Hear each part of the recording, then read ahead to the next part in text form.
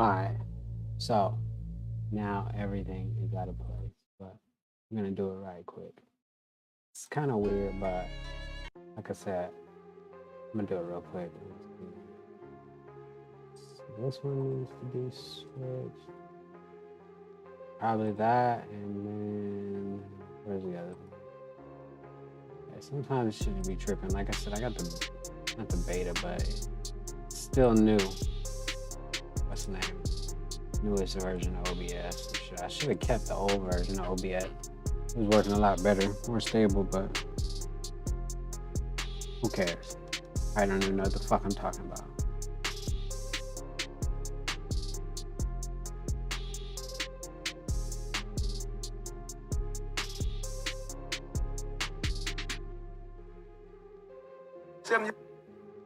Alright, hold on. I'm trying to do some shit, so my bad. Man, sometimes when you're not sure about it, you just do it anyway. All the people that think that they perfect, I'll let you know you made a mistake. Don't worry.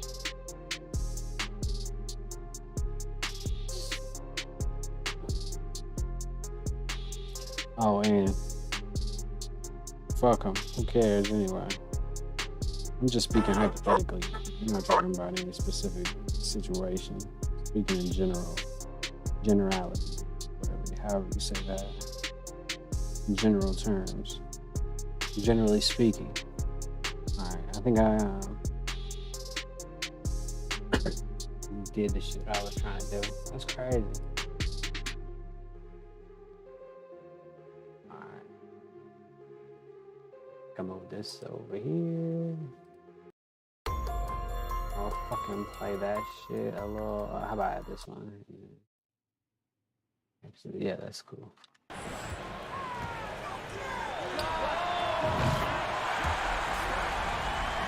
Yeah, switch over this thing. Nah, let me turn this shit down. How about that? I like it loud, but I don't know.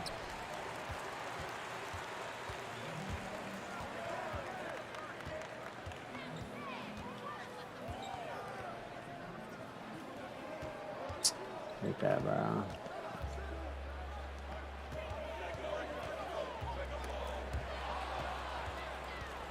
Anyway, oh shit. Trying to upload a video on Facebook. Facebook be acting like they ain't got billions of dollars. Ains is taller than I thought. Okay. That's why the Warriors are pretty good. They give me a good pass.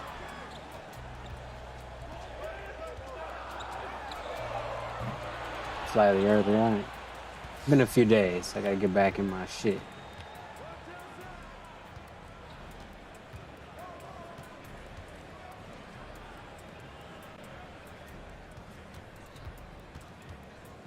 The Grizzlies is crazy. This game is feeling more and more like NBA Live every year, which is bad.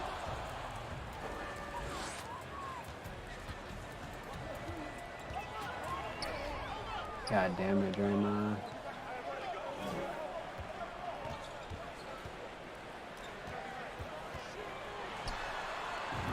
What was I saying? Just let him shoot. I ain't got no space.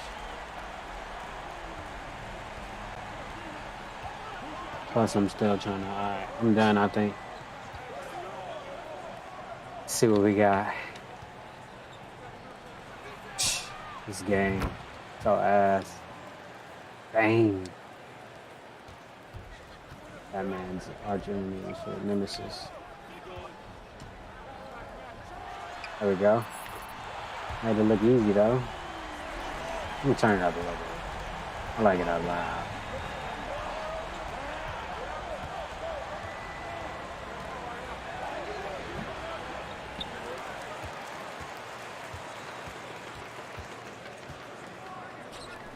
Damn, I missed that one. No, I greened that too. I ain't even get my feet down all the way. I gotta get a 92 three-point shooter. He went for the lob. Bane is pretty good. It's like Bruce Wayne versus Bane.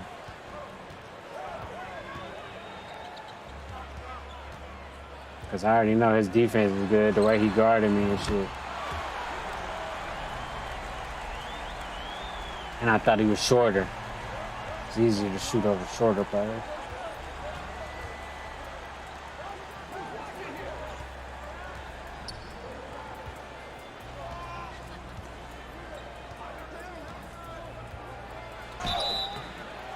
Good, a break in the play. That was everybody's day. I hope everybody's day was good, because mine was.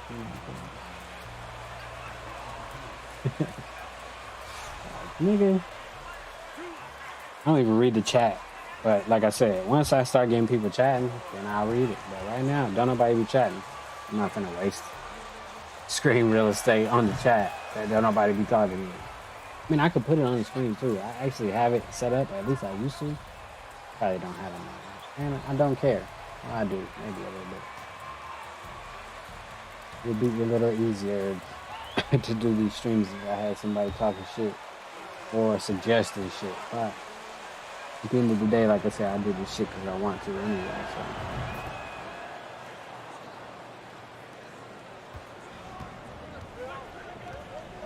Oh, they switched somebody else on me. Oh, this is good. Oh, fuck. Oh, who was that? Jordan Poole. This is only an 81 jump shot. I need 92, then I never miss.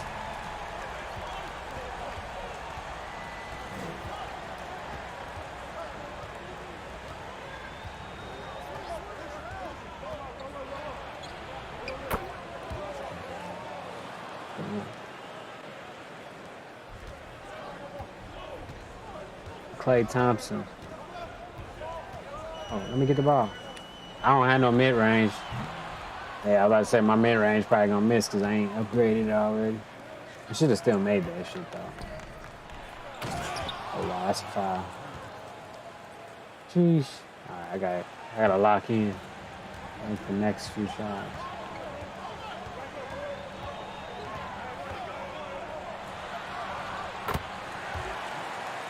It's weird because they don't let you call screens off ball no more either, which is stupid.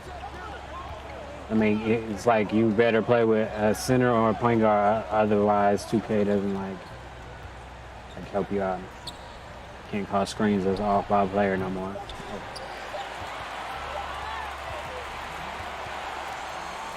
Let's see what this Charleston video is talking about. A lot of niggas got jealous mothers. Their mothers are jealous women. So they become jealous sons. And they kill you out of their jealousy. They kill you out of their envy. But their mother was jealous mothers.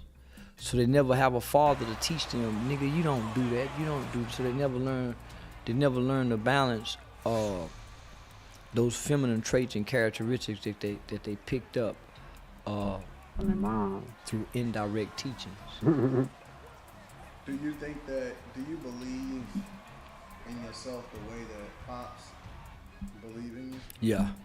Yeah. Cause I mean, he see it. Yeah, I see it too. I done brought Pop In yourself the way that Pops. Either do you believe in yourself the way the Pops believe that they picked up through indirect teachings. Do you think that, do you believe in yourself the way that Pops believe in you? Yeah. Cause I mean, he see it. Yeah, I see it too. I done brought politicians to him. White, Republican, man, I done brought politicians. I done brought the police. And man, they all hear what I hear. I used to say, man, fuck the slave. Man, fuck what grandmama and them went through. What they went through because we really don't care what our slave ancestors went through. Mm-hmm. And I really had the mindset of fuck the old until I met this old nigga. Yeah, he was just saying that. He was I really had a mindset, especially old men. I really had a mindset because I grew up without my father, so I resented older men. It's cool though. Why did you, because there was a lot of people around him, obviously. A lot of G niggas, yeah. Elijah. Why were you the only person that really took to the information or took from him a lot of the insight, information, and even the way that he talked? I was thirsty I was thirsty for male instructions. My mama been instructing me all my life. I went to the boys' home. We had a man in the morning, but nigga in the evening we mostly go have women. Miss Stanley, Miss Crenshaw and them, Miss Loving. So we go mostly have women. And the jail system is set up like that intentionally. It's mostly women working the pods with jailers. It ain't no big, strong men. When that woman holler, then the men that'll break your collarbone, they more like daddy. They come in, kick your ass, drag you out. But it's mostly gonna be a woman, directing. So I've always desired to have male instructions, male correction, male directions. So just think, everybody called him Pops. He really the streets father. Nigga, everybody go down there, sit, if you talk to him, if you ain't no snitch, you can go down there and sit and talk to him. If you a snitch, you can't even come through the building. You can't even come to the building. So he know all the snitches cause he know everybody paperwork. So they been around him all their life. Nigga, he been in the streets. So they been in the streets since we was kids. So they been around him all their life. So they taking for granted what they hearing. Nigga, this is music to my ears. My mother's instruction was, son, go find you a church home. As most black mothers in the South is, you find your church home and you submit to you sit up under the covering of that pastor, right? He become like your spiritual father. So I done went to Beyonce and them pastor, Pastor E.A. Deckard. So all the pastors, wanted me to be a protege, but nigga, they didn't have what my spirit needed.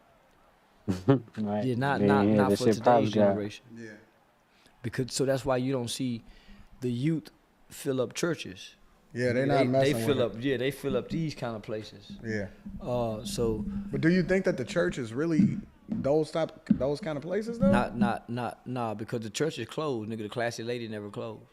No, I'm saying that. Do you think that our real church is like the Classic Lady? Nah, it's not.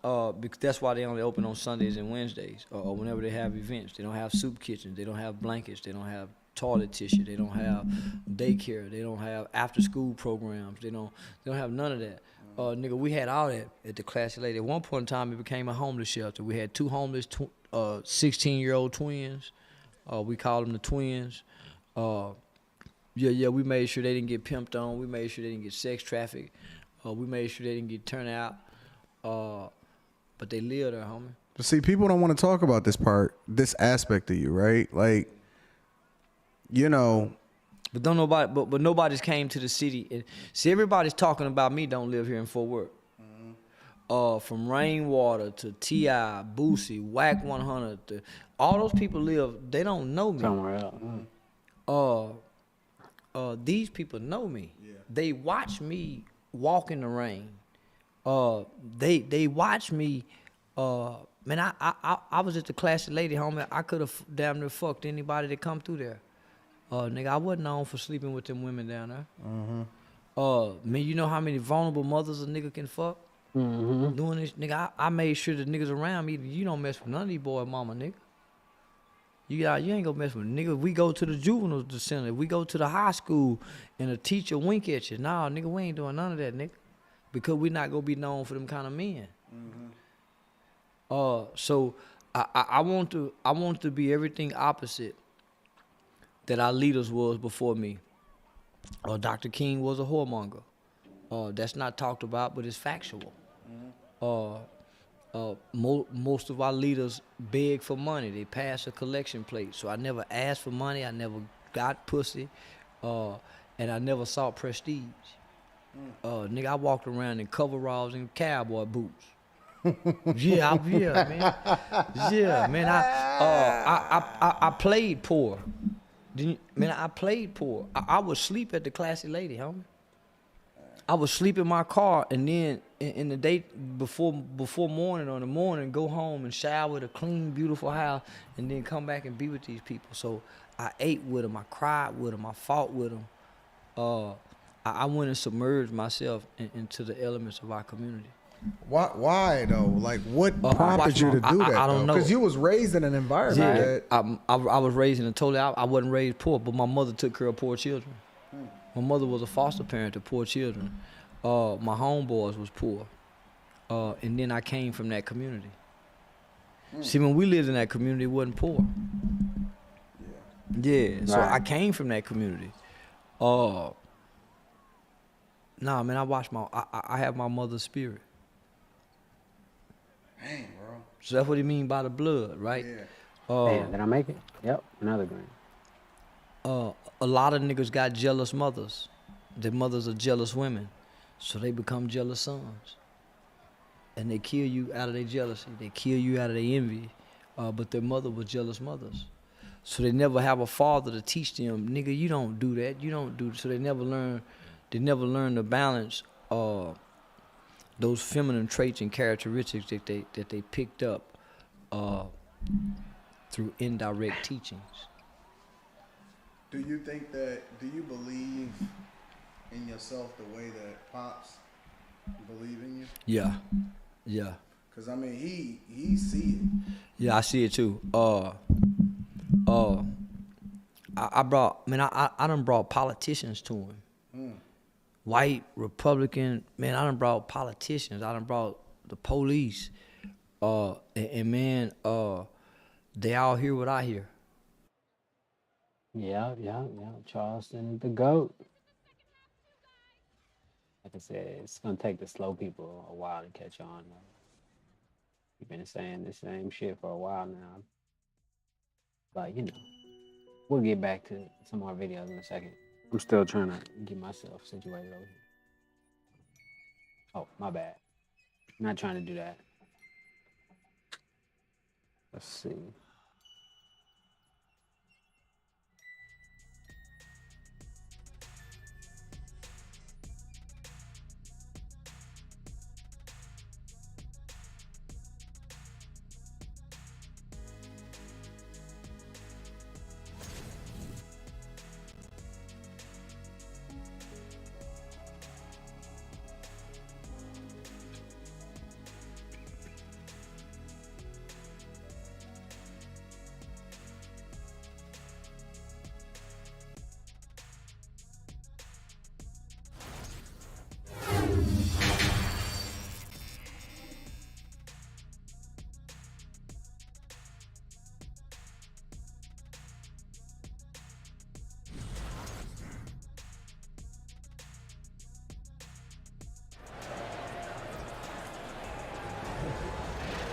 Realize its nakedness, realize, oh, I'm in a material body. This is not what I truly am. So they wanted to hide this from them, because remember, the creator god, the Demiurgos Yaldabaoth, knew that if humanity realized what they were, they would be more powerful than him. Because all of us are divine. We are God. The Demiurgos is the blind god, Samael, the blind god, because it thinks it's the real God, but it's not. There's a higher God, which is us, which is what we are, but he has tried to break us apart and trap us into matter. This would make a fantastic movie, by the way. Don't you? I think it would be a really, really cool movie. You could have Yaldabaoth as sort of like a Lovecraftian horror or something. And it'd be great. Someone needs to do this. It'd be great. Why has no one done this yet? Someone should do this. Anyway, but that was from the Secret Book of John. Let's get back to the Testimony of Truth. As a reminder, the Secret Book of John, I have a whole playlist on my channel. Go check it out if you want to know about that. It's great. So, in the Testimony of Truth, we are continuing here, where God has, told them that you can't eat from this tree. So the Testimony of Truth continues. But God came at the time of evening, walking in the midst of paradise. When Adam said, hold on. So God came at night, walking in the garden. When Adam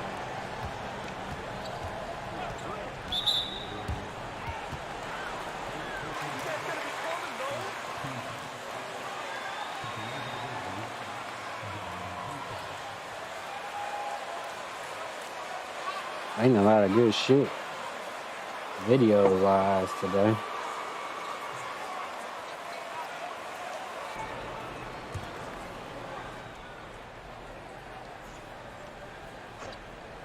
Oh, we can listen to this too. Hold on. Wack 100 speaks about J. Prince Jr. getting pressed by a New York goon in an ATL club, and he also speaks to a Houston goon who was all for mob ties, but has since changed his mind. What up, YouTube? This is Getty Radio back at you with another video. I want to give a let's go. Like some mafia. Yeah, like some mafia. Like he got the politicians on payroll type. Like, how he know that? Mafia like he was right now. He was watching Power. Hold on, you said he got police with Rap-A-Lot chain. What you mean? Like you'll catch a police in a regular uniform with a Rap-A-Lot. Hold on, who from Texas in here? Who from Texas really in here? He the cartel, huh? Any Texans in here? Jestrin, what's up? You from Dallas, right? No, I'm from West Texas. That don't count. No, what's that? What's that? What you mean? What part? No, I'm from Abilene. Yeah, he out the way. With Abilene, like Riverside, Moreno Valley, it's like that. Hell no, Abilene like Vegas. Wack, you been through here before? What? I've been through the whole Texas a million times. 10 to 20 to 30, 45 to 1960s and all the rest of the motherfucking highways. Oh, yeah, you been out here. He been straight through Houston on 1960. Hey, you was right, bro. You was right. Right about what? I remember. Look, I'm from Houston. You remember we talked last week? Remember? Okay. Remember when look, I'm a man of my word. I was on here trying to take up for Houston. That's my city. And they did some hoe. They printed some hoe for that, bro. B. Jones TV said it. That's some hoe. What happened? No, he was one up here battling me. He on some pro Houston. I say, bro, this ain't on Houston, and it just happened to be from Houston. But he was also pro Houston. That I guess he must. He must know something. If he out there in Houston, see what he's saying is letting me know what the temperature That's is. a fact. That's what it is. That's why. What you know? On some real shit. I'm just being real. I mean, Houston, my city, and like that's making us look bad. Like I'm G. I'm blood. Oh yeah, I remember you. I remember him. You was on stage. Yeah, that's all I want to say, fam. That's all. He was the one that been on tour with him. Went to tour. He was hung out with. He was like knew him, huh? No, he was. Yeah, he had. I remember he was up here like a couple days ago, last week or something. And he was saying that he with him before and how some. Yeah, that he would have been there if he could have been there like some shit. He was, but he wasn't there. Yeah, but he didn't go. Yeah. So I feel my sauce. I feel that. So check in what it really is at. Let's be some louse. Like like that's some scams, some louse. You feel me? Like for real. They ain't like us. They ain't original. He got the words in the street. I'm standing on that. That's my own making Houston look bad. Ain't nothing like that. There's some players down here. The crazy part is he right because that should give Houston a bad stigma when it comes to coming down that way. And what he's saying is that ain't what it is down here. That's isolated with them. That's what he's saying. Hey, but do Brody know any real from the Fifth Ward? He know them because I believe I know a lot of people down here, fam. No, I'm talking about just from the Fifth Ward, from where they from. You might know. Yeah, it's some real stiffness out there. I'm not saying nothing like they just behind if I'm big OG general, you know what I'm saying? Like all might just go under me. I got some that's not gonna say nothing unless I make the call. If I'm there, it don't matter if I'm there or not there. Just come on.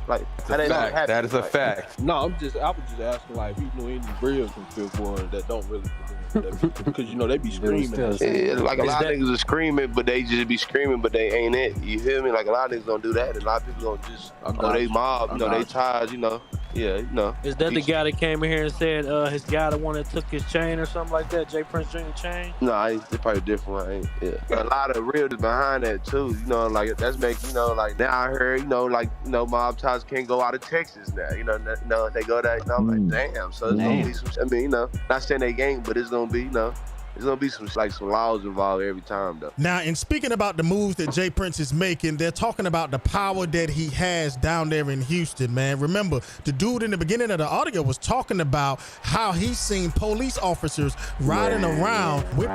Oh no, you shake the shot of John. Yo, how the fuck ain't know this, yo. Yo, you shaking down Johnny. You got to beat somebody because Johnny got. You got to remember, Jack was living in Beverly Hills. Yeah, he was living in Bel Air at one point. Yeah, that nigga wasn't playing no more. Okay, man. Yo, bro, he was charging $12,000 a day to come personal chef him up. Yeah, I know. The Tupac hated. Yeah.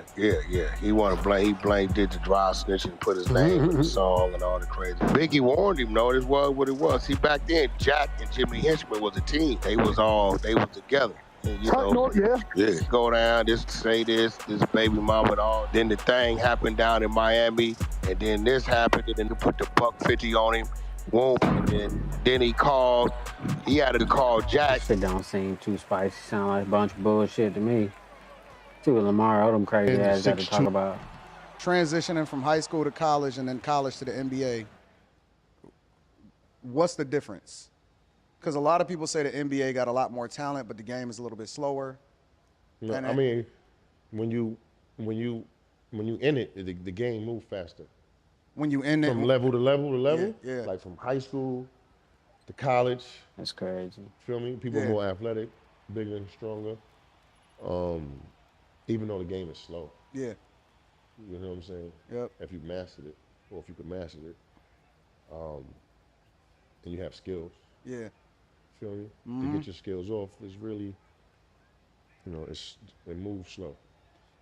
But I was just always able to handle the ball, and you know, I was Lamar Odom brought up in the basketball world like the same people that raised Kenny Anderson was like my first coach, one of my first coaches. So you know, working out, getting basketball drills, and perfecting your handle, and you know, working out with like Sham God and Shaheem Holloway, and dudes that was really like putting it down. Yeah. And that was my gift. Yeah. I think, especially as I grew. You feel me? So as being able to always handle the ball from he finna dunk on him. 5'10" to 6'2", to 6'4", and then to 6'7", and then you know high school I'm like 6'9", and I'm still got my still got his handle. Yeah, I think that was my strength, especially coming into the league.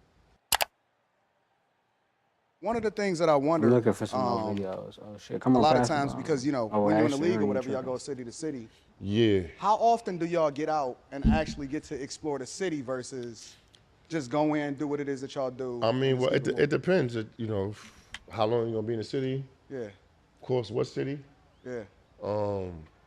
Like Detroit, I never really, you know, with that. Went out much. Nah. Besides like going to a restaurant.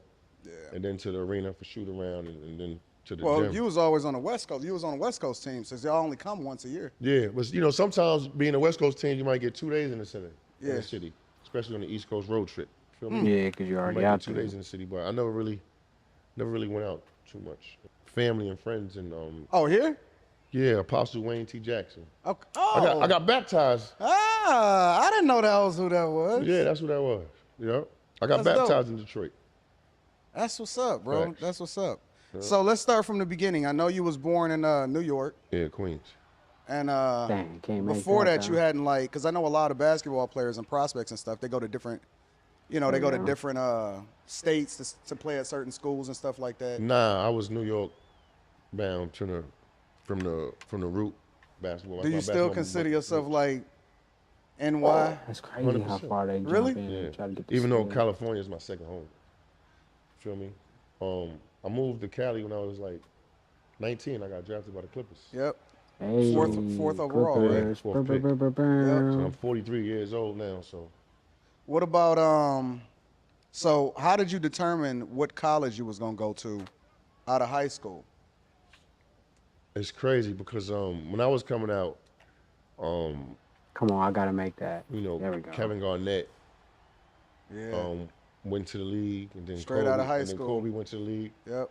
And then, you know, as a number 1, number 2 player in the country, I had that opportunity to go straight to the NBA. But I told my grandmother I would, you know, try college out, even though I knew I wasn't going to be there long. But I fell in love with college basketball watching UNLV. Hey, Las Vegas. And then Oh, I after UNLV, shot that it was shit the too. Fab Five. I used to think I was Jalen Rose. Yeah.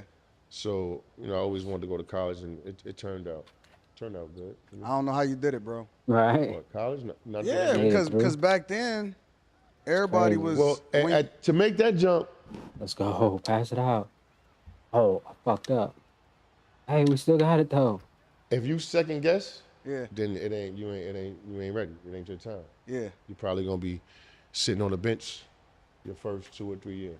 Well, that's you now looking in hindsight, right? But I was so competitive, I ain't want to come into the NBA sitting on the bench. Really? I was. Right. I was. When felt did like I you was that when good. did you know that you was gonna be because I mean, you know, it's a lot of people that Try to get want to in the make it to the NBA, league, but it's right? some people that just know. Like you know very early on, like who's who. When did you know, like coming up, that you was just you definitely was going to the league? When I was 10. When you was 10? Word. 10 years old? Damn. Word. How? I don't know. He's Lamar Odom. I don't know. I guess that's the God in me that just knew. I just knew. I used to talk to my mother about I was gonna get her a crib, and you know what I'm saying. Have my dreams, my big house. Yeah. I just knew. What about okay, so I had a gift for the game too. How I saw the Obviously, game. shit.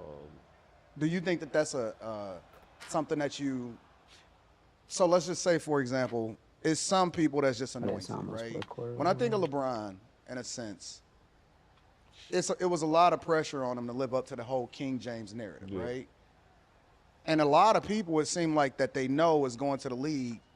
Ultimately, that can be their downfall in a lot of ways because, you know, they kind of treat it like royalty as they come up. Well, if you know, I don't want to cut your question. Right. No, cut me but I'm off. just- but I think anybody that knows me personally, I don't want to pat myself on the back or big myself up, but I would think they would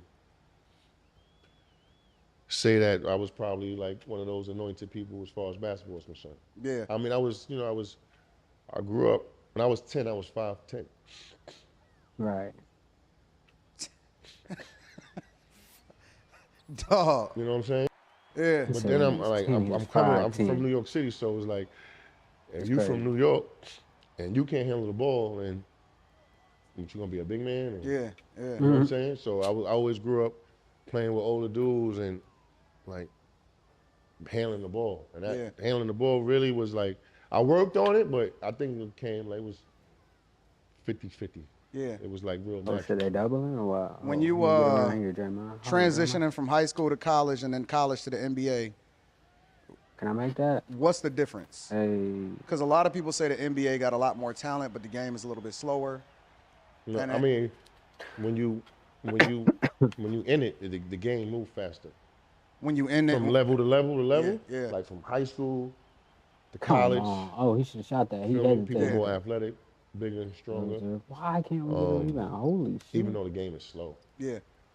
You know what I'm saying? As it- If you mastered it, or if you could Oh, master let me get that. it, Okay. I know you're gonna you make have that. skills. Yeah. Feel me? To get your skills off is really, it moves slow. But I was just always able to handle the ball, and I was brought up in the basketball world like the same people that raised Kenny Anderson was like my first coach, one of my first coaches. Mm-hmm. So working out, getting basketball drills, and perfecting your handle, and working out with like Sham God and Shaheem Holloway and dudes that was really like putting it down. Yeah. And that was my gift. Yeah. I think, especially as I grew. You feel me? So as of being able to always handle the ball from 5'10", 6'2", to 6'4", and then to 6'7". A lot more And shit then, on here high than school, I I'm thought. like 6'9", and I'm still got my guard skills. Yeah. I think that was Wow, my strength, especially coming into the league. But shoot it anyway.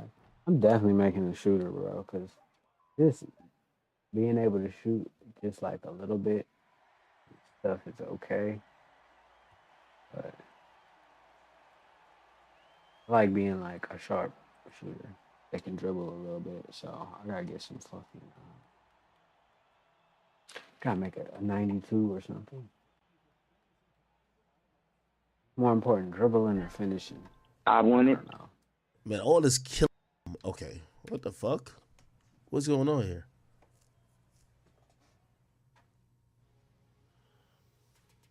What's this? Hold on. But yeah, we'll see. Gang petty bullshit. I did not know Takeoff, and I'm the mother of Gang Petty Mafia. Tell me, what do y'all think about this whole entire situation? Don't forget to like, subscribe. I wanted, first of all, Gigi, will you please let me do this? Because I've reached out to every platform I could. I don't have social media. I'm not on Instagram or none of that other stuff. My heart is so torn. First of all, if this is the only way that I can let the mother of Takeoff and the grandmother and the family of Takeoff, I want them to know my heart is so torn, and I am so with her in prayer, with them in prayer. Because this situation right here, that family will never be the same. Now, I'm a victim of this bullshit. I didn't. Hey, chat. It's very important for me to know: is this fake or is it real? I don't want to play anything that's important to be public. But I don't fake or real. Acting like you're trying to verify if it's real. This, and I'll give my determination on what I believe. I personally can't stand the industry. I can't stand none of this. Real talk. I'm a sacrifice. So you better know this. They come for what is pure. They come for the one that's got the love. Okay? Wow. Because I got a lot of love. But when I tell you, your enemies always be close. Right. I have know had what you mean by that, though. my family members. I feel. Chat, is this real?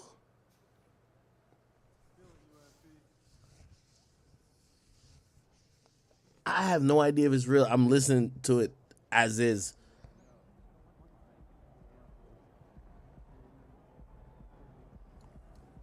To jump me, I've been isolated ever since this label started and the Migos got their first Grammy. My son said to me, Mama, I'm congratulating him. But he said to me, and this is my firstborn, Mama, your life over with. It's been 6 years. The whole prima donna came and got with my youngest son, who is the weakest link. And I tell you what, I'm not going to make this about me today. But I've been jumped. I've been jailed. I've been made to look crazy. I've been made to look. Okay, is this fucking real? Sound crazy. Real. What is real? Relatively speaking. Grant, is this real? I seen you say skip it. Skip Are you it. saying skip through it or?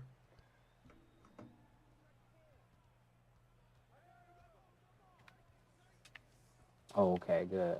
I gotta figure out this stealing system.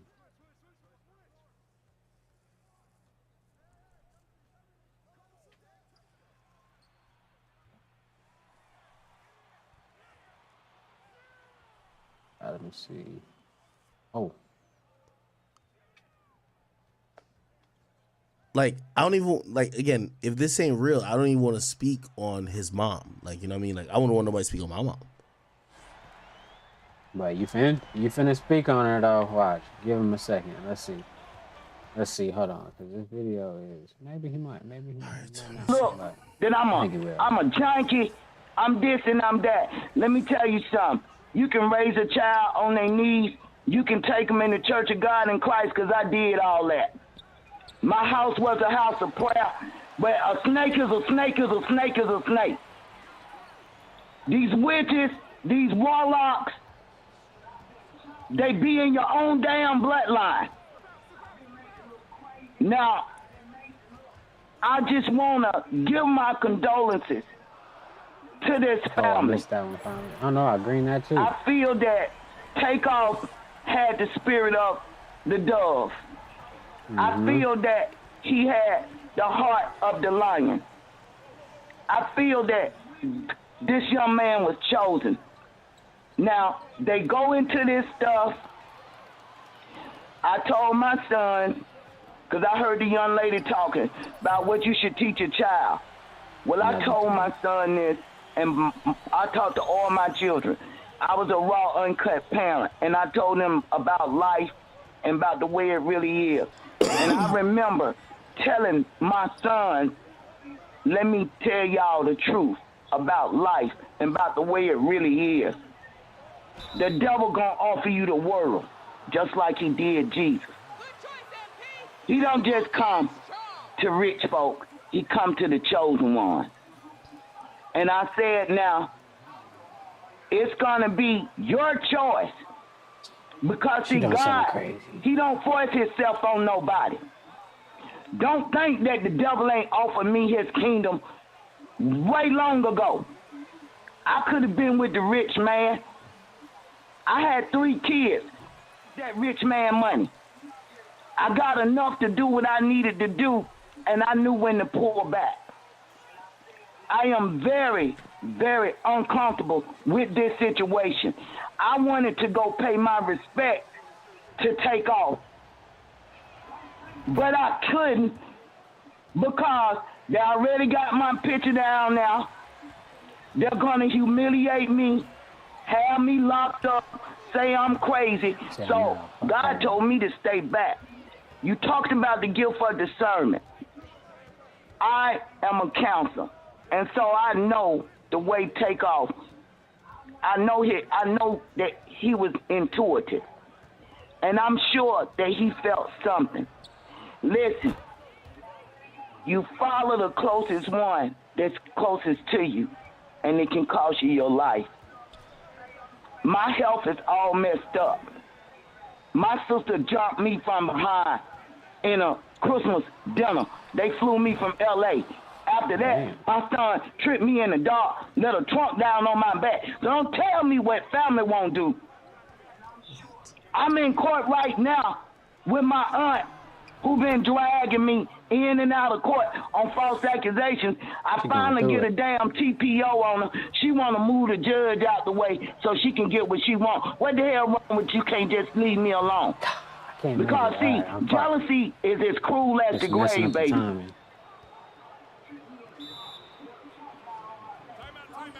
What the fuck? I'm real mad about shit with Takeoff, Jay Prince, and Jazz Prince, and Jay Prince Jr. And I'm so sorry. I just wanted to messy video. I saw a lot of messages. I'm not gonna try to say podcast or whatever it is. Oh boy. Ah, come on. That was exhausting.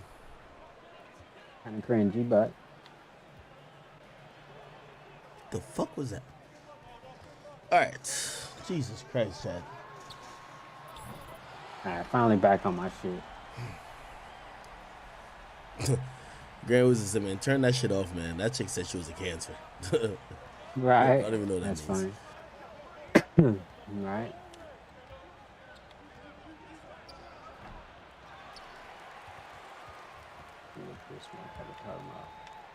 Non-profit organization, that's the main thing. That was my main goal, the main focus, the non-profit. So I'm on that hard. But and then we're gonna do some music. So we got some music. Yeah. No, for shit show, man, for shit show. So most recently, just in the news, before we get into, I just wanna get your take on some current events. Migos member Takeoff was in Houston with Rap-A-Lot, and I guess they were at a private. People who don't know, man, let them know who we got in front of the camera. Wow, it's Terrence Gangsta Williams, aka OG Giggity. Man, before we even get started, man, what's new? Well, I got the documentary. I got the movie I'm writing on the original Hot Boys. Got the movie that we doing. We writing that. We got the non-profit organization. That's the main thing. That was my main goal, the main focus, the non-profit. So I'm on that hard. But And then we're gonna do some music. So we got some music. Yeah. No, for shit show, man, for shit show. So most recently, just in the news, before we get into, I just want to get your take on some current events. Migos member Takeoff was in Houston with Rap-A-Lot, and I guess they were at a private party, dice game going on, and shots rang out, and Takeoff ends up getting killed. Now, Takeoff is $1 million nigga. Right. You know what I'm saying? He worth some bread. Migos worth some bread. They're one of the highest streaming rap groups out today and over the last 10 years. Right. Are you familiar with Rap-A-Lot in Houston? Okay. Ghetto Boys. Yeah. Scarface, Willie D. Goddamn me, Bushwick Bill. Okay. You know what I'm saying, dog, for real. Then they had my homies over there, Juvie. Juvie, y'all hey. Know your clap. Hey, yeah. I think he made that the 99 2000. I think that was with Rap-A-Lot when he made that. The back the thing up? Yeah. Nah, that was with Cash Money. Okay, well we get this. You young, don't worry, I got you. You know what I'm saying? I got you. Yeah, that's why I got a real life historian, a primary source. Okay, yes, facts. That's facts. Primary source. That is the truth. What was your take when you seen the Takeoff situation? This is the thing. First of all, I'm not gonna bash Rap-A-Lot or whoever he was there for. So, my thing is though, by you saying it's a private event, when these guys are letting these guys come in for these private events, why are you not having these guys leave their weapons in the car? Why are y'all not patting these guys down? Because like you said, you got $1 million dudes around. So now you got to make sure these dudes are safe. You know what I'm saying? And sometimes we get caught up in us coming from the hood and we want to keep that hood mentality and show that, okay, yeah, I got money, but I still, you know what I'm saying, I can go here. I can still do this. But with situations like this, you got to have security, your own security, to make sure everything goes smooth. And tell everybody before you come in here, leaving weapons at the car, in the car, I mean, because you letting anybody, you coming in with a weapon, I come in with my people, it's gonna be egos and attention and attitudes, you know what I'm saying? So anything allowed to pop off, man, so you gotta have them people, make sure that people safe, you know, when you have these events, man. But, or you accidentally also shoot somebody you know, like you say, Takeoff, a big rapper, so keep the shit in the car. You're gonna have that all over the social media, but you know, you got people dying every day in the hoods that we not seeing. Right. You know, that we not getting pictures and news coverage like that. You know, so it's nothing new. I ain't finna take that shit off. So it's just unfortunate that this was one of the laid back brothers that was just. Yeah, that was my thing. He wasn't the boisterous. He wasn't the loud one. He wasn't the. He's a likable guy. You know what I'm saying? You don't have a reason to not fuck with Takeoff.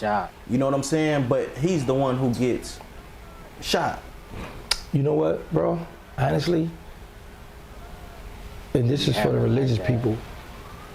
When it's your time, it's your time. When God ready for you to come, ain't no ducking that. You know, as Muslims, you know, we say, Inna lillahi wa inna ilayhi raji'un.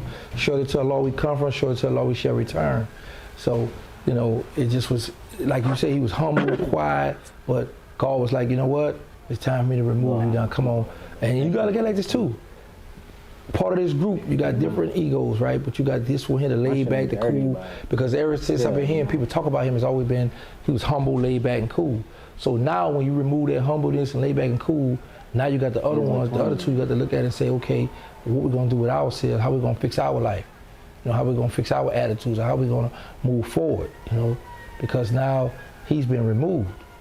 You know, and God do everything for a reason, man. Well, you know, just from your take, you know what I'm saying? Like you come from a billionaire family, maybe not always, but that's what it is. You know what I'm saying? From the streets to now the rap. Well, Takeoff and Offset got into it. Well, Offset and Quavo got into it. You know, by default, Takeoff kind of chooses a side. Offset just paid his respects.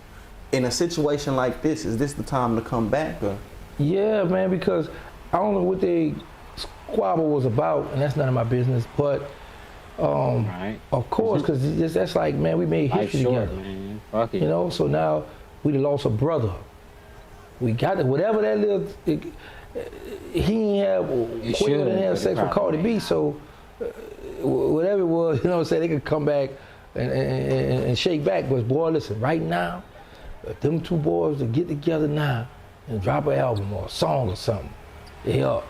Cause it's like, you notice this, bro?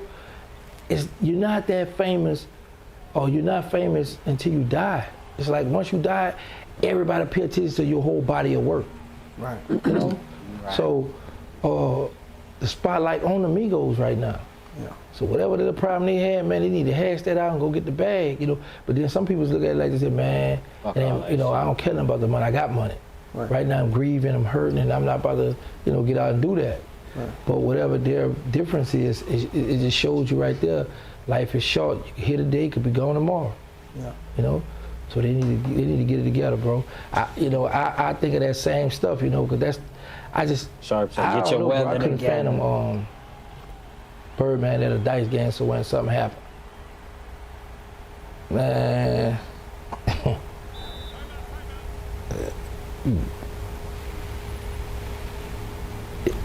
Next question, man, because Mira, they see that old giggity boy.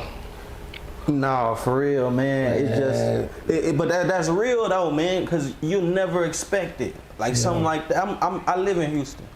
You know what I'm saying? I'm around rap a lot, you know, and I love them boys. You know what I'm saying? A lot of love over there, man. Mike Prince, he put me in position with Ray J, and that helped my sales go up and what I was doing. You know, I don't got to speak too much on it, but you know, it's just I just, man, you know what I'm saying? Well, you know, like I said, bro, we can't point the finger at Houston, and we can't point the finger at Rap a Lot. Right. We got to look at. And they say what fucked me up, not even to cut you off, but what fucked me up is it was Quavo's like manager or whoever they were with was the suspect. You know what I'm saying? Or is a suspect. You know what I'm saying? So it's just. Oh, I don't know about that, but I know this though. I don't know about that exactly. Oh yeah, but like I say, nobody forced no one in that room or that area where they was at to go to that event. Right. You know what I'm saying? So once everybody went there willingly, it's open, fair game. You know what I'm saying? So, like I say, man, we just got a situation where, you know, a quiet, humble, good guy, you know, according to all the people I've heard speak on him, you know, because I was in prison when the Migos took off, you know. Yeah. So, I actually listened to their music, you know, the Bad and Bougie, the Versace, you know. So I was hip to their stuff. I was on their line, you know. Yeah. But, yeah, bros, I don't want to point the finger, oh, this one fault, this one fault. Nah, that's what happens, bro. When you're around certain events, and you got them people that you let them come in with them tools. Right. You know, you gotta pat them at the door, leave that stuff outside, man. Right. Hey, real tone, there's some real money in the room. Damn. Play that shit. Hey guys, I hope all is well. Welcome back to the. By the time the late 2000s came around, Aaron Carter was becoming a distant memory in the minds of aging children. Years later, when Aaron did an interview regarding his departure from the spotlight, he blamed it on greedy family members and management who Aaron claims took advantage of him since childhood. This is the same story we keep hearing from many child stars in the industry. This is the same story we recently heard from Jennette McCurdy, who accused her mother of taking advantage of her and using her for her financial gain. Or like Britney Spears' story, which again very similar, she was used for money even after she turned into an adult, being kept an industry slave under a conservatorship where her father was monetizing her life. I am actually considering making an updated Britney Spears video. If you guys are interested in seeing that, let me know below. Who Aaron Carter's situation reminds me the most of is Michael Jackson. Michael Jackson, just like Aaron Carter, was a child star who was used by many people all the way into the end of his life. Many people believe what happened to Michael was due to the ongoing battle with Sony Records, who Michael outed on many occasions. Michael seems to have made himself a target of some very rich and powerful men who quickly disposed of the problem. This is exactly what seems to have happened to Aaron Carter. Now, don't get me wrong, Aaron Carter did have some substance issues that were obvious, but what is strange is that Aaron, just like Michael, called out Sony Records and his parents for trying to take him out. A lot of misdirection that I've had to do in order to protect myself from being a silence breaker for my brother and now they're after my life. My whole family is after my life, and they're setting me up. And Sony Records owes me $3.5 million, and they don't want to pay me, and it would be in their better interest, just like Michael told me. And Brad Paisley who sued Sony Records for $10 million.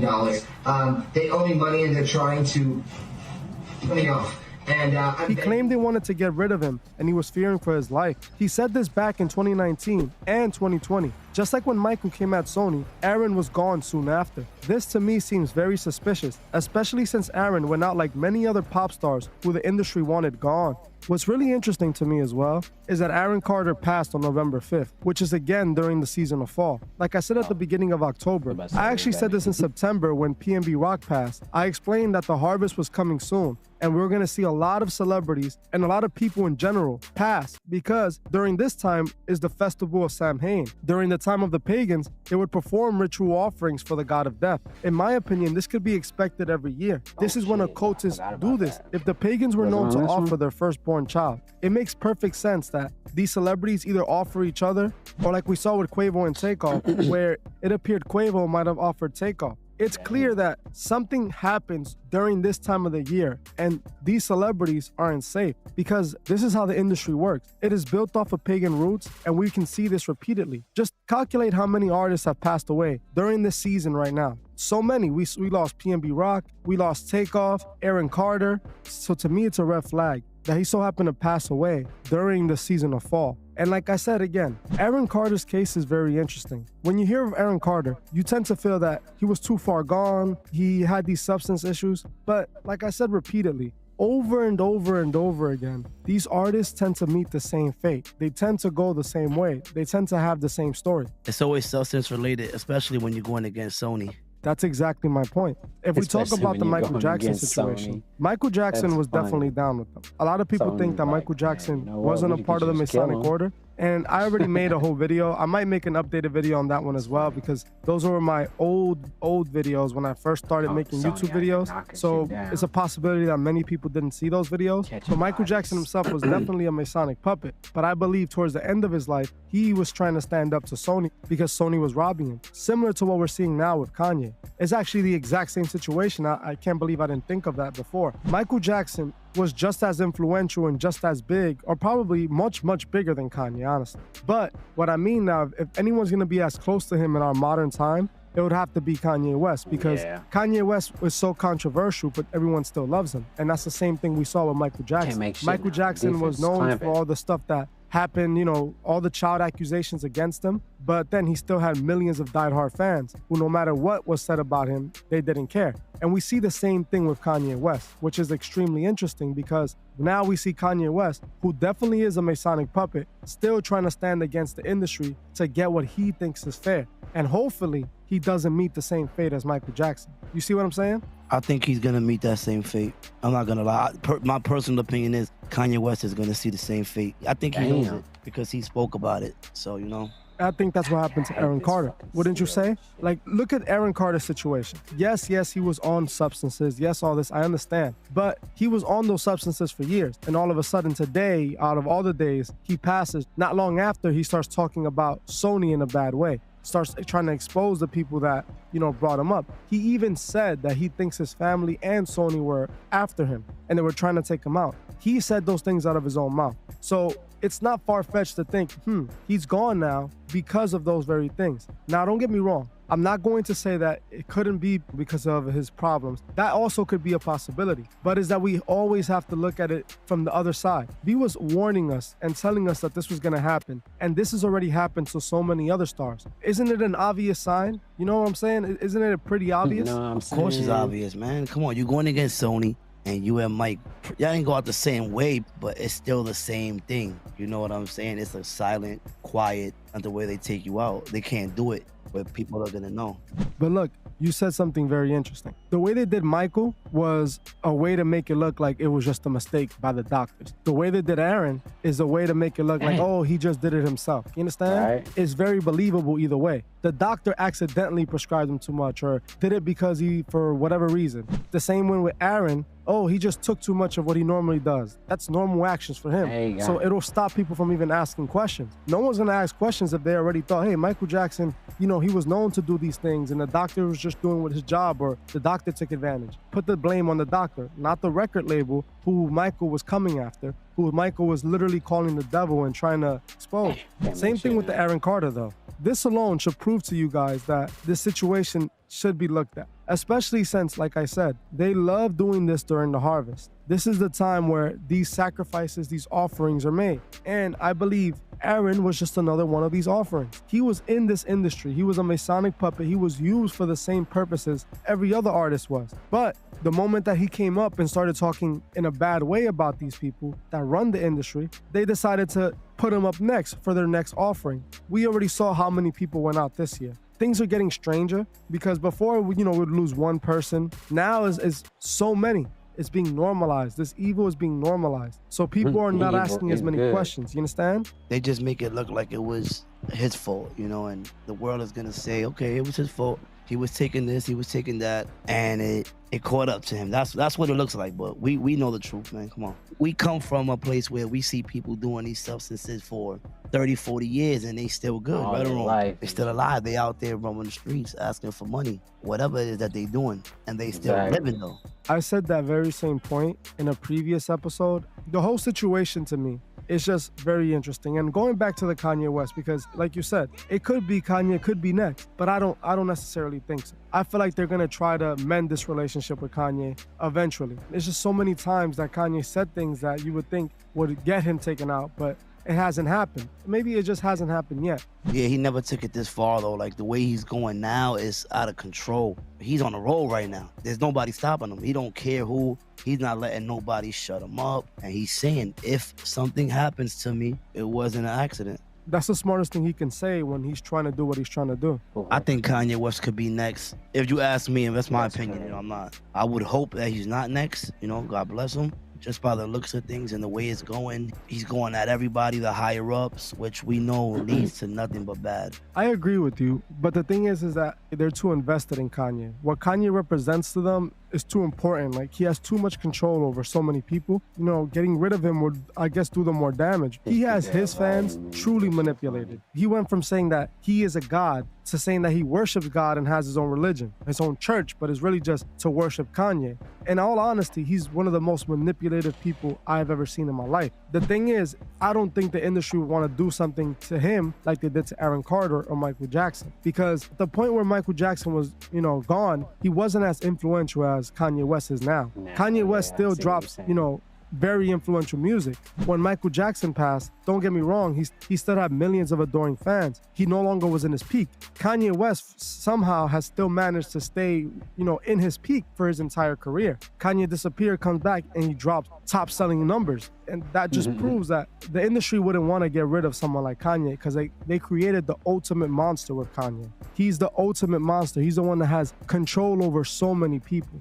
At the end of the day, they've already spent and invested way too much into Kanye for them to just, dispose of it. What I do think is going to happen is that they're going to meet a mutual gain. Kanye's going to end up apologizing for everything and going back to making music for the record labels, and the record labels are going to continue to pay him and keep him on a leash. People think that Kanye West is free or Kanye West is truly rebelling. I don't necessarily he doubled his own music with that edit. That's crazy. I really think so. Like I've said before, I think what he's doing now is for his own reasons, for himself, for selfish reasons.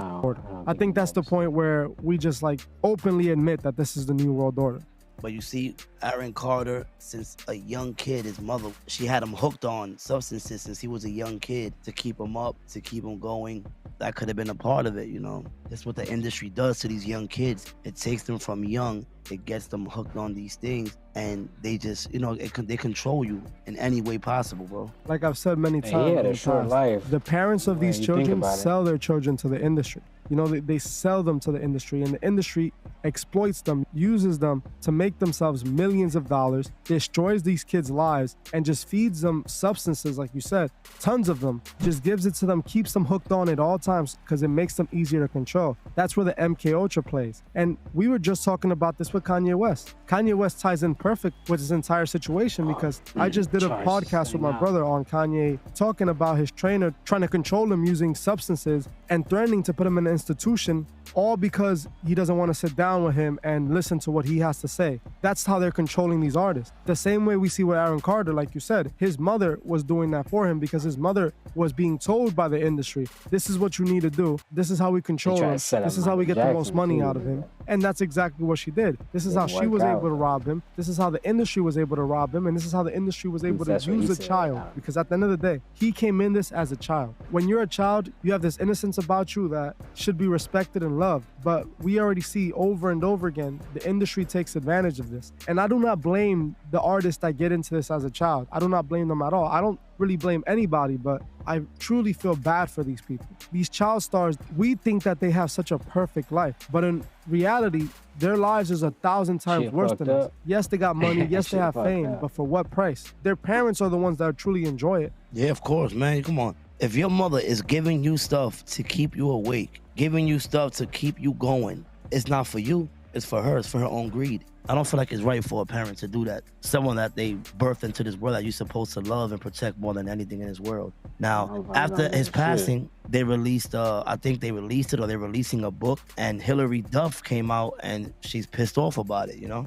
I believe Hillary Duff is mad because in the book it says that, you know, they two had a relationship when they were both young and they had their first experience with each other, if you know what I'm saying, at the young age, and she's like not happy about all that. Yeah. It's just interesting to see because Kanye literally was just talking about this not too long ago.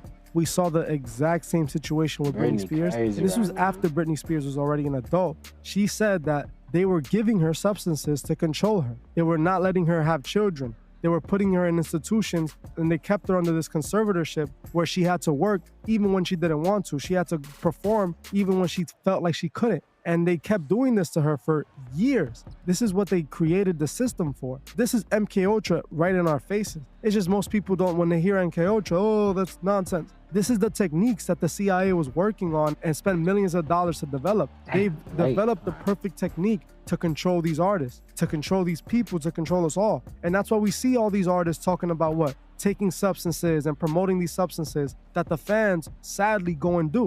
And this is exactly why I tell you guys not to be manipulated by these artists, because they're running this MK Ultra project on all of us. They're using the artists to get to us and we're listening to them. And it's sad because a lot of parents would sit there and let their kids listen to a Juice WRLD talking about, I'm taking this or I'm taking that. Like that's all he was in the industry promoting, was getting high off of all these substances that eventually took his life at the end of the day. We can't keep doing this. We can't keep allowing it.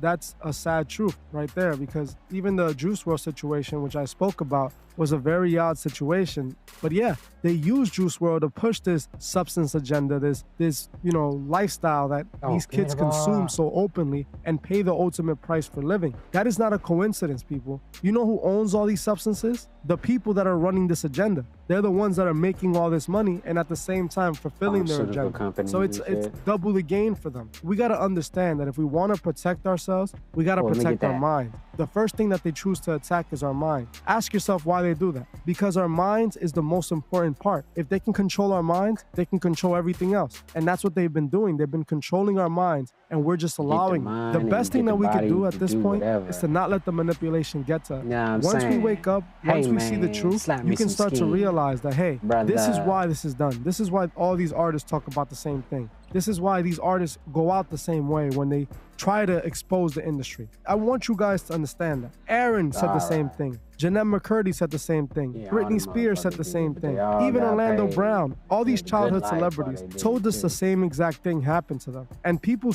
they don't ask what's going on. They just allow it to continue because they just want to be entertained. Oh, can I Someone make tell it? them what to do. I'm And still this is fucking exactly missing. what this is all offering them. But when we look behind the curtain, and you can see how this whole system truly works, this is when you start feeling there's something going on and there's something we should do. It's too obvious, especially when we look at the Aaron Carter situation. It's obvious when we look at almost all these childhood, like the big stars. We got Orlando, like you said, Orlando Brown. He is hooked on, obviously, we know he's doing something. All these young kids that grew up in the industry we thinking that it's good life for them or they living good. Like you just said, they're being controlled. And when they try to speak out, majority of the time it ends up very bad for them. And we know what I'm talking about when I say that.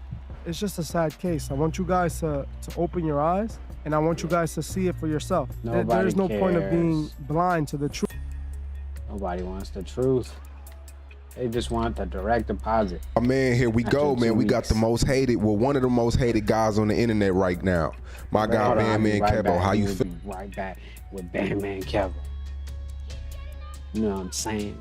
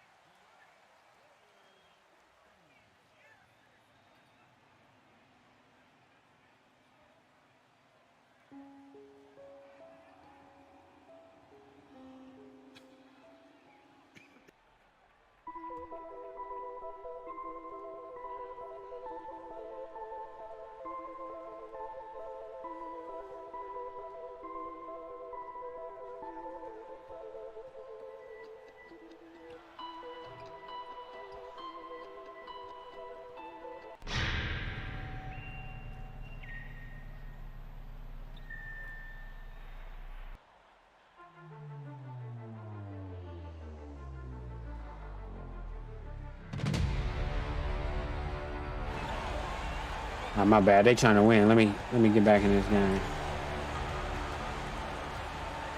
Dude ain't got no dribble moves. But we gonna make it work.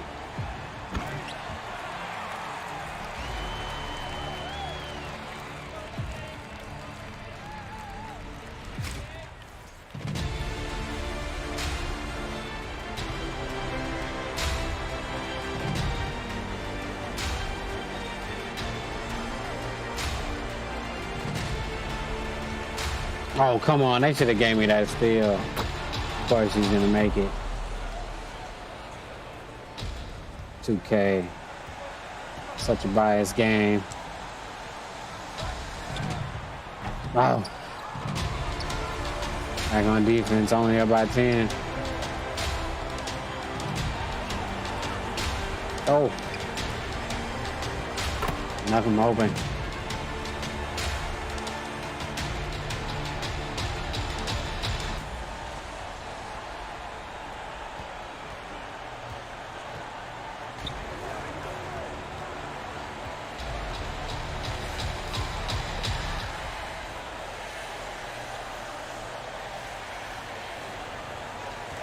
Oh, I got a Gatorade symbol. But I can make that. No, I can't. Doesn't matter. We win anyway. We just have to run on the clock. I'm trying to make another shot.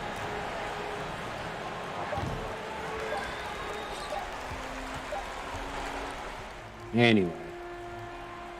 Back to Batman Kevo. Man, you know, always good, man, you know. Legs hurting right now. Yeah, man, you've been crucified for the last 2-3 days. Man, I see. You know, I feel like for the last like 6-7 months, to be honest. But it's cool, you know. I ain't tripping. But I already know everybody mad at me about the tattoo, the White Lives Matter tattoo. But they didn't see the Black Lives Matter tattoo. Or maybe they wanted to go hard on me about the White Lives Matter tattoo and not say nothing about the black. Hold on. Is his motherfucking... Oh, yeah, his shit just tripping. His audio. But I already know everybody... Yeah, see right there. Millionaires, billionaires, and real successful people on my right leg and all types of successful people on my black leg, right? But I knew how our community worked. If I show that White Lives Matter with all the white people, I knew that they was gonna go crazy. But the thing is, as far as being a marketing genius and trying to boost my numbers up on everything that I got going on, my OnlyFans, the more they hate, the more money I make. Right. You get what I'm saying? Okay, yeah. So, I mean, it'd be a lot of hate, but it don't really faze me like that. Like my story views are like at 1.7 million. You know what I'm saying? I wasn't tripping shit. Besides the likes and going viral, what's the benefits of getting White Lives Matter? To be honest, I feel like I got the White Lives Matter. When I seen Kanye do it, I thought about it and I said, Black Lives Matter, White Lives Matter, all lives matter. You know what I mean? I honestly do feel like all lives matter. And a lot of white people cut my checks. A lot of the times, the same people that's on these apps as far as YouTube and Instagram, white people own these apps that they hating on. So when they're sitting on their Apple phone that a white person created, hating, they have to understand when they get mad at Kevo about the White Lives Matter, that they wouldn't have the iPhone if it wasn't for that white person, correct? Or the Instagram app or the YouTube app, how we make our money. So, I mean, I'm not racist. A lot of our people are racist. I'm not racist. I like everybody. Blacks, whites, Asians, you know, I feel like all lives matter. Yeah, a lot of people would like to call you a sellout. Yeah, I seen. You know, because it's like, it's bigger than the money. Right. It's bigger than the likes. It's bigger than the clout. Yeah. And a lot of people feel like you're doing that, you know, because the comments, man, how many comments did that do? Like 5,000 comments? No, probably way more than that.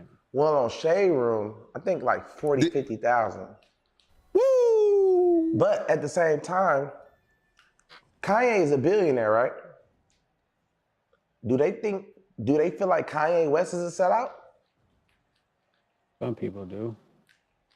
They only feel like Kanye West is a sellout is because the way that see, I'm not coming at Jews and saying I'm not being negative. I just got White Lives Matter.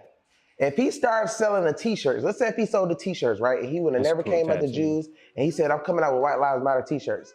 Black Lives Matter t-shirts, all lives matter t-shirts, right? I feel like they should all be equal to me. You get what I'm saying? But our community will always have a way to hate on anything that you do. You can come out with something and get really successful, but let's say if Sean came out with a restaurant tomorrow and it was major, it was doing great. So one black, it's not gonna be a white person that's gonna come in there. It's gonna be a black person that's gonna comment, leave bad reviews and hate on it and say, man, the food's horrible, the chef's this. It's gonna be something like that, you get what I mean? But as far as what I do, bro, I always have a strategy to everything that I do. And it don't just be all just man, I know it's gonna go viral. I knew it was gonna go viral, but at the same time, that's how I do. I feel like White Lives Matter. I was gonna get, like I said, I got Black Lives Matter on me too.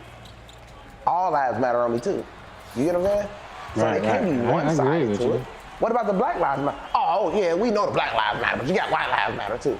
Oh, the white lives don't matter though. But you work a job and the white person is your boss. So his life don't matter? So it kind of got to make sense a little bit. So as far as how black, like as far as what his argument ain't sound. He should have thought of a better argument. We are killing each other. But I feel what he's saying. And we hate on each other the most. It's just argument. And when they came out with the Black Lives Matter thing, when they came out with the Black Lives Matter LLC. I think you're trying to do like he's trying to start a conversation, obviously, but he's just trying to go viral and just make money off of it. But like, yeah, if you're trying to start a conversation, you gotta have a better argument than you going to see your boss or something. Like whatever the fuck he was saying, that shit wasn't a good argument. They made so much money off of it. You But I feel feel me? like if you was trying to make money and go viral, I guess congratulations. It go back into stopping violence or doing this or doing that. Like, did it really did Black Lives really matter? Nah, hell no. That's what I'm trying to get people to understand versus You ain't trying to get people to understand shit. Because You trying to yes, get people Black to sign lives up do to your matter. OnlyFans. Yes, we are getting killed by white people, but we are getting killed more by our See, I'm own fucking people up right now. and hated on by our own people more than anything. How many shots did I shoot? That's just my opinion. You know what I mean? Both Cavo, yeah, that was definitely just an opinion, which everybody's entitled to.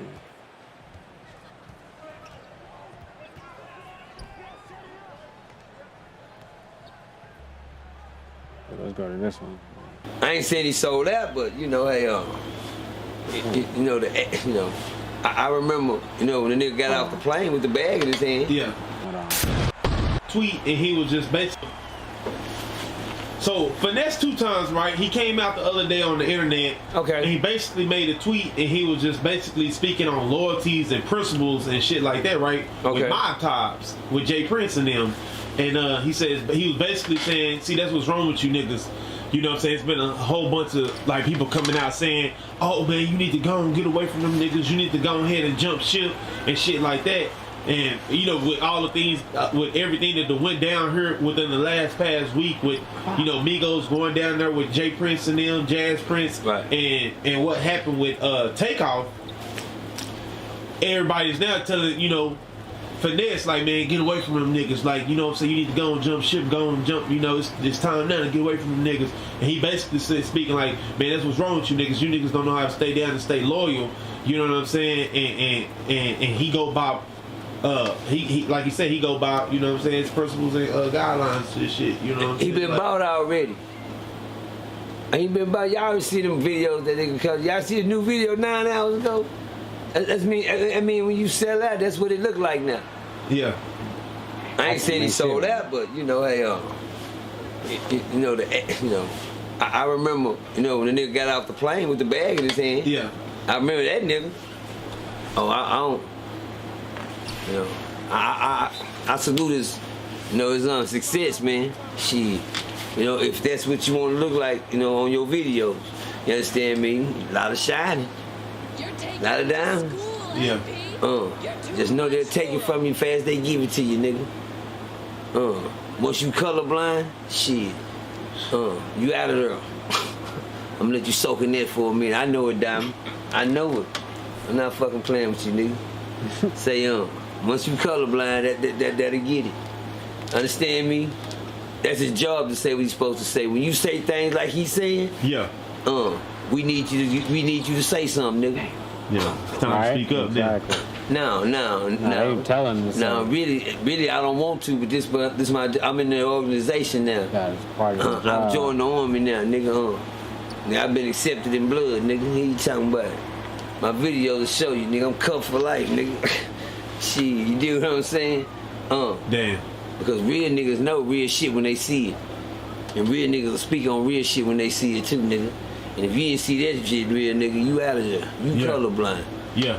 I don't give a fuck what nobody saying. Fuck what they say, nigga. What you see? Here you talking about that part. Shit. Fuck what they say, nigga. What did you see?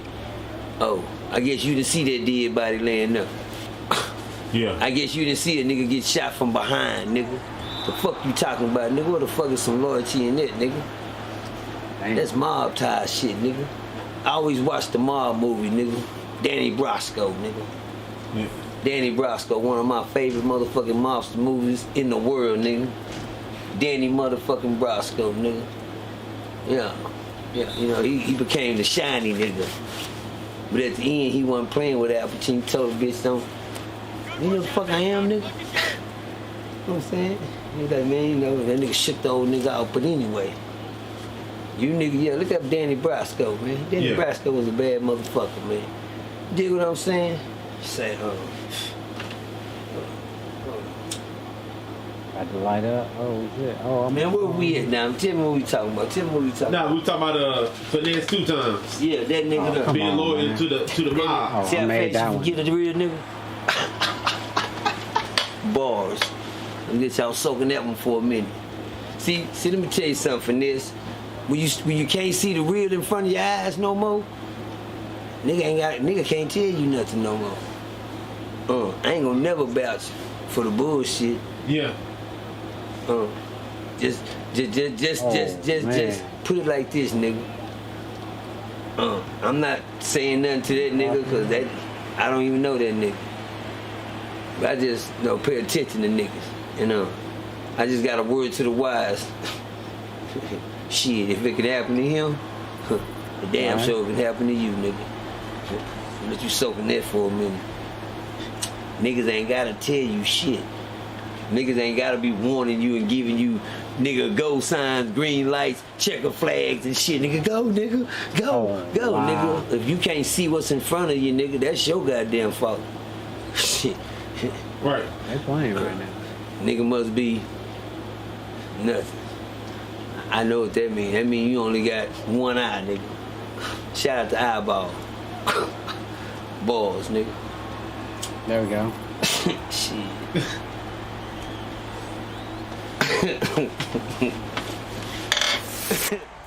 Can I get a steal or what? Fucking can't get no steals in this guy.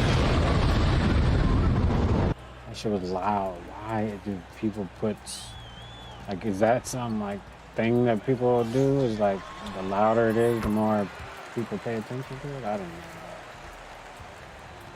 We gotta stop at that. Loud intros and outros and shit. Off, I guess. So we gonna log in and see what's the script. Y'all already know, let's go. King AK47, voice of the streets, man. If you support the real, hit that like button right now. You ain't even gotta wait. Block again. If you support the real, hit that subscribe button right now. You ain't gotta wait. Let's get right into it, man. Lil Cam Yellow Hoodie is not dead. Got him.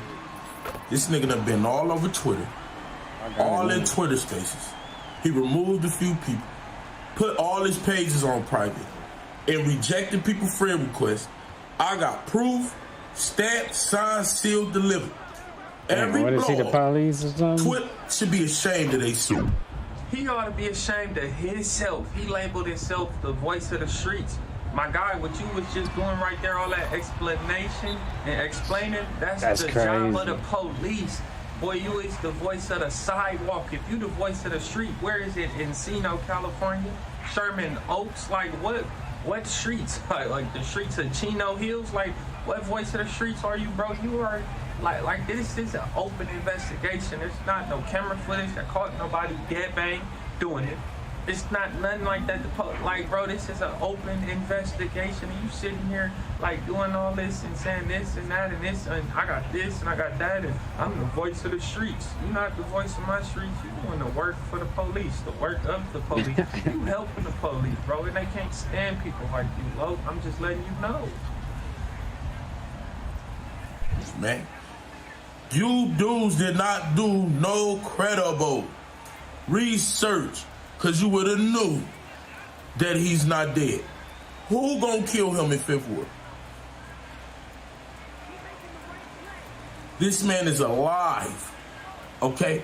I'm not coming out here putting my credibility on the line, because niggas doing shit like this.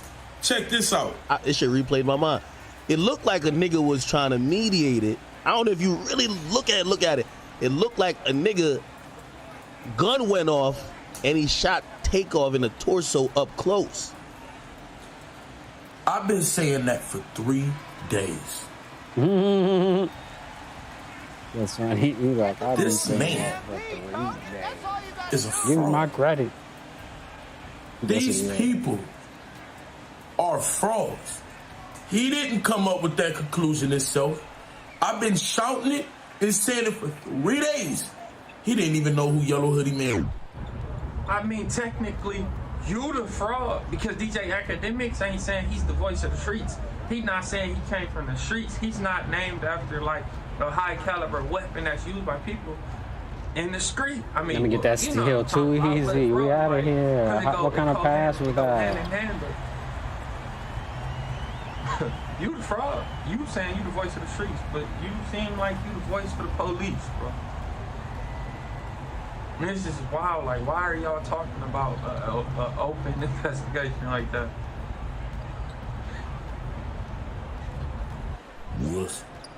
We pointed them out first before anybody. But see, this we all get credit to. Dudes who don't even do credible research, they don't even tap in with these cities. These cities don't even really tap in with them.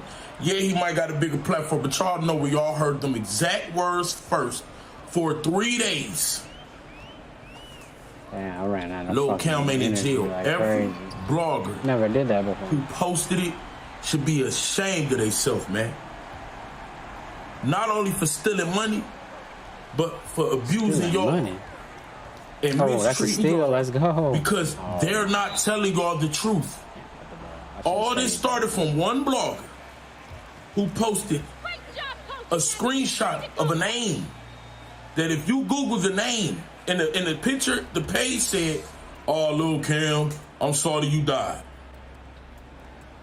A fake news article as well. But listen, when you type in that name, it goes back on Instagram to a page with no profile picture that's following 2 people who has no followers, who had his page open for 20 minutes.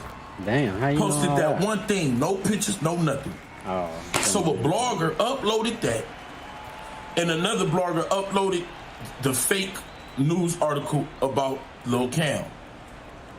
And every blogger, almost, y'all know who y'all is, call them out in the comment sections. If you see this on that blogger channel, call them out. Every blogger ran with it. Quavo's sister want answers. She just posted, find out who did this to my nephew. They didn't even check in the 5th ward to see if it was true. They ran with Quavo's sister say, find out who did this to my nephew. By any means, she said. I don't know who she talking to, but she telling people to find out, though. I can't tell you what no man is. Farrakhan, Jesse Jackson, Solomon Sane, Bush. The black man, all he do is come home, deal with the woman and the children, go to work and deal with his boss and watch football and basketball and come back. How can he tell his kids something? He don't know nothing. And he following the English white boy. What you following the English white boy for? He eat you. An English white boy don't care nothing about you. If he cares something about you, he look out for you. We are the only racial people that have no knowledge of who we are. So if you have no knowledge of who you are, you're confused and you deaf up. Blacks believe in King James. King James got the book from the... Because Paul was over there with him. And he brought back what they said. And when he come back, King James wrote that book. God didn't born King James. Who is King James? So now me being born in America, I don't believe in God. I don't believe in Allah. I don't believe in Buddhists. I don't believe in none of them. And I sure don't believe in King James and Paul because they hate me. They hate you. All right today. Pops be going off, man. That shit. Pops be, man, he on another level with this shit. Oh, he pulled it. Oh, of course, he should have passed it back. Early ass shit. No credible sources, no nothing. They just ran with it. Why? Why? Now, I'm going to make a lot of you blogs mad. Man, you always think you know everything. What have I said? What credible sources you got? I mean, this is wild if you call it Instagram, like, you got accounts and contact with real gangsters, real people in the streets, and they like telling Come on, giving you pass it. information, but I know what it is. I know it's the script. You got them people that ain't really involved in nothing, that probably live in them areas or related to certain people, and they giving you little bits and details. You don't even know the real script. How we know? You know the truth. No, we there. Like, this is We wild, there. bro. I'm the voice of the streets, bro. You're the voice of the Inland Empire streets, where the police are. I don't think he's gonna end the Empire. Walk this. Y'all said it wasn't about a dice game. When the lady came out, they said it wasn't. I stood firm and told y'all it was about a dice game. Now, did I or did I not? And would it come out to be a dice game? I stood firm and showed the whole world Buddy in the Yellow Hoodie did something. Nobody was thinking about Buddy in the Yellow Hoodie. They was thinking about Big Boy. All right, you got academics and all these people following my lead, man. Let's go. See, this is a followers game, man. Y'all got to be careful who y'all watching, man. It's either y'all gonna watch people for straight emotion on just how they feel without them knowing nothing.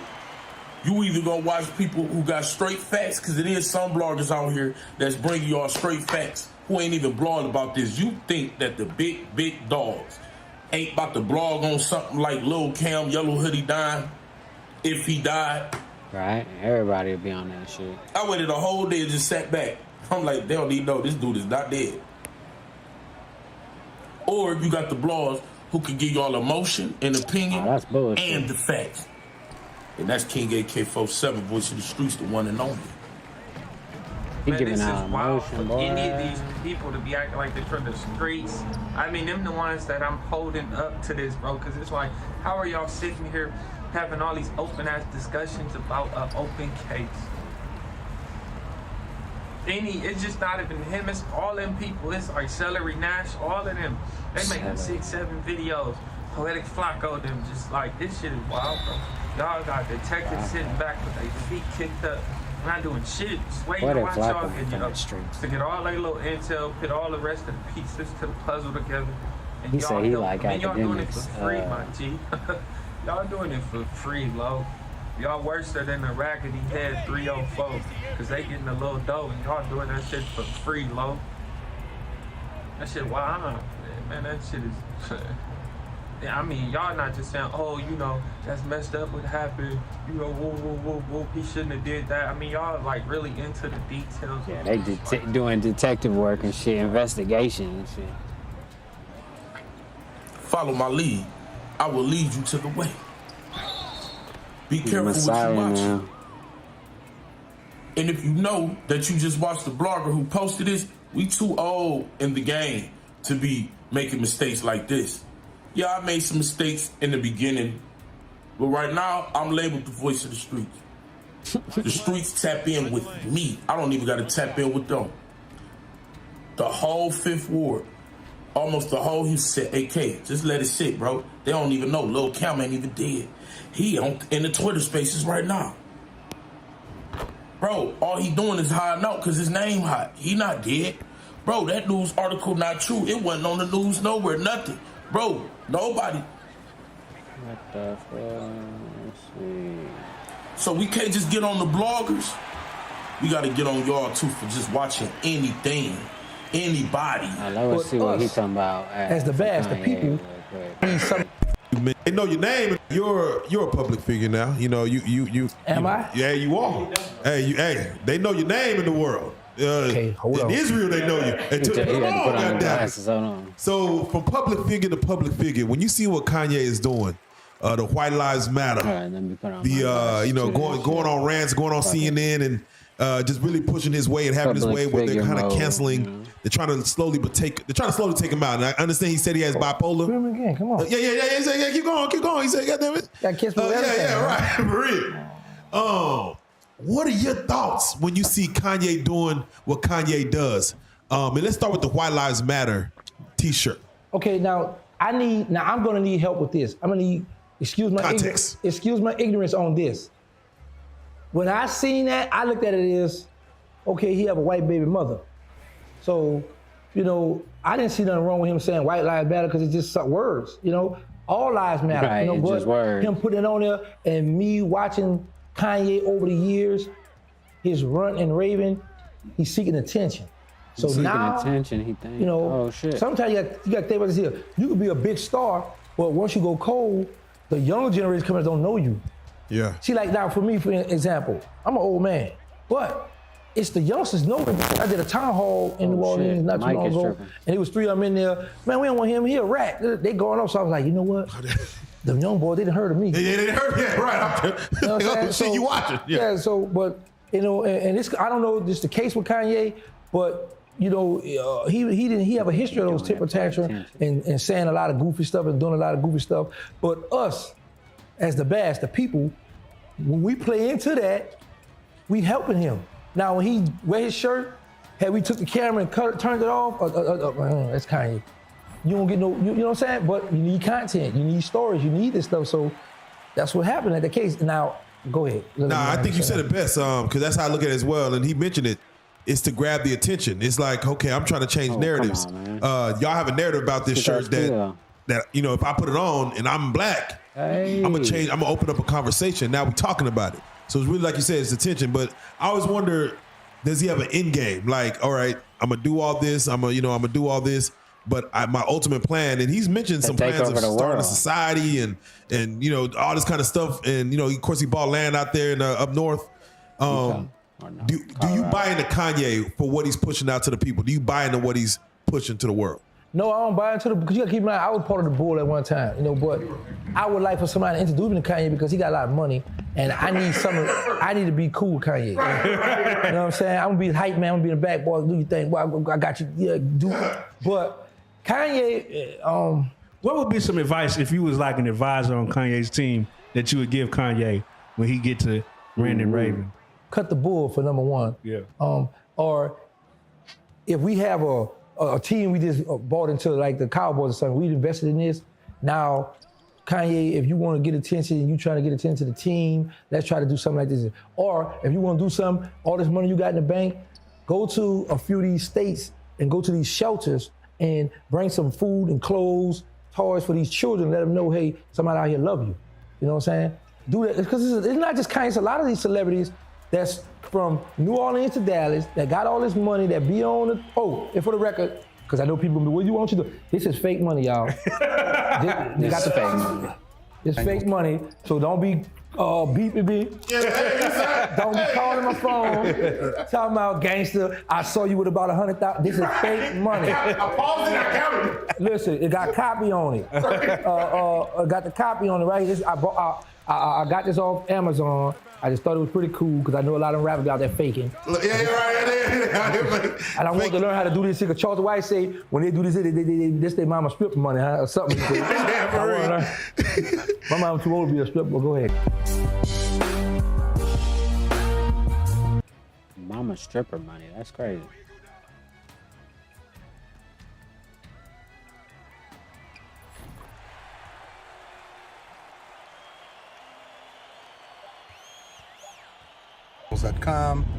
I appreciate you guys for continuing to rock with me. Just dropped my daughter off of school. Headed into the office. I actually had planned on working from home today, but then my corporate computer is down at the office. Never drop a full interview on YouTube ever again. Okay? So, absolutely incredible. I cannot describe it any other way than incredible. So if you are not a bag chaser, make sure you tap into the Patreon. The link is never drop a full interview on YouTube ever again. Okay? Numbers wasn't hidden. Now that we got the housekeeping out of the way, let me address a quick issue really quickly. So on a Millionaire Morning Show channel, I dropped a video called Wakanda Never, right? And the premise behind the video was that, for me, Disney has been so egregious in pushing an agenda. And when I say pushing an agenda, I'm not talking about just a black agenda or a gender war agenda. Because we all know what happens to families when the government stepped in and, you know, the alphabet communities and all of this other type of stuff. But just the stance that Disney has taken in continuing to fight for principles, morals, ethics, and standards that I just absolutely do not agree with, and them getting so involved in politics and you know, culture and all of this other type of stuff as far as determining or trying to shape the narrative or determine where it is that we're supposed to move or how it is that we're supposed to move within culture in a general sense.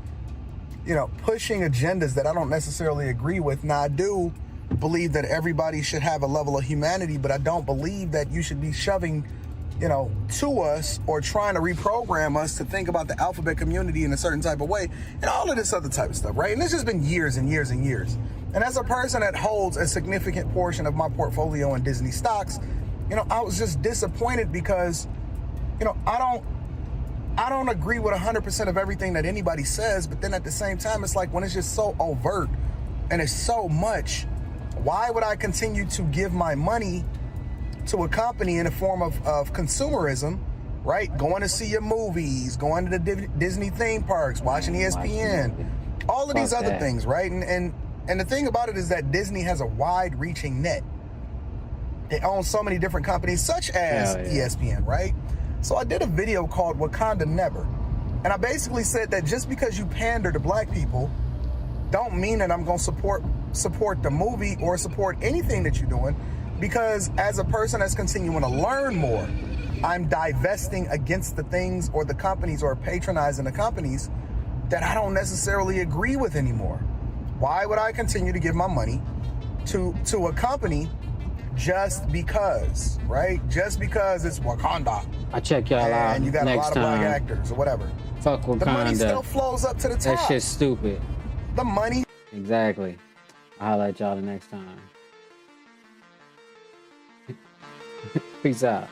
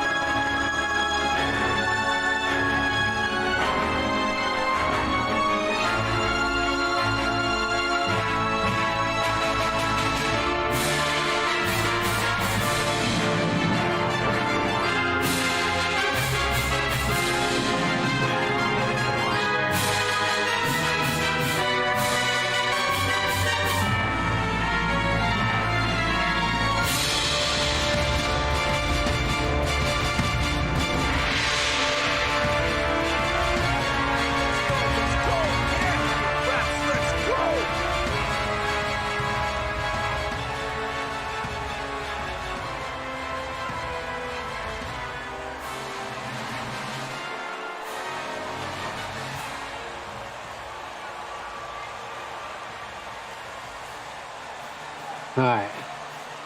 Starting out quick. 8th Avenue to 820 is called Zero Tolerance Zone. Everybody down there is ignorant. They didn't give them a 1. When you characterize something, you give them a 0 to 1. This white woman said everybody from 820 to 8th Avenue is 0. That means that you are ignorant. So Charleston happened to come down there where the ignorant people is, and he went to feeding the kids and everything. So everybody said he got it from me and he sound like me. So me, I just sit back. He even said, Pop, you give me this game. He heard something that he liked. And when he heard something that he liked, he took it and he run with it. He listened to Richard Pryor.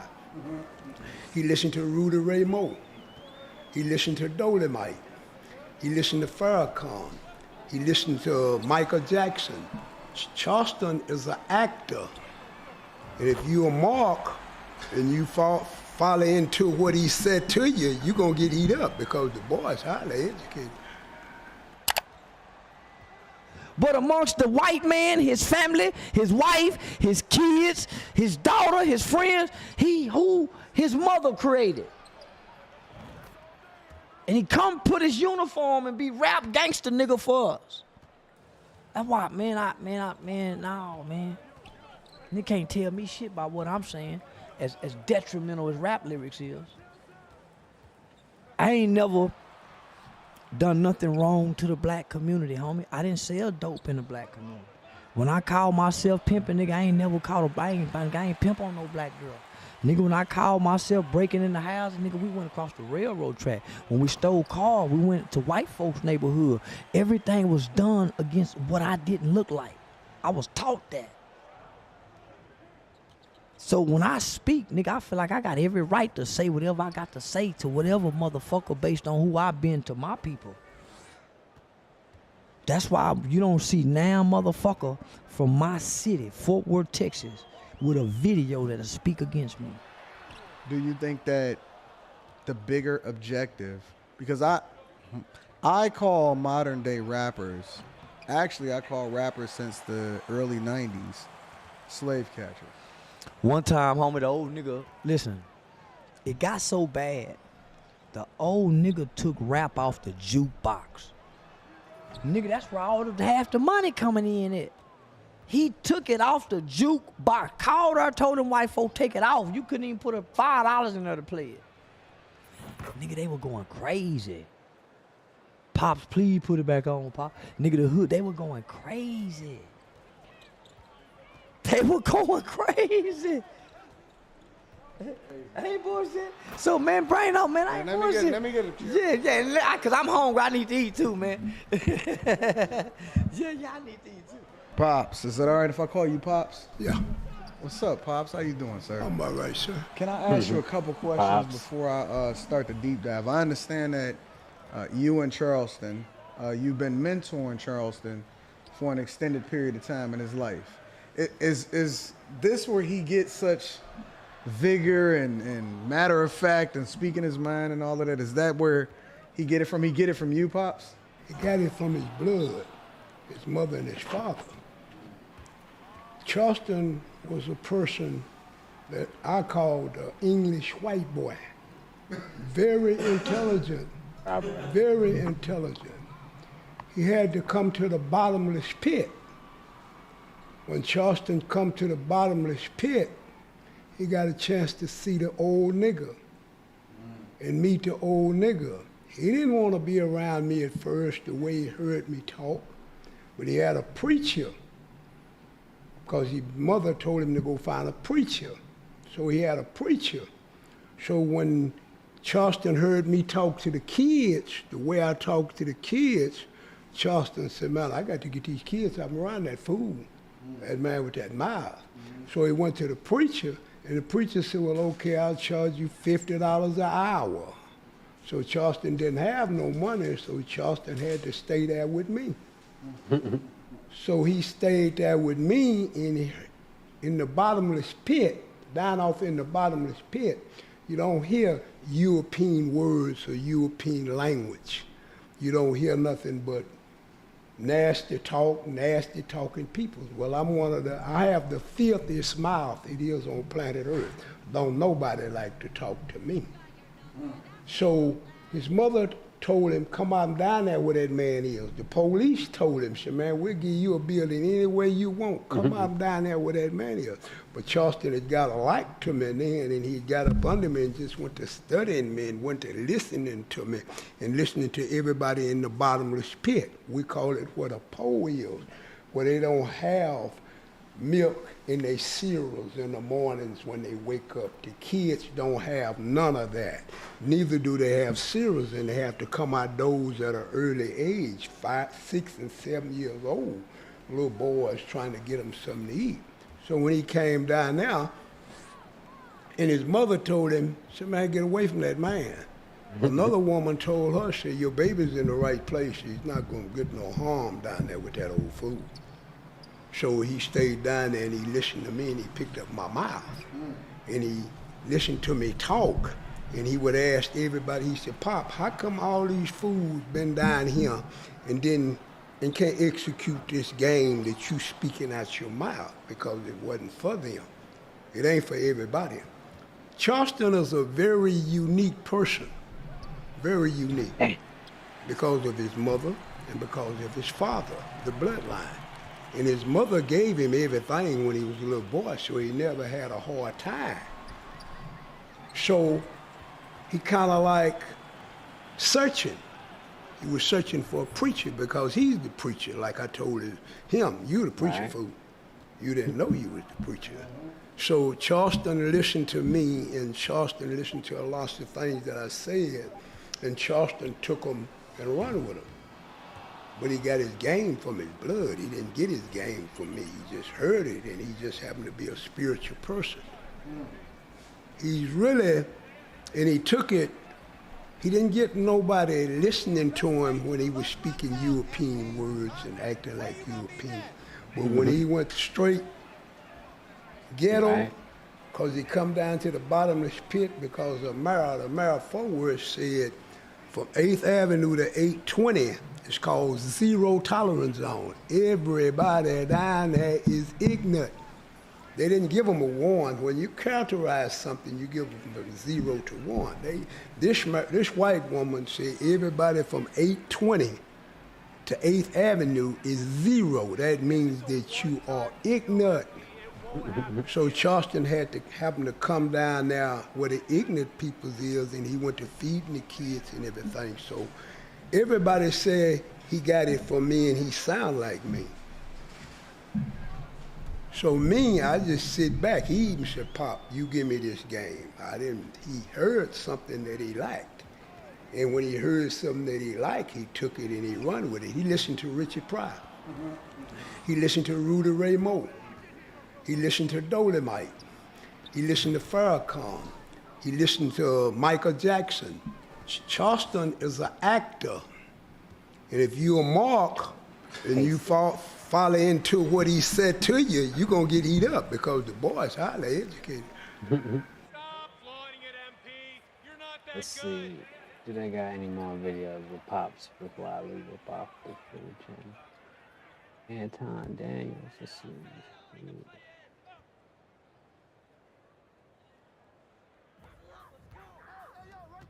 Tripping. There we go. Man, that shit's tripping.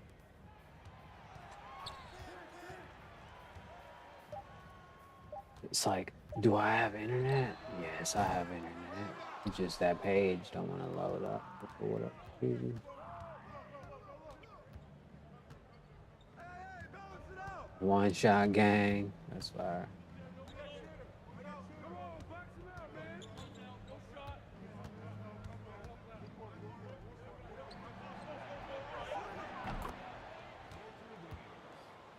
Soldier boy.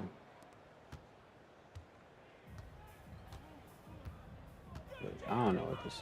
Probably After days of speculating whether or not the Prince family was going to be at Takeoff's funeral, we finally got our answer, people. They weren't there. Now, we were speculating, not because we were like trying to figure out whether or not they was going to go to pay their respects. No, We nosy. We trying to figure out, wait, what's their relationship currently with the family of Takeoff? Like, that gonna tell us a lot. Because if they go to the funeral, then they're not to blame for Takeoff's death. Right. But if they don't go, now we know, let's just say, the family of Takeoff ain't playing that. Now, Wack 100 did say that Jay Prince and his family wouldn't step foot in Atlanta because them boys who was gonna be at Takeoff's funeral outside of Takeoff's family, they wanted blood, right? And Jay Prince ain't gonna go. And I said, hold up now, Wack. We talking about mob ties here. We talking about mob ties, right? Exactly. Houston, mob ties. We're talking about Jay Prince, who's the most connected black man in American history, right? You telling me he's scared to go to Takeoff's funeral because of some other ninjas? Stop it. I ain't believe it. It looks like Wack 100 was right, bro, because they ain't stepped foot there. But matter of fact, they decided to pay their respects another way. And how they pay their respect is, well, take a look yourself, and then we'll be back. Some flowers. Now, I'm not no ungrateful person, man, but the rule of thumb is, bro, if you're gonna do a memorial for somebody, your name or your family name should not be bigger and highlighted more than the person you're doing a memorial for. That's a Takeoff memorial, right? But if you would know no better, you would think that was a Jay Prince memorial. That was a Prince family memorial, bro. That man had the Prince family in grandiose lettering, and you could barely see anything that belonged to Takeoff. What? Bro, that's the ultimate disrespect, bro. How are you being suspected of having a hand in my murder? You create a memorial for me just to put the attention back on yourself. That's crazy. That's insane. This is why street dudes need PR. This is why street dudes should never, ever, ever do anything with the media without professional advice. And no, I'm not talking about PR that you guys got from the hood. I ain't talking about the Boquisha that y'all used to break her back at miscellaneous trap houses, right? But she know how to speak while you pull her in a little pantsuit outfit and y'all label her PR. I ain't talking about that PR, bro. I'm talking about professional PR. Because if they had professional PR, they wouldn't make mistakes like this. This right here is just inexcusable. This is beyond tone deaf. It's beyond it. You see, the narrative again, not Flacco's narrative, but social media's narrative surrounding your family, especially after Takeoff's death, is that y'all are egotistical, narcissistic extorters who always want your names exonerated and put in the forefront. So what do you do to honor Takeoff and to get the heat off your family? Is you put your name in the forefront of his memorial. And low-key, I feel bad for Jay Prince Sr., Senior. I low-key feel bad for Jay Prince Sr. because he wasn't there. He had no hand in this, nor had nothing to do with this. But it's his brand, it's his business ultimately that's taking a hit. And his family is legit just tearing down everything he built for since the 80s, since 1986. I feel bad for the dude, man, but if I'm him, I'm just going away for 6 months, disappearing, because you know the public going to forget about this probably in like 2 or 3 months. Facts. A month after the killers are arrested, the family is forgetting about this. Facts, right? Until the next rapper pass away or until the next big story, man, I'm going away for 6 months and coming back after 6 months, bro. Right, but it's your boy Poetic Flacco. Like the video, sub to the channel, comment for the algorithm. I'm out of here. Flacco be on the shit though. Okay. Oh, Mike, all right, who's been indicted in this Young Dolph murder, man. Now, the first two, all right, Cornelius, Corcor, the janitor, all right, and Straight Drop, the struggling rapper, they both got indicted, right? And then after that, bro, it's been a slew of arrests and suspects, bro. You're probably like, Flacco, bro, how many arrests they gonna make? People, it looks like this might be the final arrest, right? This might be the final arrest because they finally got the person who put the hit on. Y'all know them boys is talking, right? Y'all know them boys is talking. They finally got the guy who put the hit on Young Dolph, and that person is Marquette Gavant, a.k.a. Quet Quick. All right, now, Quet Quick, for you guys don't know, he was in a couple of little flips like BMF videos, right? So he's tapped in. He's also a Trula Mafia member, aka Godfather, because he's an old ninja, bro. He is old, broke down and disgusted. This is a Trula Mafia Godfather, right? So the DA actually said that Quet is the one who called the hit on Young Dolph. Listen, man, the DA said that boy solicited that murder, man, got Straight Drop and the janitor Cornelius Smith to commit the body, bro. First off, man, how desperate you gotta be, bro? Cornelius Smith had to be the substitute, bro. He had to be the substitute for CEO Treasy. He had to be the substitute for Treasy, bro, because ain't no way you solicit a janitor, all right, a Negro with a cleaning business to commit a body on your behalf, especially a body this high profile, bro. Now the question is why though? Why would this Potbelly posterizer want to take out Dolph? Now everybody is running to the low-hanging fruit of, yo, he's in pictures with Big Juke, Yo Gotti's big brother. Big Juke and Yo Gotti had a call to hit. He was just the middleman. Absolutely not. He was not the middleman. Now, I'm dropping a longer length video, so I'm not really gonna like put it all out here, bro, because y'all know, man, these bloggers be stealing, bro. Listen, if I give the juice and the sauce in this video, bro, I'm gonna see it on another blogger video before the day is over, right? So I'm gonna drop the full length video, let's say tomorrow, right? But people, first off, right, the low-hanging fruit is easy to just grab and say, this is it. It's not it, bro. You feel me? If you guys know exactly what took place with J Money, D Money, all right, Hernandez, Govan, Camissia, White, when you know the full information, the full story, bro, you would know that if Yo Gotti was involved, then Yo Gotti was probably just the icing on the cake. That if Yo Gotti wanted to give these dudes some money for a crime that they would have done for free, then that's just the icing on the cake, right? But if you know the full story, which I'm going to tell you guys the full story really soon, probably by tomorrow, I'm going to drop the full-length video. The full story just details everything out, and it shows, man, listen, these guys were going to kill Dolph, and these guys were after Dolph without the motivation of Yo Gotti, right? So, again, man, like, don't listen to a lot of these bloggers who are, like, pulling for the low-hanging fruit. This thing... Yo Gotti got a soccer team. He ain't trying to call hits, is what he's saying. CMG. Oh, shit. They ain't doing it.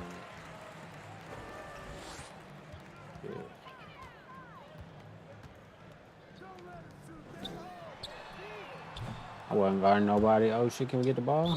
Oh, fuck. So, I will leave it right there for now. Crazy, bro. Get the ball. Oh. You need to make a fun build to play with, because this one is not fun. Oh. How did I miss that? See, like shit like that, I'm supposed to make. Let's see if I can hit him. Oh, nope. One more. That's Curry. I was about to say he had to have made that.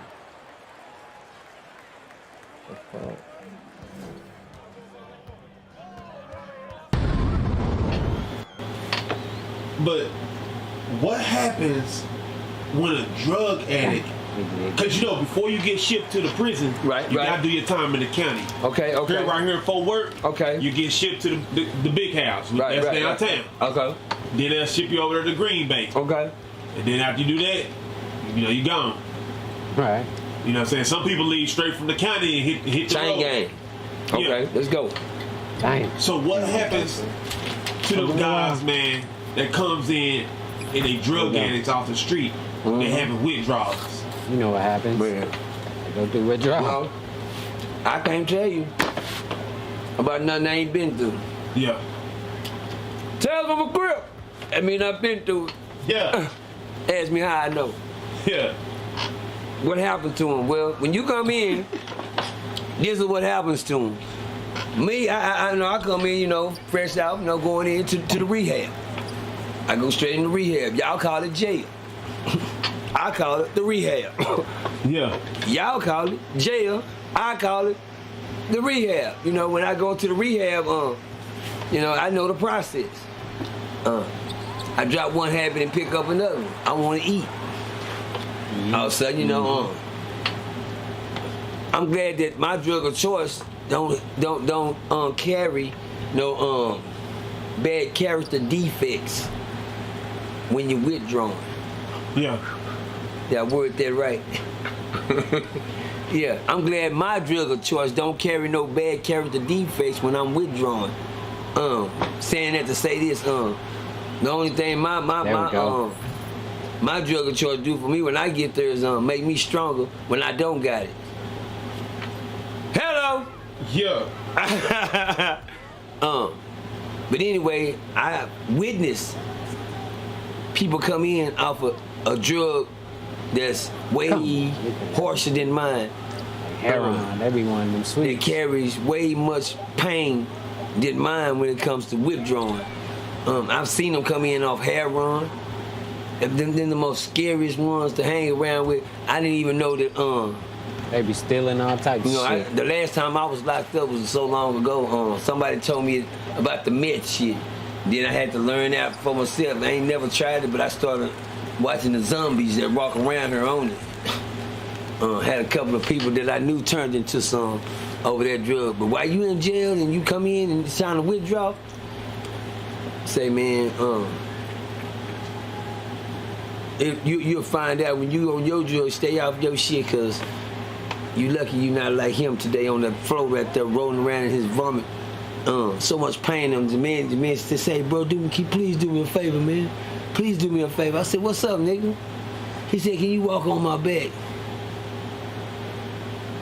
Cuz you gotta get on with that whole shit. You gotta find you a motherfucking masseuse, a spa or some shit, nigga. And man, he had a look on his face, man. He said, brother, I'll pay you, brother. He said, brother, I'll pay you whatever you want, man. Well, you do got a little commissary over there. Shit, he ain't gonna hurt a motherfucker. Let me peel these shoes off and get on this bike, cause he was hurting. I like, what's wrong, man? He said, you know, I shoots up heroin. I shoots up. Okay, what they say, man? I'm coming down, withdrawing, man. Yeah. I'm withdrawing, man. Oh, shit. Oh, my man. Oh. Now, cuz, you got me walking on you. Am I hurting you, bitch, or what? Am I doing anything? Right, what the nigga do? Yeah, I get on the baby like, oh, my back. Oh, don't do it. Oh, right there, about to slobbing. All type of shit. That's what they do. You gotta go all the way out with it, dog. Slop, that's what they hurt. Out of there. Oh, man. Yeah, we do the whole thing. You really fucking you up, nigga. Let's go. Anyway, but that's what they do. Them niggas have foam coming out their mouth, shit running all down their leg. Yeah. Diarrhea. They said their body cramping and hurting. I said, man, what drug is you? Please, I don't ever want to do whatever make you do that. Right. When you ain't got it. That's crazy.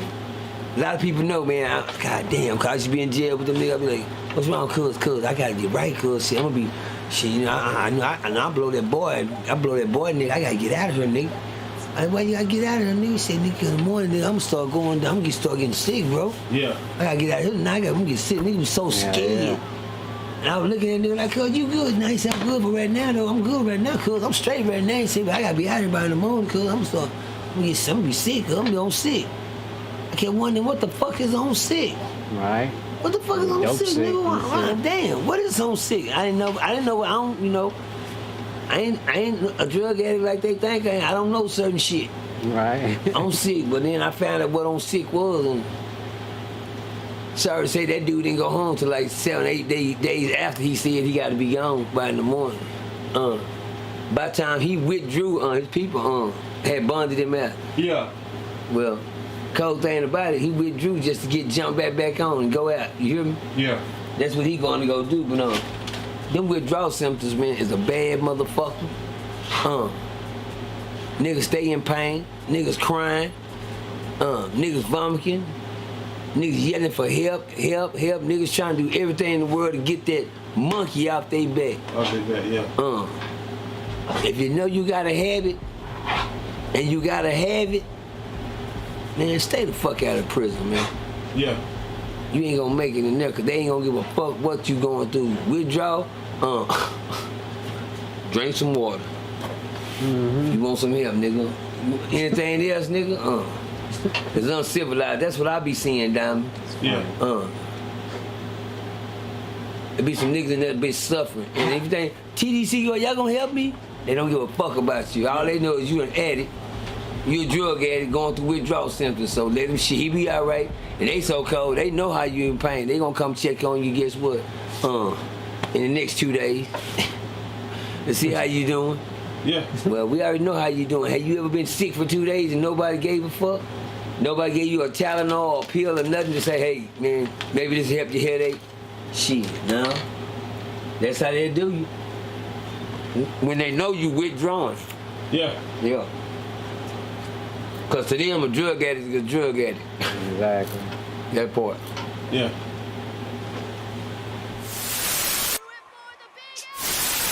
Man. That's crazy.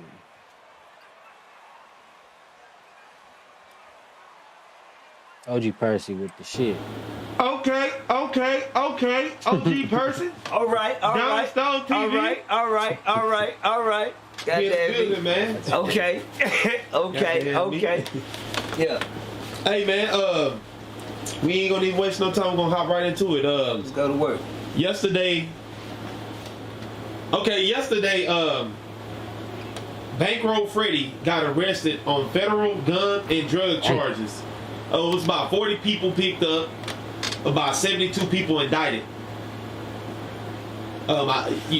Just heard recently earlier, you looked at the news article, man. And you know, we always do stories about rappers and stuff like that. You remember I just asked you not too long ago in one of our last interviews, I had asked you, when it comes to the rap game, is a job, do they have the most dangerous job? Okay. Whether we talking about the streets or we talking about, murders or whatever. But, we was basically stating in our interview that, rappers put themselves in these situations, you know what I'm saying? Especially when they still doing street shit. You see what I'm saying? Right. Bankroll Freddie, he just recently got signed to QC. That's a big label in Atlanta. Crazy. Quality Control, the same label that Migos is signed to and Lil Baby is signed to. Okay. Yeah, so this is a guy from Arkansas, but a big, he's a big upcoming rapper though. You know what I'm saying? So now he's just been he's been hit now with a lot of different charges. Man, what's your thoughts on it? Up and coming rapper. What you just said. Yeah. Up and coming rapper. Shit. Either get some life or give your life. Right. That's what I see going on. That's a lot. That's a lot of people out there involved in one thing. I'm just let you know on situations like that. He ain't nothing but the Jeezy of the organization. Right. He just the Jeezy. He ain't nobody. Bankroll Freddie is just a name. Young Jeezy is just a name. But you got BF, them people. The Big Meech. Shout out to Big Meech. Free Big Meech. He on his way to the house. You understand me? Big Meech was the man. Free Suge Knight. I don't know if he on his way to the house. Yeah. Man, probably won't be no time soon. But anyway, him too. R.I.P. Tupac. I just had to throw that in there. But anyway, he ain't Bankroll Freddie. That's just a name. Shit. Cause all the bankroll won't get you nowhere. Right about now. Don't give a damn how much. They don't want your bankroll.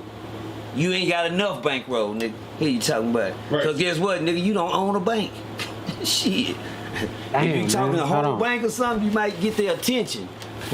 I just said attention, nigga. I didn't say you might get somewhere with it. But that's just an example of what you better have if you think you finna get out of this one. Right. You better own a bank, nigga. You hear me? I was talking to Diamond a while ago, nigga. I told him I better start doing my homework so I don't make sure I don't incriminate. I don't want to get in none of that type of shit they be into. That's why I disassociate myself with a lot of motherfuckers. I don't fuck with nobody. Yeah. Nah, I don't hang with you niggas. Can't nobody come over here. If I gotta get some drugs, I'm gonna go get them my goddamn self. You can't bring them to me. Nothing. I don't fuck with y'all niggas. Right. You got 45 niggas locked up. That mean, they started with, let me tell y'all, it's a thing. Tales from a Crip. It's a thing in this world they call flipping. What Diamond just described to me, that's a lot of motherfucking people that goddamn me, to be locked up behind whatever the fuck is going on. But let me tell y'all how that many, Diamond, you know how many people get locked up at one time? Yeah. It's called flipping. They flip, y'all. Y'all gotta, god damn, okay, I gotta teach y'all something else. Y'all gonna hear Tales from a Crip, man. Down here in Fort Worth, Texas, man, it started off, goddamn me, with one young nigga. I ain't gonna say his motherfucking name. But he know who he is. If that rang a bell. Bars. Oh, yeah. Hold on, if that rang a bell, you understand me? Fire. But only the niggas that know what I'm talking about know. You got to be her know what you're talking about. Yeah. If that rang a bell. Well, that young nigga right there, Bell, we just gonna call him Bell. Fire again. But anyway, Bell missed the shot. He was, he was a good nigga. Bell had a good daddy and everything. Shout out to the daddy. You know what I'm saying? He's still feeding the ducks. Yeah. Bars. Shit, y'all have to know what I'm talking about. I'll tell you later. Understand me? He was still feeding the ducks. His dad was living okay. He didn't care nothing about the bullshit because his daddy raised him the right way. Well, Bell was the type of nigga that hit the streets and did what he wanted to do. Right. But anyway, Bell was a good kid. And then one time I seen Bell in the street doing his stuff. They were like, damn, Bell, what you doing? You weren't raised like that, nigga. What you doing out here? Yeah. Bell like, shit, I'm out here now. Well, guess what, Bell? Shit, from the way to look at things, you sure will. You out here and you out of here. All the way out of here. What you doing, man? Now, I don't hang with nobody out here, nigga. You know me through your daddy, Bell, nigga. You don't goddamn me get to kick it with me. Not in the streets. I'm a whole different nigga in the streets. When you see me around your daddy, it's family time, nigga. When you see me in the streets, it's my time, nigga. I'm the reason your daddy and them say don't fuck with Percy when you catch me out here. Cause you ain't got no business out here, Bell. But anyway, Bell continued to be Bell. Bell walked down and did his motherfucking thug thizzle. Then Bell got in the streets and I seen Bell again in the streets and then Bell wasn't looking too happy no more. Cause Bell didn't know his grandmama taught me a long time ago. His grandmama said, son, you see that car sitting on the side of that road right there? I said, yes, ma'am. She said, you see what the streets did to that car? I said, yes, ma'am. She said, just imagine what the streets will do to you. If the streets could tear a car up like that, shit, just imagine what them streets will do to you. Right.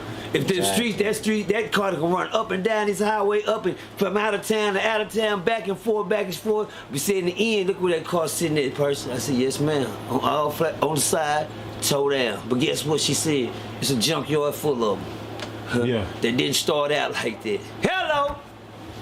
That was fire. That didn't start out like that. I don't know no car in the world that started out bad. Yeah. They all started. Good. You hear me?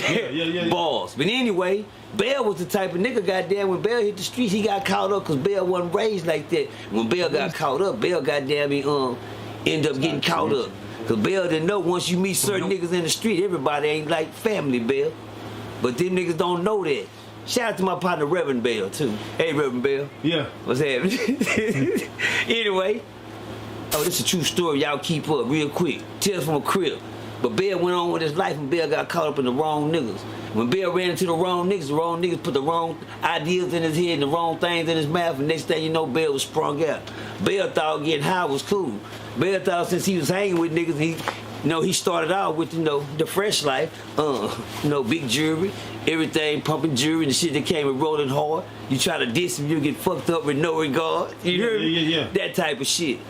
But then Bell started doing one thing like New Jack City when they say don't get high off your own supply. Mm-hmm. And Bell started sneaking and dipping inside his own supply. So when Bell started trying to be, we started noticing Bell jewelry was leaving. Goddamn, Bell, what happened to Bell shit, Then we started Bell, goddamn, his swag started changing. Goddamn, Bell, all right, you all right, Bell? Yeah, I'm good, nigga. But Bell always thought he was still cool because he was hanging. Then we seen Bell with nothing. Then we seen Bell had to depend on the streets. And when you depend on the streets, you run into niggas that you aren't supposed to meet. Well, anyway, Bell saw he hit a lick. Bell better than a white boy. Niggas always think a white boy's a lick in the street. Let me tell y'all something. I'll tell y'all that later. No stranger tell. But Bell met the white boy. Y'all keep up with this story. Yeah. Bell met the white boy, because we still talking about don't forget his question. Bell met the white boy, and him and the white boy started tagging them. The white boy started fucking with him. The white boy started getting them high. We don't know if the white boy, he's sucking the white boy dick, if Bell just started tricking or what for his little drug habit, because Bell done fell all the way the fuck off. Yeah. Right. Bell don't look like Bell. He look like the Liberty Bell right now. He cracked. Bars. Yeah. He looking like that Liberty Bell right now. He cracked. When I say he cracked, I'm talking about out. Till you see him, he got the dick in his mouth.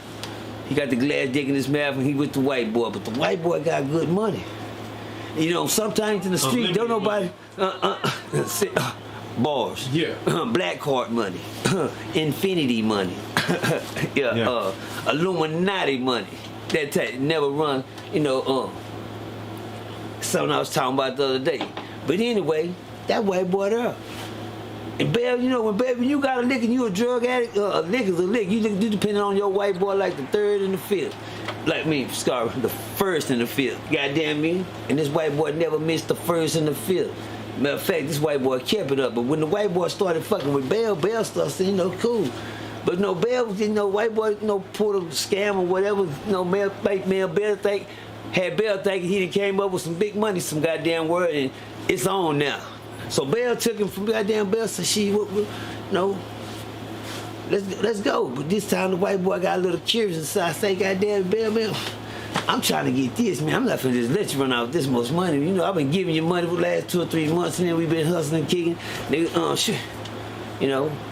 So one time, the white boy decided to ride down the street because he couldn't find Bell. But he couldn't find Bell, so he walked down the street to meet, the people that Bell, go scope from. And so Bell was on, say, Bell, I can't just, you done got all fucked up. Now look at you, the white boy ain't trusting you too much, Bell. You lying to Bell with the money. Bars. Right. That's right. He lying to give you too much money. He ain't don't trust because you ain't looking like the Bell that, he used to crack Liberty Bell. Goddamn me. But anyway, white boy, goddamn Bell, won't you teach shit? I'm not gonna trust you to walk out with this much money, nigga, because you just ran out with $20 the other day, Bell. I didn't say nothing. Yeah. I didn't say nothing when you took my little shit out the ashtray, Bell. My little change I had in the ashtray when I was in the store the other day, Bell. I didn't say nothing. But I started noticing, Bell, your habit is starting to pick up. Right. Bars. Yeah. Everything you see laying around, you picking it up now. So now I don't need to fuck with you. So the white boy flipped Bell. Who he flipped Bell for? One of Bell's partners. So Bell, won't you just tell me, goddamn me, who you scope for? Fuck me, you Bell, you the middleman now. Mm-hmm. So guess what? Bell got in and then Bell got out the picture. When Bell got out the picture, he don't need Bell no more. Bell just see him and just try to flag him. Oh, look at my white boy. Look at my white. Hey. God damn. And he must didn't see me. Yeah, he seen you, nigga. See you a mile away, nigga. And he kept going, because guess what? You ain't nobody no more. He know who the fuck with now. You ain't shit, Bell. So you sit there until it's time to make bail.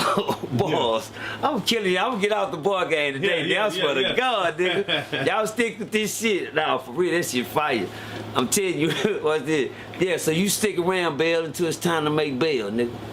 Yeah, but anyway, that white boy met somebody through Bell, and Bell turned him on to a real nigga, and that real nigga knew more real niggas, and the real nigga told the white boy, said, we don't need Bell no more. You know, Bell don't have dope to me, man. I can't trust Bell, man. Just come fuck with me. White boy decided, no, I'm just gonna come fuck with you then. You understand me? But the whole time, goddamn it, the white boy fucked with him. But then, you know, the nigga that moved up from Bell to, let's just, niggas that know how to spin. I say spin. We just niggas that know how to spend money. This niggas ain't got, you know, and they can spin, nigga, if you ain't got their money, nigga. That part. You dig what I'm saying? We just rock up to that part. But anyway, he me Spin, the nigga that know how to spend money. So Spin goddamn started spending when but Spin knew a lot of niggas that knew how to spend too. And Spin knew more niggas, and this way say, you know, Spin, I want to get a real good quantity this time. And Spin, I don't got this, but I know who do. And since Spin is a good nigga, name good in the hood, you know, he's not a bail, nigga. You dig what I'm saying? So since he ain't a bail, he know how to spin. Spin knows some old niggas that know how to spin with him. But white boy, you know, he just like the white boy in what's that movie called? That movie. Figure it out later. Blow. We're just gonna call him that. Yeah. Whatever. It was a big movie with a white boy, and daddy was a drug dealer, and then daddy ended up getting federal time, goddamn it, get locked up. But it was that movie. Somebody gonna put the ounce on her. Well, we gonna call him that nigga. Yeah. I think of it in a minute. But anyway, niggas that knew how to spin kept fucking with Spin, and Spin taught them niggas to turned the white boy on to know how niggas know how to spin, and everybody started spinning. Shit, but since they knew niggas know how to spin, this white boy knew how to flip nigga after nigga after nigga. But let's go spin over here where these niggas over here ain't got it to spin. But I know who do got it to spin, so Spin took him to the nigga who knew how to got it to spin. And these niggas have to be on another side of town. Okay, let's go over and spin with these niggas too, because guess what? That white boy's Tommy if they ain't paying attention. You know, Tommy ain't got no job. Tommy, where you work here, Tommy? Ain't nobody ever took the time to ask Tommy where he works at. We're gonna call the white boy Tommy. Y'all catch that one in a minute. I'm gonna let y'all burn on that one for a minute. Burn you one, Tommy. Burn you one. Like the FBI, CIA. It's like a Tommy Burns story. Let's go. Don't get it twisted, Black. Let's go. Anyway, yeah. But anyway, this white boy ended up being the nigga. But anyway, after he finished goddamn me doing it, spinning and years went by, 5 or 6 years, time went on by, it was time for what y'all boys call The Secret to come out. Everybody come out the closet. But anyway, which we know now, there ain't no secret because Tommy was the Tommy. See, and Tommy done flipped one nigga to the next nigga to the next nigga. Oh, tell Bill to get his bill money because we starting from the beginning. Go get him first. Who we need first? We need Bill first. Go get the Bill first. Go get the Liberty. Go get Liberty. His word is good as the Statue of Liberty right now. Yeah.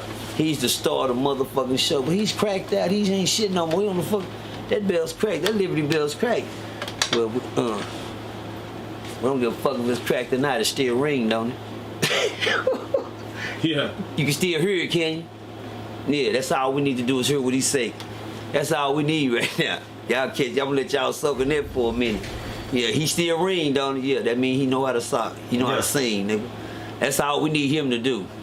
And when we get him to sing, since we got him all, since he done cracked out, goddamn the bell done cracked out. Now throw the bell after him, goddamn it, bell. Did you save bail money for a rainy day? Well, I guess he didn't.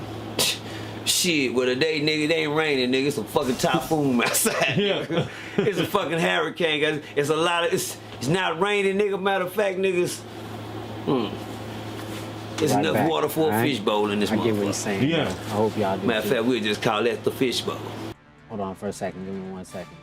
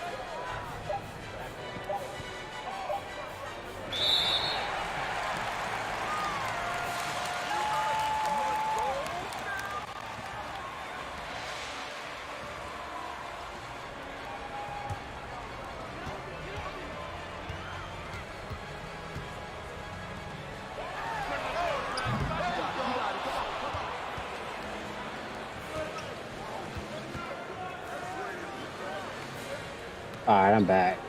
We'll get back to that shit later. We'll go to this one instead. This one. YouTube watchers, welcome. Blood crazy.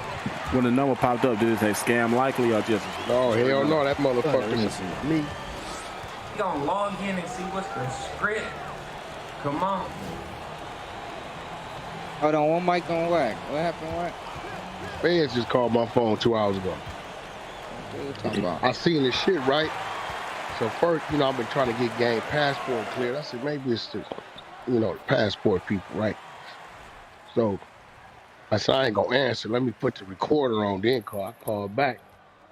Niggas straight feds. So they asked me, have I been threatened? I said, what? Wait a minute, what are you talking about? They talking about the boy, right? So that let me know they on his line. They didn't heard something. Right?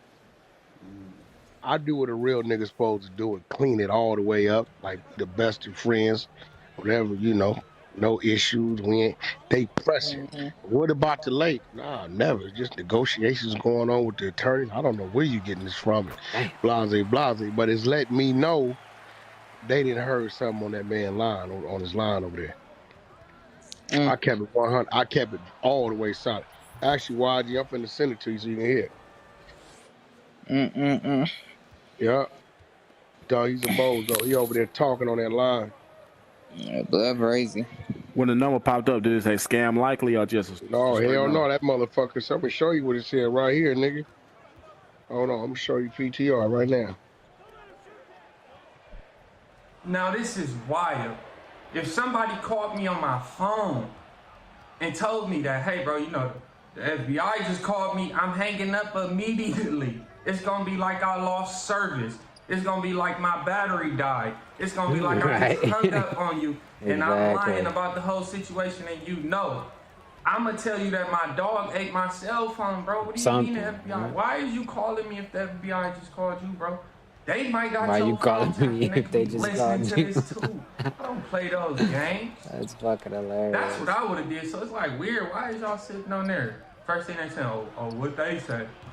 Yeah, I mean, that's a good question, but like, bro, that ain't something I'm about to ask. So that's a good question, bro. bro. He talking about whoever oh boy, he's saying something on the phone. You talking on the phone.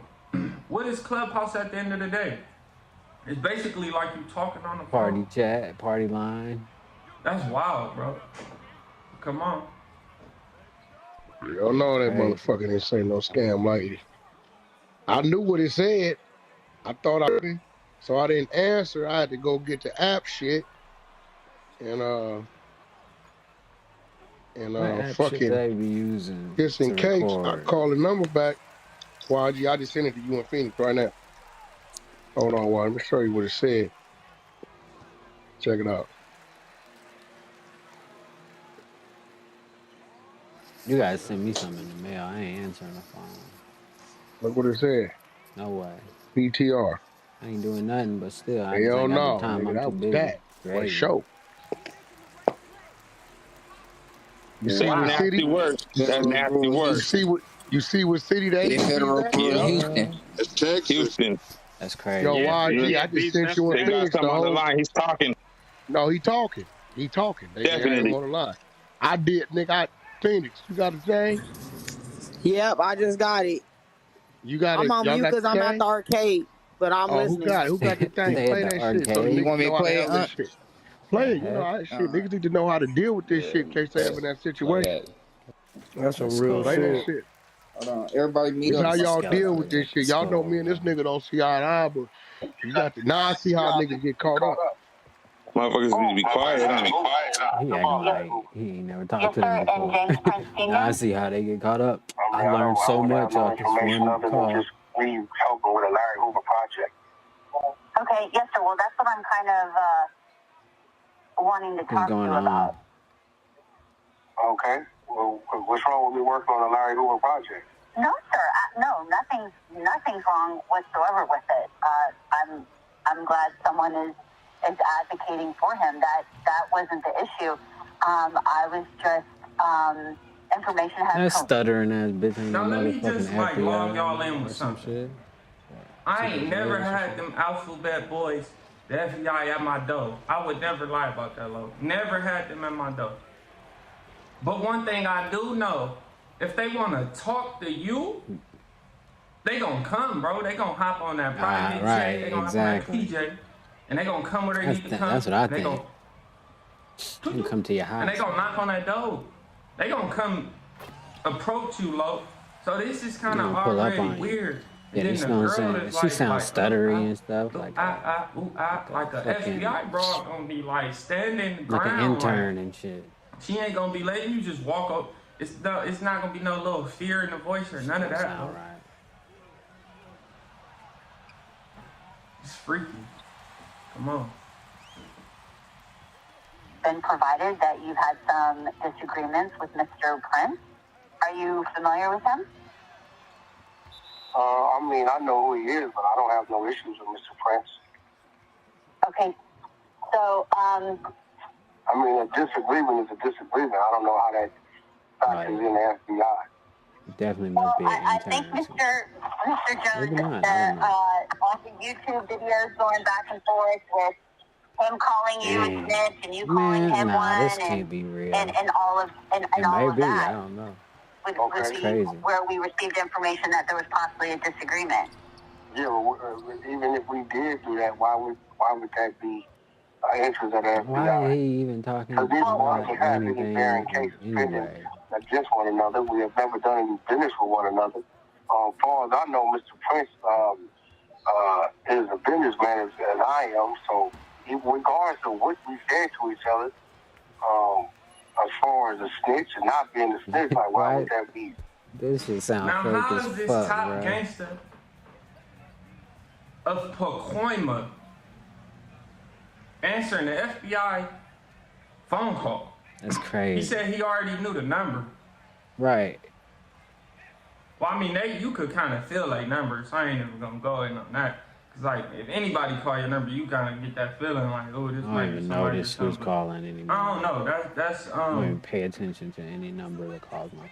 The amount of fucking scams in the last That's kind of weird. 5 him years. like, I don't even. You gotta send me mail. Or email at least. my bad. This pen be having me like hot. But that's just kind of weird. The top gangster of Pacoima is sitting on the phone talking to the FBI without a lawyer. Right. Why would he even like accept this call? Ain't that wild to y'all?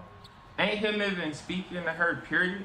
Like, now they supposed to be calling him about Jay Prince. He just trolling, I think, trying to scare Jay Prince. I don't know. wild. That shit ain't real. They don't move like that. FBI, that's what's kind of confusing to me. Okay, no, I can Ain't no explain that. video. I mean, You of get course, some. there's nothing Ain't wrong, no. You know what I'm with that saying? whatsoever. We're just making sure that no threats have been made to you from anyone associated with him over y'all's dispute. No, I haven't. No threats have been made, nor do I feel threatened. Two men get angry, two men say things. We've both been in each other's presence from time to time.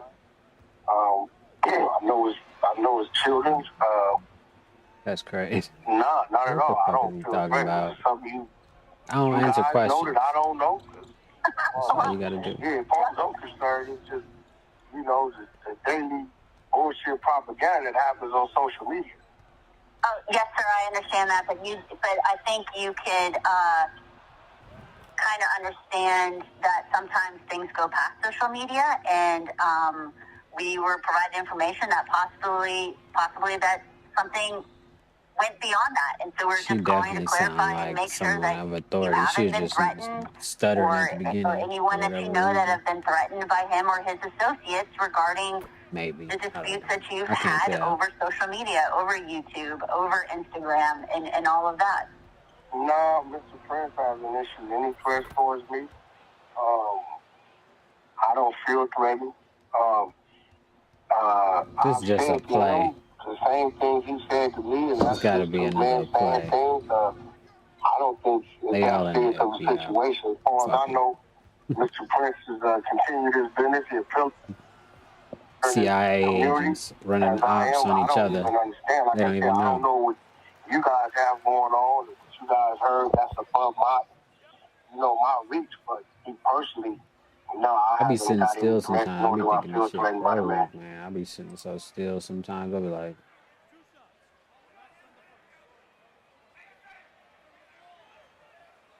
like, damn, this shit froze. But the globe is spinning. So I be like, all right, cool. But I don't be thinking about that though. this out of pocket. I ain't gonna lie. Oh, look, right? I don't answer questions. This out of pocket. Him sitting here talking to them like that, bro. Well, talking to her like that. Well, like this gotta be fake. Yeah, it's gotta be. No, okay, so are y'all working together on the Free Larry Hoover project? She is saying y'all, like she from Texas. No, I'm not. No, I'm not. It's not the ownership of the project is not mine. It belongs to somebody else. I'm just assisting that individual. No, but I did put the attorneys in contact with their family attorney. So at this point, it's not even a conversation between me and Jay Prince. It's a conversation between the individual who owns the content on my side, attorney, and their the Hoover family attorney. So it's, you know, for the last month or so, you haven't heard me and Mr. Prince say really anything to each other because there's no need to. Okay, understandable. Mr. Jones, was there ever, I know there was a I don't know, did she record an interview? I don't have her name present, but she's out of LA, and she recorded a video with Mr. Hoover at one time. Are you familiar with that? Somebody recording a video with Mr. Hoover? Or an interview. She conducted an interview. Oh, yeah, we have 5 hours of interview.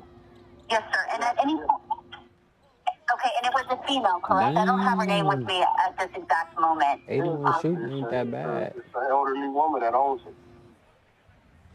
FBI agent. Know who they talking about, know what she do, where she at and all that. Exactly. But they don't know her name, and they don't got it at the moment. Man, that shit cap.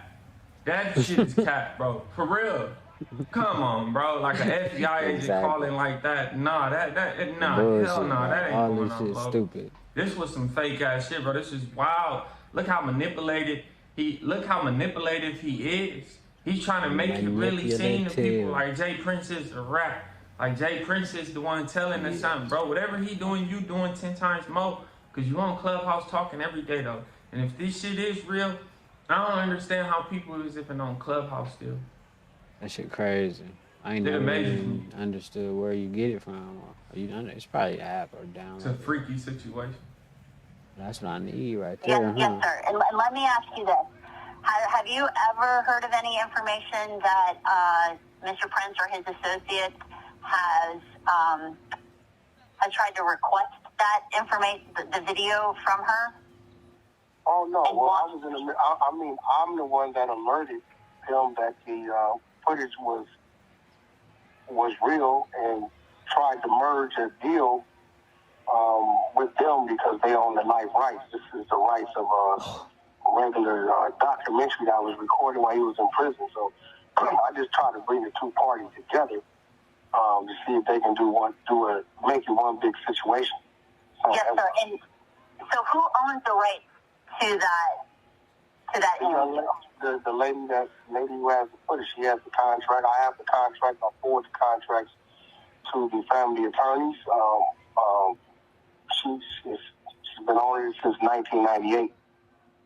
Yes, sir. And did Mr. Prince attempt to get the rights to that interview?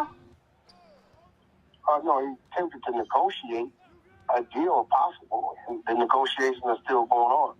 But I mean, that's his business. Nothing wrong with him negotiating. Oh, absolutely not. I'm not implying that whatsoever. Just some information that we received was that the documentary, the businesswoman didn't want to really give up the documentary, and possibly could have been pressured to do so. No, I don't know anything about her being pressured. Boys, y'all go pick up the book. Read that book called The Fishbowl. Yeah. Yeah. Whoever got that book out, that was my interpretation of the fishbowl.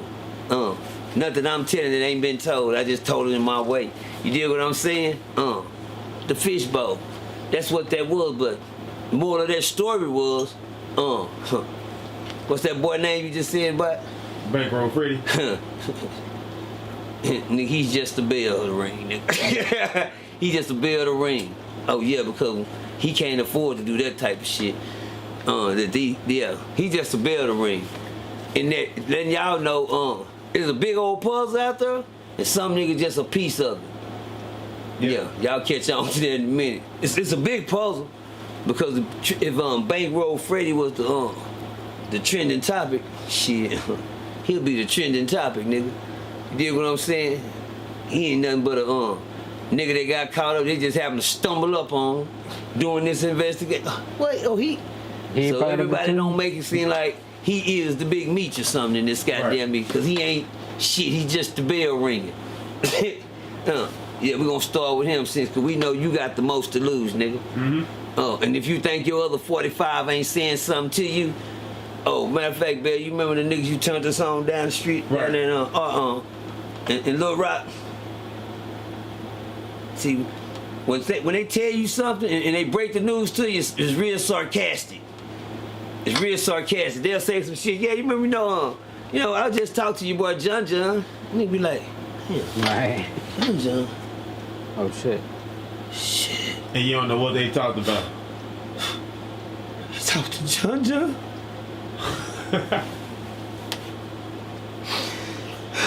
John told us what we need to know. Stupid. Word of P didn't pay it. You finna tell everything. I know it, nigga. When they tell you the P ain't gonna be your pad, yeah, yeah, I know it. And guess what? By the time you finish goddamn me singing on that paper, you gonna find that you gonna decide to say your little cop make one. Say, man, you know they talk to John, don't you? Nigga like, what, nigga? Say what? No, John, how John doing? What John did? Man, John in there sitting down. Ain't nobody talk to no John. What you mean nobody talk to no John? John ain't been nowhere. Yeah. What you talking about, man? What you talking on the line? Man, the man just said he talked to John. Let me tell y'all something. Reverse psychology is a motherfucker. Yeah. You better learn that shit, niggas. Yeah. You don't know it? It'll get you every motherfucking time, nigga. John's at the house, like Diamond said, he in the Bahama Mamas, nigga, sipping on a motherfucking margarita or something out of goddamn coconut, nigga. Doing this, ain't worried about shit you said, but what you done just did, nigga. You done flipped John, you done tell him on every motherfucking piece, right. You know, he used the main name to goddamn it, and Judge ain't even been apprehended yet. And do you think, even if they have him in custody, do you think that's because you like pulling out the chessboard? Let's go. Because when you reach this level of in the system, I mean, you ain't playing checkers. They playing chess right now. This the part where they gotta stir at the board like this, a thing in chess, Diamond, like life. You gotta stir at the board for a minute, and then you got niggas that, let me show my shit. Yeah. Make sure y'all see that right there, huh? Yeah. You gotta know, goddamn me, that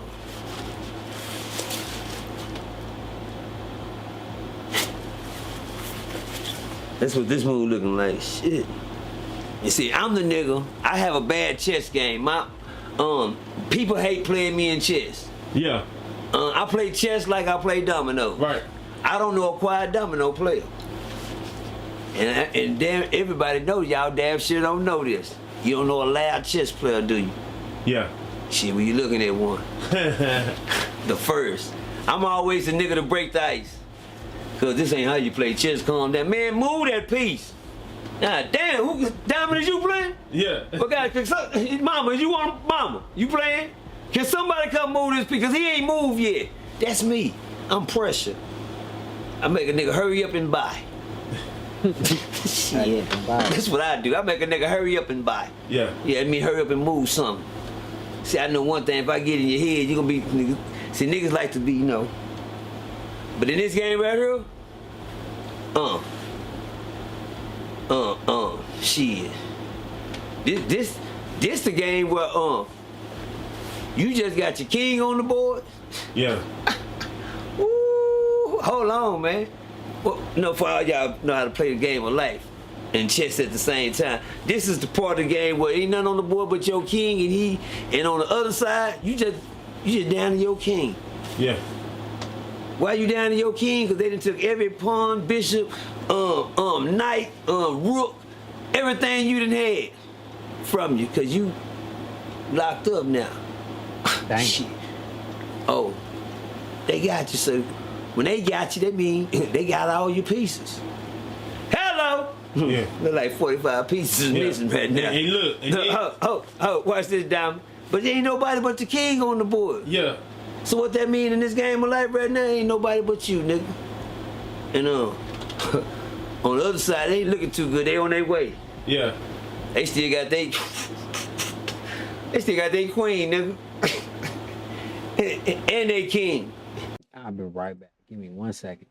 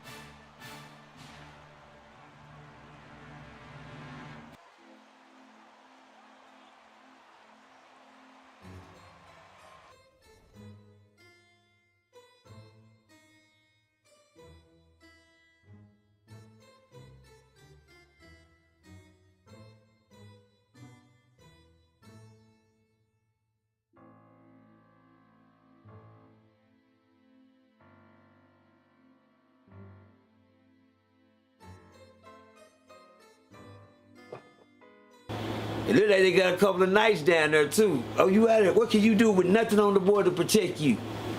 Cause you done let them take every piece you had off the board. Cause you want to, you doing your game, but they still smart. And that's just you. This game, everybody that play chess know that's how the game is. Right. In a checkmate.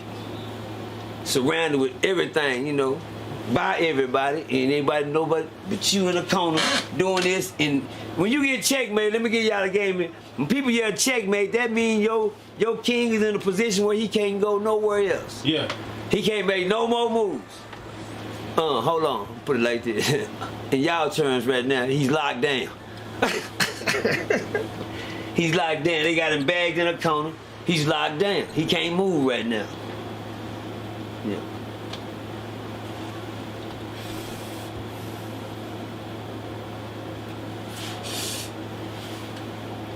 Chess is a beautiful game, man, when you apply it to your life and you know how to apply it to life. Because if you don't apply it right, you can get up in a corner and can't move. And niggas just looking at you. And I'm sorry to say, in this game that they playing, they play games where it's not a stalemate and you don't get 2 out of 3, nigga. See, when you play chess, I always get a 2 out of 3. I always play niggas 2 out of 3. The first one, he might win. The second one, I might win, but we got a third one. Right. The first one, I might win, and he got action to get his X bet, That's how you play. Like, give me 2 in a row, I play 2 out of 3 every time I play. Right. But,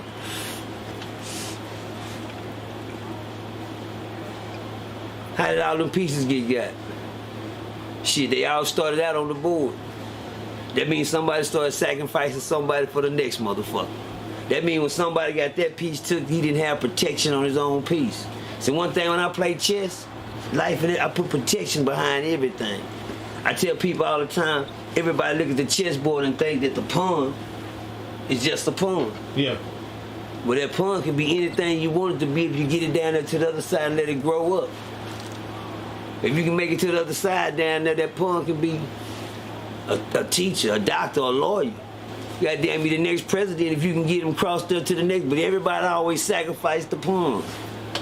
And then at the end of the game, nigga be looking at the pawn crazy and a motherfucker could be like, goddamn, where he going? Man, get that pawn. I gotta get that pawn. Now y'all chasing the little man because you don't want him to get down there to the end and grow up. Because you know if he make it down there, he can be all he want to be. Whatever he want to be in life, that's what I want. You can say I want a knight, a rookie, a bishop, whatever I want if I can get him down there. But we start protecting the little pieces, nigga, we might get some big pieces. We start protecting the little pieces out here in the world. We start protecting the little kids that we ain't paying attention to no more and let them get to the other side and put some protection behind them. I was the type of nigga, when I play chess, if you take one of mine, shit. Believe me, I got something right there to take your shit. Yeah, that's what I do when I play chess. I always keep protection behind each piece. Go on, take it if you want. I'm the nigga, when you playing me, you think about taking my piece before you take it. Because you looking like, damn, if I take this motherfucker, he gonna give me, damn. But I need this motherfucker. I'm gonna make you think about it, nigga. That's how I play chess. Yeah. I always put protection behind your pieces. Even the little bitty part. I don't let a nigga get a motherfucking thing for free. Yeah. Shit, nigga, every time you take it, go on take it if you want to. I'll be looking like that. Shit, take it. Yeah. Go on take it. Shit, cause if you take that means you must be ready to lose some of your motherfucking self. Cause guess what? Percy, that's how I play. I'm sorry I gave away my little strategy. My strategy is to always put protection behind every piece. That's my game. You can have it. Cause when you take that, thank you. When you pick that up, oh, thank you. Yeah. Go on take it, go on jump the queen, go on run down if you want to. Everything got bag up. Shit, I'm at war. I don't get out there for free, let niggas you niggas got that good, we gonna trade pieces. Well, in the game of life, you can't trade pieces. Nah, nigga, you only goddamn me, you only get one life out here. I'm sorry, and guess what? I'm sorry to say this, y'all. I don't give a fuck what y'all niggas think in life. You just a piece on the board. I'm just a piece on the board. But guess what? There's a lot of things around. I still got some bishops over me. I got some castles, some bishops, some knights. You understand me? That I'm playing life with right now. You understand me? But shit. We looking all right right now. I lost a couple of games. Yeah. You know what I'm saying? But hey, I still got protection. Yeah. Look at that. Let's go, y'all. Hold on. I let y'all soak in that one for a minute. Yeah. Dig what I'm saying? But back to what I'm saying, how niggas get flip, and toss. That's how the bankroll run out. Bankroll. You don't got enough bank. I mean, you don't own no banks. And guess what? You gonna find out shit. The shit they come at bankroll with, he ain't even equipped for it. He ain't built for it. When I say anybody go do time when they catch you, because guess what, nigga? You ain't got no motherfucking choice. Yeah. Fuck you mean he can't do no time? Fuck you mean he can't do nothing? Watch him. Shit. He gonna make you out a lot real quick. Because guess what? He ain't got no choice. That part. Let y'all soak in that one for a minute. I gotta go get him, man. He can't do no time down there. He can't. But one thing about time, you gonna do it fast or slow, but you gonna do it before you go. Shit. Yeah. Hello. It's cold, Diamond. I swear to God, man. If I would have came up in an era where I seen shit happening like this before that, I wouldn't have never been in trouble, y'all. Right. This shit easy work. Yeah. Hell no. See, I grew up in the era where we was experimenting on. Exactly. Yeah, we was experiment to get you niggas where y'all goddamn me, it now. Fucked off. Shit. Yeah. That part. I'm sorry. I wasn't used in the experiment for the lab rats. I didn't grow up in the I didn't go to private school. I didn't go to ambassadors, niggas. Yeah, I'm gonna let y'all soak in that for a minute, ambassadors, niggas. Old private owned school niggas, paying for your good schooling because we had to go to get basic education.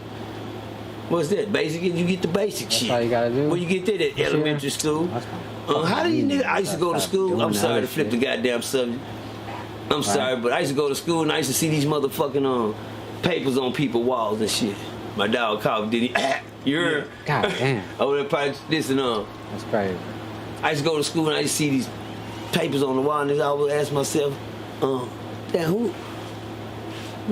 kind of room? I just thought some kind of strange room and shit. But when they ring the bells, people always come out. People that come out like little Chinese looking people, little Iranian kids and shit. Yeah. A couple of black kids that didn't even walk around the school with the rest of the niggas. Yeah. So one day, man, I stumbled up on that room and that door was open and I looked in that room and I got a chance to stick my head in there. There was a whole bunch of computers. I said, what the fuck kind of room is this?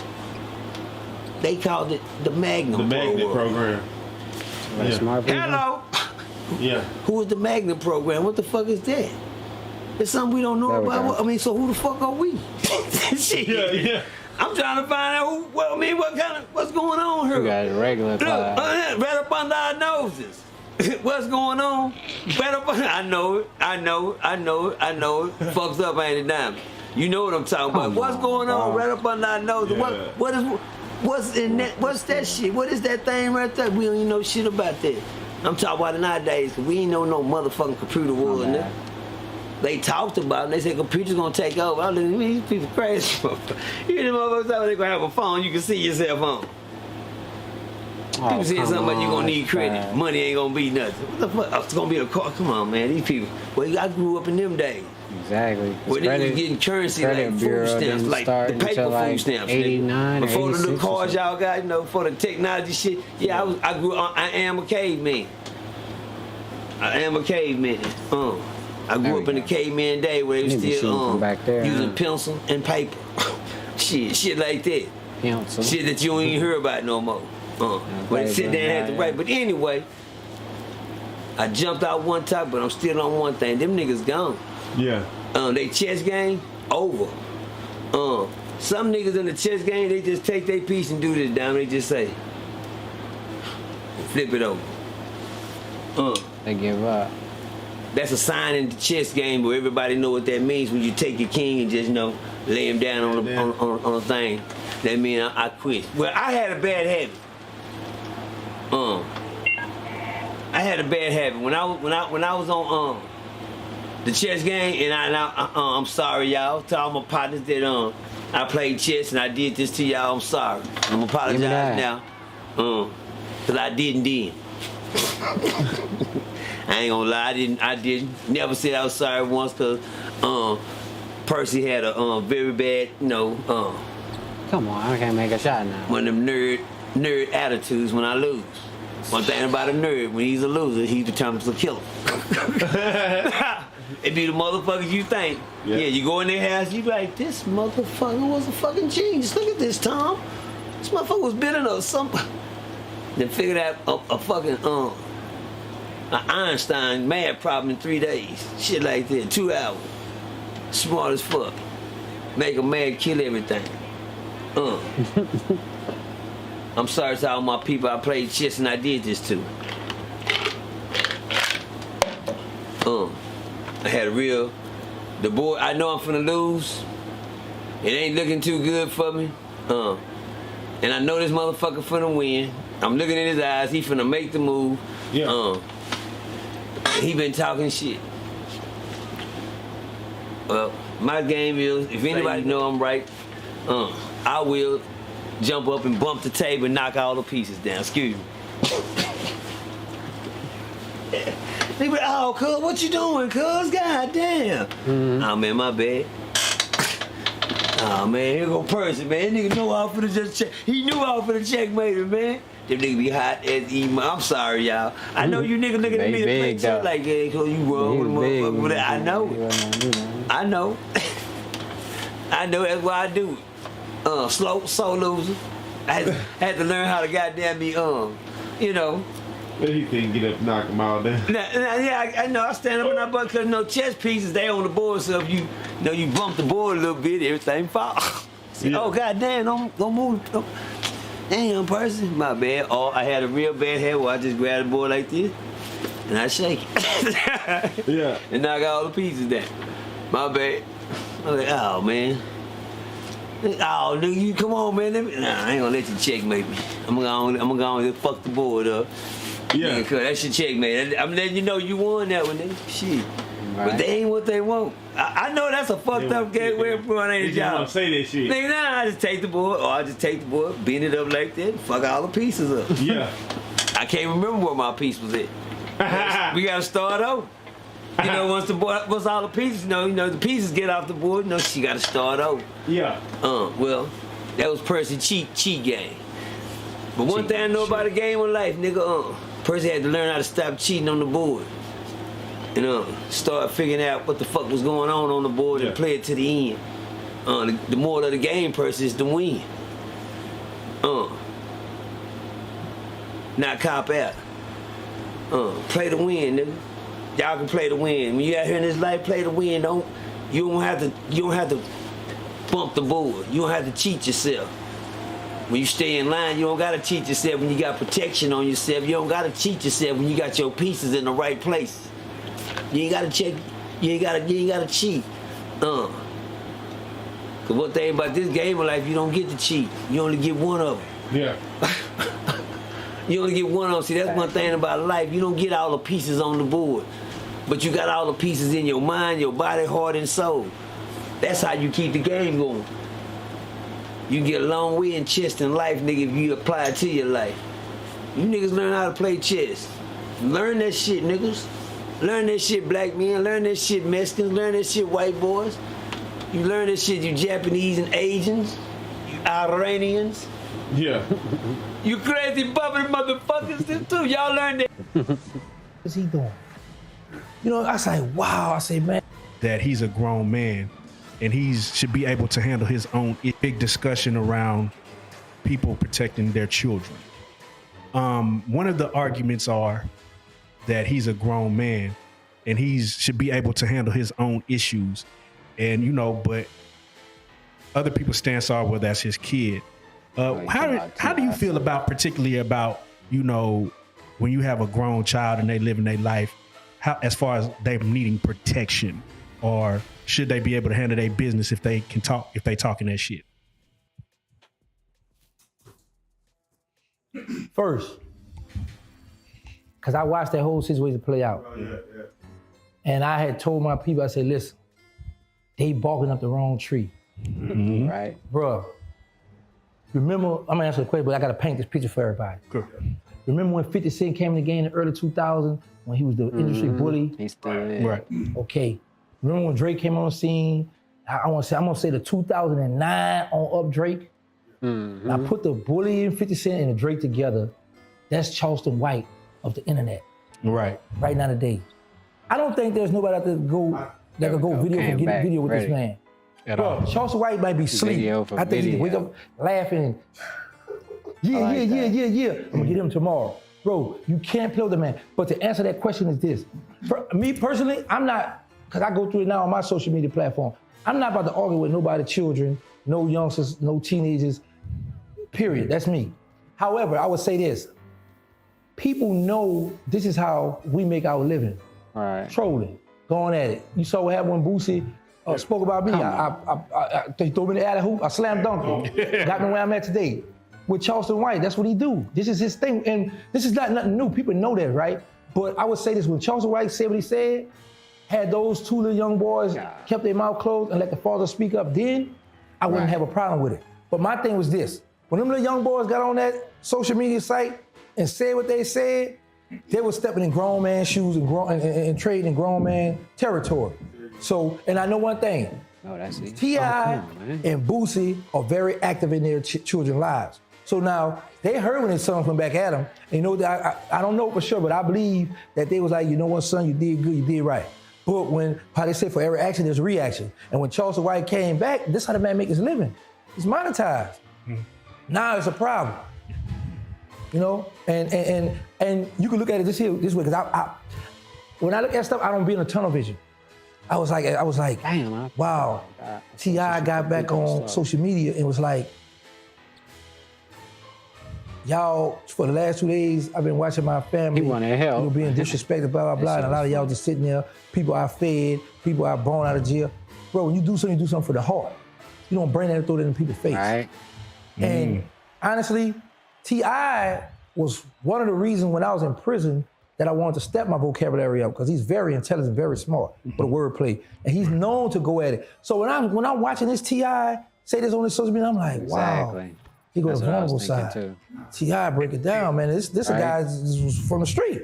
Right. Exactly. You know what I'm saying? So I'm like, man, what you doing, Tip?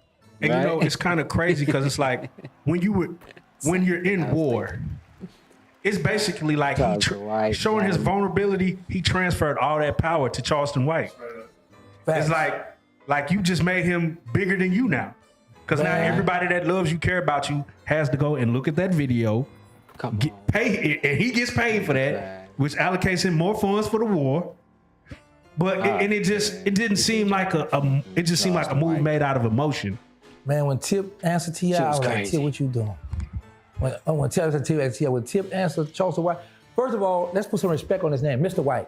Mr. White. Because I don't want no problem, Mr. White. So when Tip got on there and addressed that situation, I said, what is he doing? You know, I say, wow. I say, man, no, man, you can't get that man that kind of platform. You put that spotlight on that man. And Charleston White gonna act a fool when he get that spotlight. Oh yeah. Yeah. Yo, bro. This is what I'm about to say. You can look at it like this too. Two ways you look at this situation. When T.I. screamed, you can look at it as he abused his celebrity status because when he started screaming up to the people, a few people respond to him, right? Yeah. Or you can look at it like T.I. a big dog in the building and he spoke out and they respond. You know, so you can look at it both ways. You know, I just was like, man, shouldn't have said nothing at all. Leave that man alone. Right. That's funny. I was thinking the same thing, but you know. What do I care?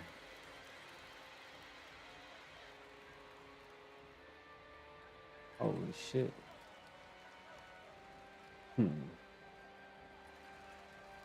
That's what I need to do low key, but it's just tough.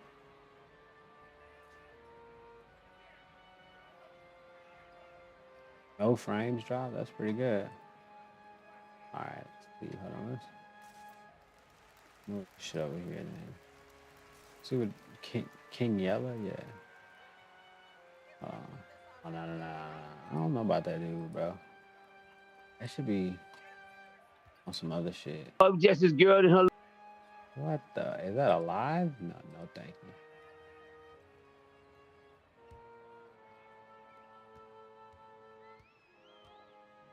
Get back to this game real quick.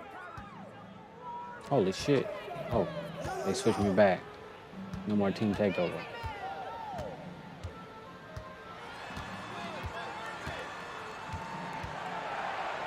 Who's that? Ben Simmons? All right, Ben Simmons ain't scoring no buckets. 2K, you lying. Stop it. Oh, you better get over here quicker than that. Too easy, man.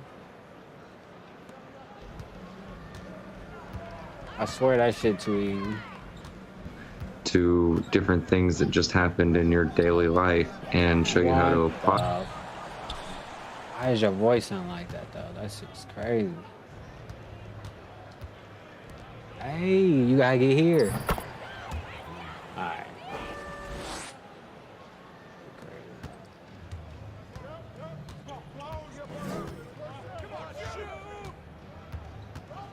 I really wanted to reach, but double Ben Simmons like he good.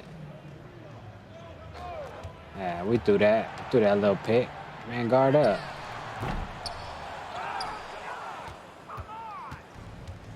Let's go. Oh, hold on. Curry? You gonna let me shoot? I mean, not Curry. Kyrie. Just crazy. Hold on. Doubling Ben Simmons again. Oh, shit. He almost got the angle. Oh, he did. That's crazy. He good. Oh, he guarded me. Yeah, that's the shit. Oh, that's too easy going to my left. Going to my left. Going to my right. I mean, with this 81-3. Double Ben Simmons like he good. Come on, how the fuck did he pass that shit? Shit crazy. Alright. Hold on, let's see. Oh, I fucked that off? Nope, made that too. Just moving without the ball. 1-on-1.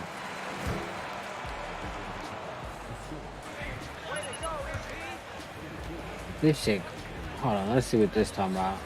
Yeah, things have since calmed down, but according to North Las Vegas PD, 3 men were stabbed just before 2:15 this afternoon. As you can see, nothing so much is going on behind me as of earlier, but now those men taken to UMC where they are now being treated. The severity of each man's condition is unclear, and we are still awaiting information on what led up to the stabbings and who was involved. And we spoke to a man playing basketball at the park who says he was here when the incident occurred and saw a large group of kids running in the midst of it.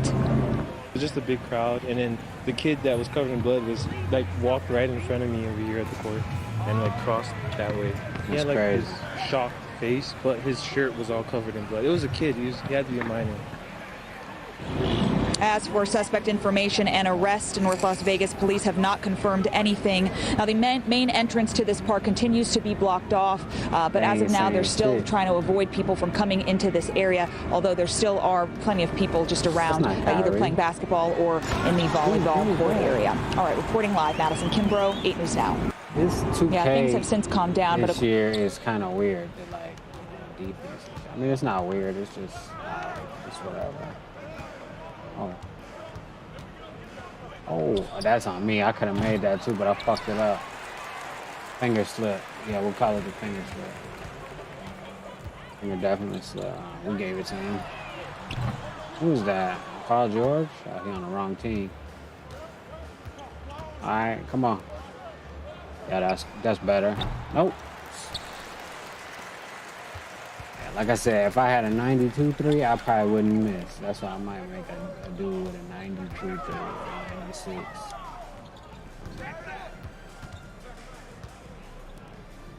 Oh. 92 is probably good enough to never miss.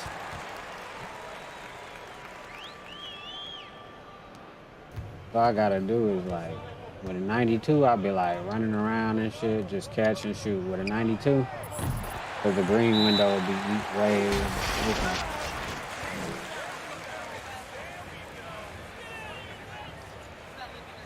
Like I said, this is an 81 with no real like badges like that.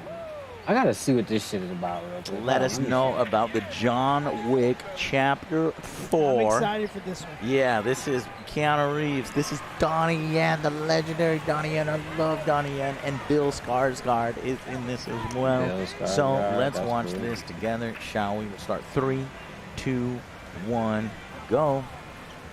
Oh no, Lionsgate is very aggressive, so we'll probably have to edit put that shit. A bunch of copyright stuff all over this. Okay. Why bother honoring? Fair use matters. I like that. Going That's to cool. church for your wife. You're gonna die. Joe got fair use matters on the screen. Maybe not. No one kills John Wick.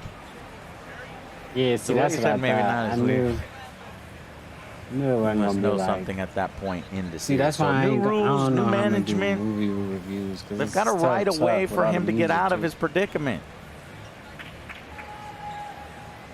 Single combat. There it and he's is. out. So single combat, and But I now don't trust him. he can be forgiven. And then they're gonna bring in his family. I didn't know he had other. Is that his sister, a relative? Now they got family in it now. What the fuck? Hey, or John. Fishburne. They're gonna do the same shit again. Ah, you know what that is, right? What is it, Joe? It's fucking amazing. No, that's Matrix. Man, I need the guns, and then he smiles, bro. Okay, they're gonna fight. These two. You know, I wonder if Common is coming back. Common for what? Hey. Common. He's like a politician. Clancy Brown. Oh, love him. Looked like him at least. Sounded like him. That's my problem. Okay. Okay. I figured out my problem. So it looks like we're going back to this trailer has a lot less of that action. Oh, here comes the action. There it is. Just kind of explaining that this is his ticket out. And then he has to meet somewhere on time as well. I'm sure that's going to be tied into the plot a lot. Love that actor. They have some kind of sword action Japanese. Oh, that is so cool. Okay. Wait, they had sword action? Like if you're going to put up some sword action Japanese. Sword action Japanese. Oh, that is so cool. That is cool. Donnie Yen, that's like if you're gonna put up somebody against. I hate that he has to be a bad guy and he has to die because John's gonna win. You know John's gonna win, right? So I want Donnie Yen to fucking help him, not fucking die. God damn it! Not die. What'd you think? Right? Hey, there we go. That's how it's supposed to be. John Wick Chapter 20. I'll still be watching if it has this badass choreography. My battery's low. Hold on. Stuff. Yeah. Fucking love it. Great actors. My batteries are going. I gotta plug in the controller. Yeah. Enough said. I mean, it's it's dressing nice, looking good, staying in shape, which I'm not doing, and good gun kata and action. Oh, I fucked that off, but that was nice. Fucking mythos with the world and story about these assassins and shit. We've got a fucking horse gun I was about to say, fight. I think I missed that one. We got Paris meeting where I guess he fights this guy. See, yeah, so Bill Skarsgård, he does not intimidate me. I don't look at him and say, oh, well. He's gonna be like I'm like, hey, John's out. He's creepy as fuck. Mastermind so type creepy, of. Joe. Can you tell that to me? He's a clown. No, that's no. Anyways. So I'm wondering if he's using, and you can see it here, he's kind of his lieutenant or his hitman. Oh. So can he actually... Damn. He's gonna have to kill him. Right, he's two pin, but he doesn't have a pin, see? So maybe he can flip after they fight? No, There's no way. And is he blind, Joe? That looks like a That would be walking stick. cool. And the way he was kind of not directly looking at him, I think he's blind. Yeah, the blind That's fucking samurai. amazing. So That'd be I guess cool. Bill's like, well, I don't have to fight you in single combat. I'll have him do it or something, is what I'm thinking. Because it's like, I don't believe Come Bill on, is man. going to I knew I beat up fucked it up. Went too John fast. Wick, the Baba Yaga. And it is him. That's awesome. I'm glad to see him getting roles and getting back. And, yeah, looks cool. We got, like, the Axe Gang here or something. The Axe Gang. That is like, yeah. Beating the shit Kung out Fu of Hustle. Beating the shit. Just hitting people. Oh, yeah. I've always wanted to see the nunchucks used in creative ways. And I'm you missing got everything. that right there. So, and then we'll skip ahead to No way what out. is the best, in my opinion. So here's something. I think, what is this? Ken Watanabe? Forget his last name, but he's a really good actor too. I think he's gonna die. He's gonna lose. You know, they have to Right. build this guy up as a, match for John Wick. So this could be a badass, a sage that talks to John or that John learns from. They're gonna or that knock he gets him to learn off. information. And eventually he goes down and it sets up the fight between these two. And let's go ahead and... John Wick is just a video game at this point. That's Yeah, I too can easy. kind of see that because he's like shooting, yeah. he's looking to the Yeah, side. and he's kind of like Yeah, he's looking blind. up. So this fucking... This is Blind awesome. I samurai. can't wait. At one point I wanted them to end. I was like, I don't want them to go too long to where they outstay their welcome. But like you're saying, if they're If doing it's like this, then we're on board. John Wick 20, baby. John Wick 20. They want more. Holy shit. Alright, man. I'll holler at y'all tomorrow. Or maybe not. Peace.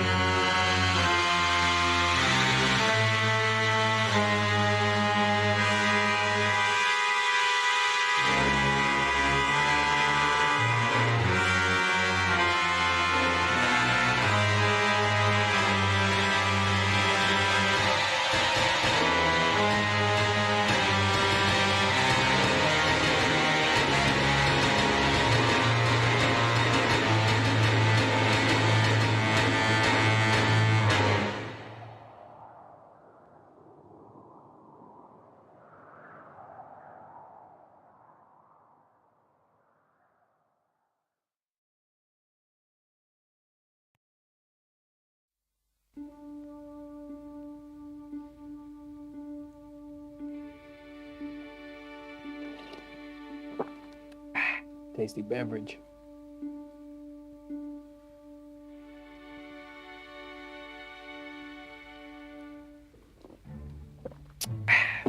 Ooh, that shit's hot.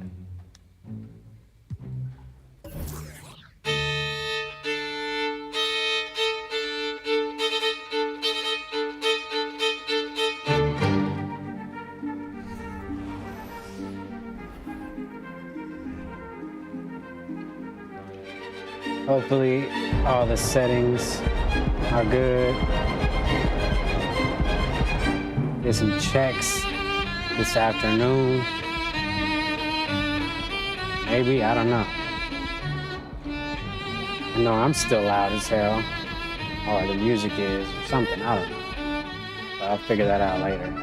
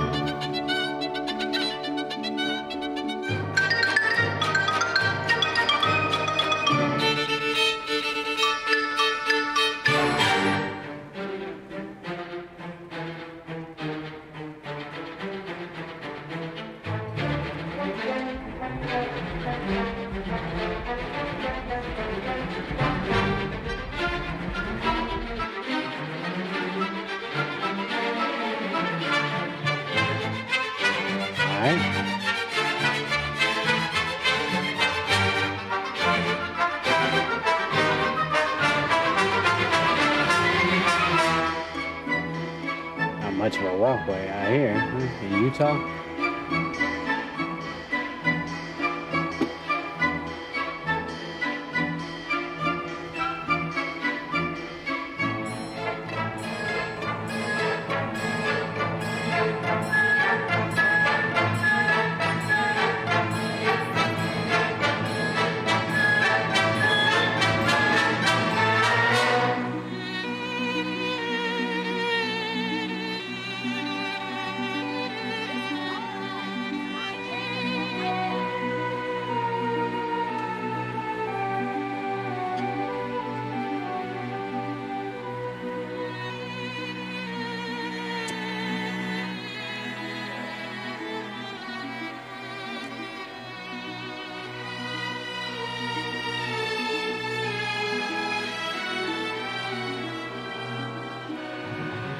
All right, let's do this.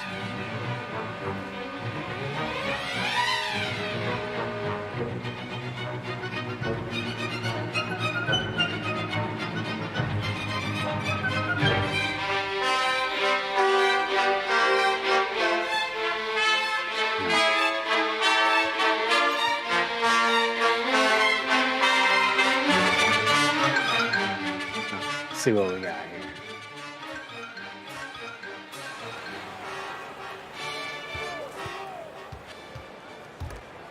Alright, here we go. Alright, we playing.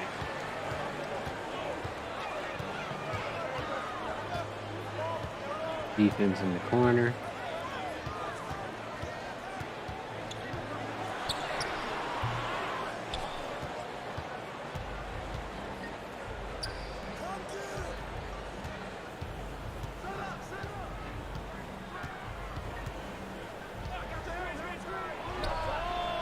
Dang, sliding late.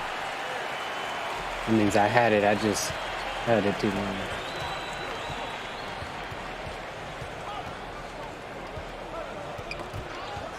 On his ass, boy.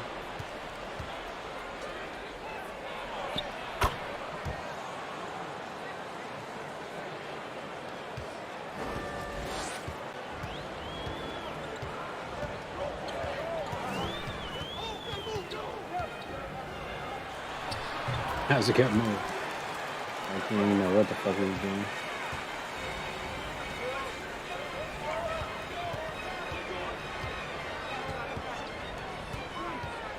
Oh shit. I'm about to say definitely missing that. You fucking can't stop moving.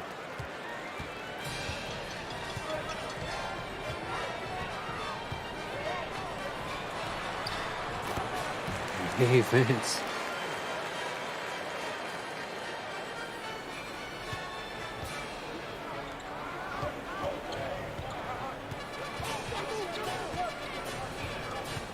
Oh shit.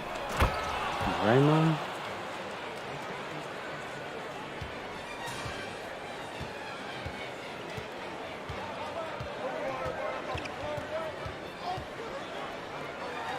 I'm about to say anything. I hate when they run a play just for a look. But they ain't gonna shoot anyway. Shot a touchdown.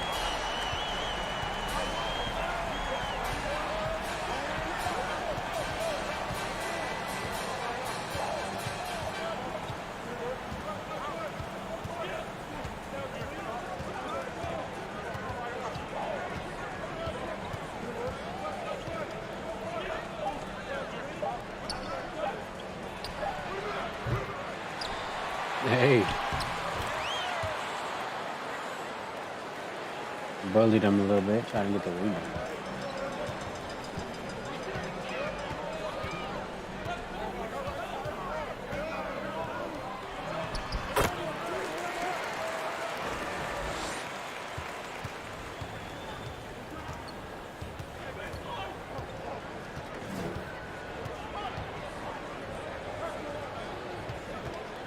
Why is this dude trying to guard me so tough anyway? What's his issue?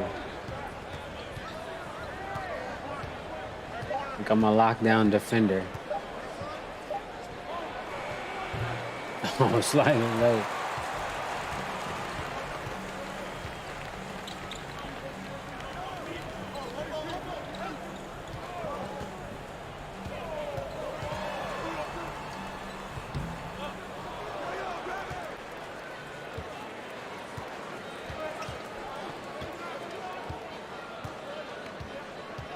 Like, if I can score, that's a plus.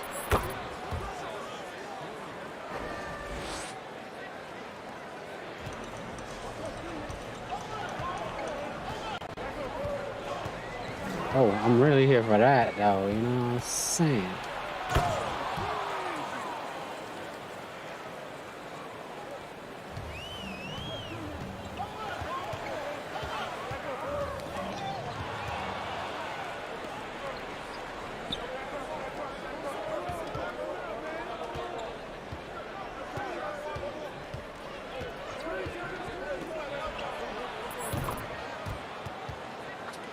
Yeah, if I can do that every time, nice. Oh, come on.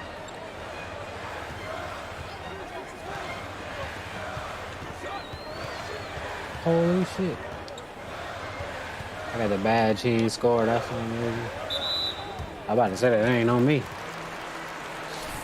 ATL Jacob, ATL Jacob. We have one of the great producers of our day, #1 hit maker. ATL Jacob, ATL Jacob. Shout out to my ops. Assalamu alaikum. Okay, yeah. Yo, he did his own welcome work. to Vlad TV, man. A big fan of what you do. Congrats on pulling off what you pulled off at a very young age. 23 years old, right? Yeah, I'm 23. A lot of people get the age wrong. That's crazy. They be like, you 20, or they be like, you 21. Yeah, man. Well, congrats on what you pulled off. But this is your first time here, so I want to get into your whole story. So, born and raised in Atlanta. Yeah. So, what was Atlanta like in like the 2010s? 2010s? 2010. Man, that's when yeah, 'cause he only 23. Walker and Gucci was going crazy. Young Scooter was going crazy, and Future was going crazy, like strong. I'm glad he said Young Scooter. Okay. And you started playing music at a young age? Yeah. Yeah, around that time, 2010. Okay. You started out at your marching band? Marching band, I started out, classical band. Marching band was like when I got to middle school. Okay. Okay, and you played a bunch of instruments, right? Yeah, I played He know alto music sax, theory, definitely. tenor sax, baritone saxophone. Take a lot of breathing on that one, you know. Yeah. Drum and, a lot. Yeah, I played clarinet and saxophone. For real? My day, As a musician, yeah, but then I got in trouble in my school. My parents put me in a school that didn't have a music program, and then that was I couldn't it. keep it up. So, you know what I'm saying? There's a video of you in sixth grade, is it? This right here? Yeah. Which one are you in this video? I can't tell. I'm next to the guy in the red on the right. That's funny. Aha. Oh, with the saxophone. Yeah. Okay.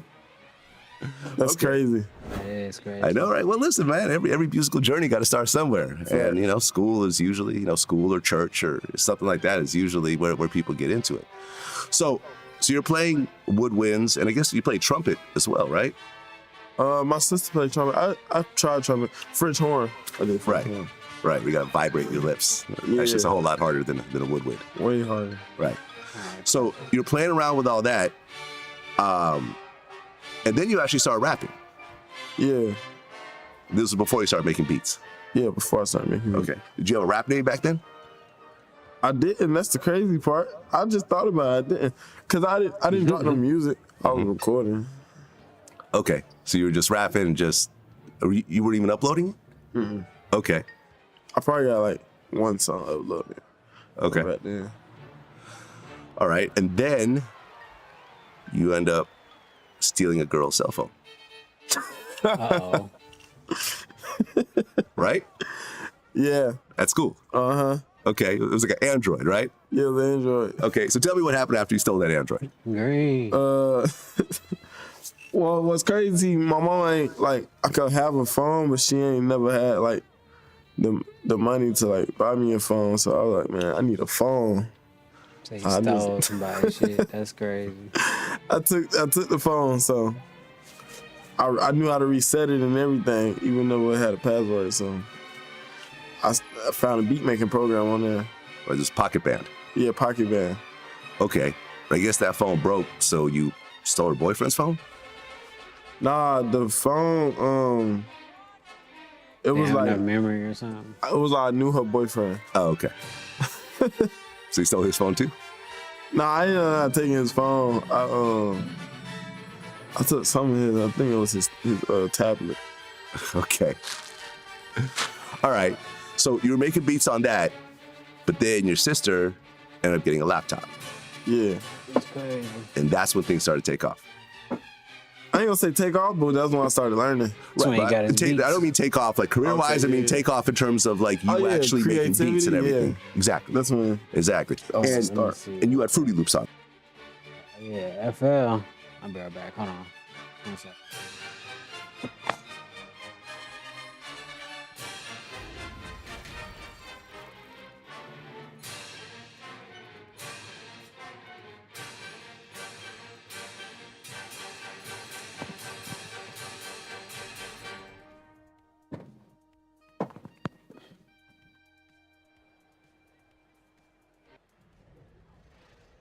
Alright, yeah, my bad. That's on me. I had to get that shit before the game started. On that. Uh-huh. It's interesting how many big producers started off on Fruity Loops.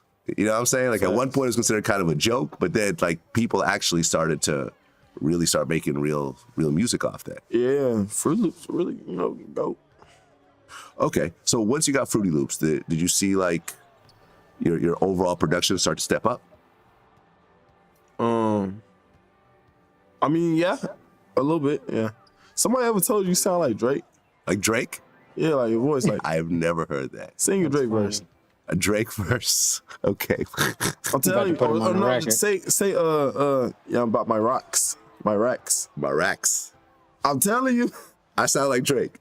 Man, the voice, like. I have never heard that before. I mean, I believe you. Shit, you got a producer here, so you know. Man, it's your voice. Next time Drake can't make it to the studio, man, just hit me up. I'll spit a couple bars. Just give me my writing credit. I'll be good. Oh, God. That's fun. You do it all. It's crazy. Something else real quick. Be right back.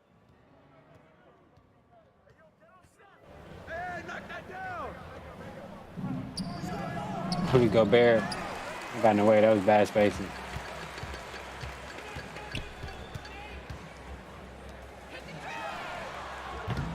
He ain't want to shoot that.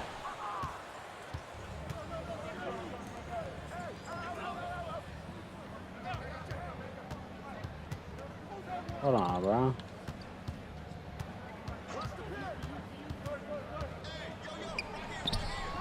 Oh, that's crazy. I was really trying to hop step and press it to X.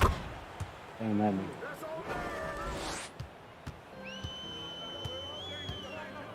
Timeout, timeout. Yeah, we definitely needed a timeout in there.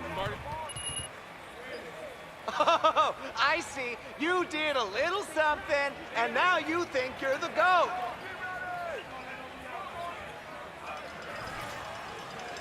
I saw you doing an interview where you were talking about shower sharks. Shower sharks? Oh shit, this about to be crazy. Oh my god, that nigga. And well, I remember you saying like some of your prison interviews, what they do is teach niggas how to survive. Okay. And so you got shower sharks, you got booty bangers. When a person goes to prison and they, you know what I'm saying, like you a young nigga, 17, 18, 19. Right. And you go to prison. Right. And you dealing with grown men who look like grown men. It ain't that hard to overpower you. No, for real. So, with that being said, it's like, how do you avoid getting your shit took? For lack of better words. You can't avoid it. Man, you can't avoid shit like that. When it's time for that to happen, they coming to get you. When they coming to get you, that's because they want you. I seen something on the Boondocks where the nigga sit there and said, he said, you know, I like you. I want you. Don't play with me, too. Quit fucking playing with me. Yeah, that part. That part right there. Say, that nigga said that. Say, did you hear any hesitation in that nigga? What that young nigga gonna say when that nigga walk up there and tell him that?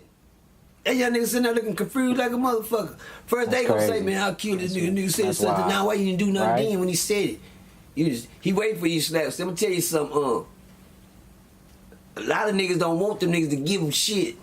A lot of niggas want to say they get off on the fucking taking it. They get off on it's an adrenaline rush for them niggas to take something. They don't want you to sit there and boot it up and stand there and get. They don't want that. They want you to fight for it.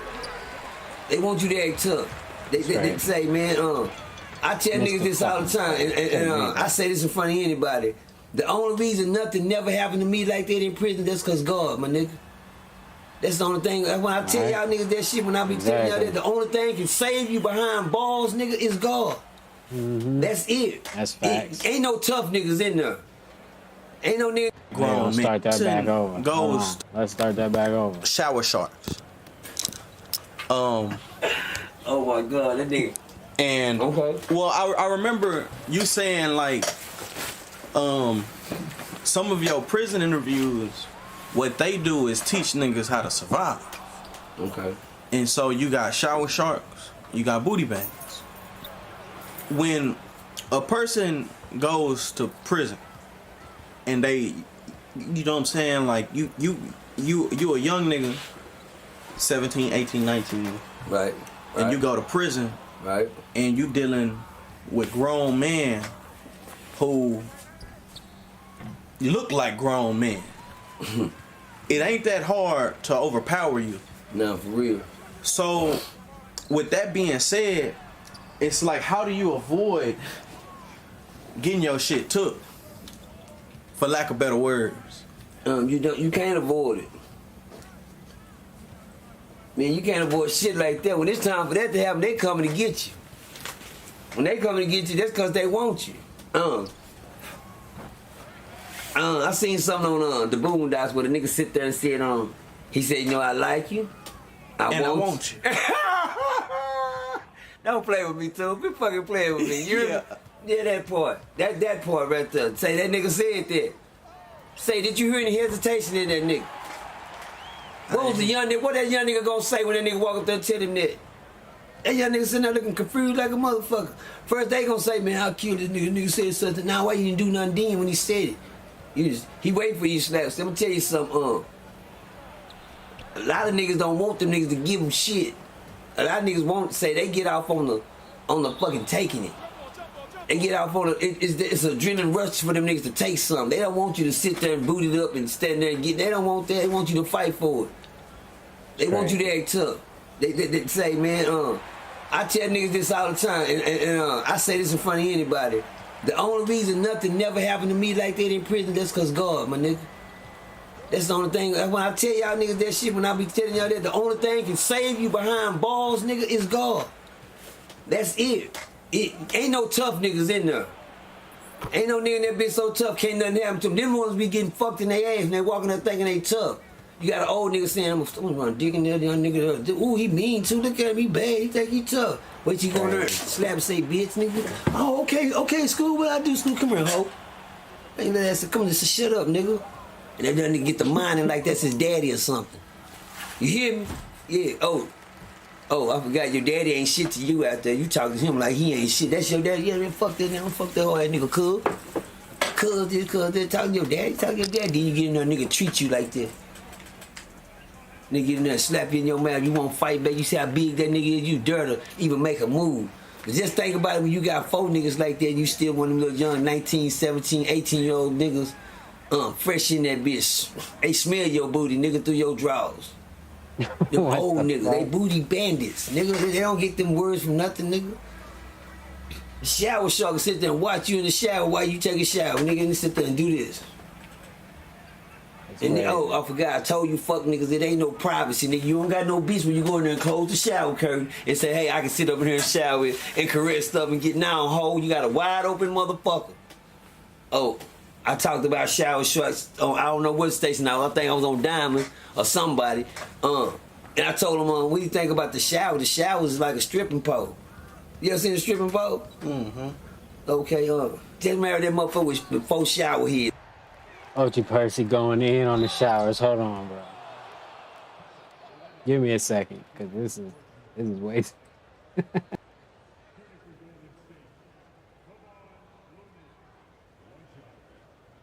One shot.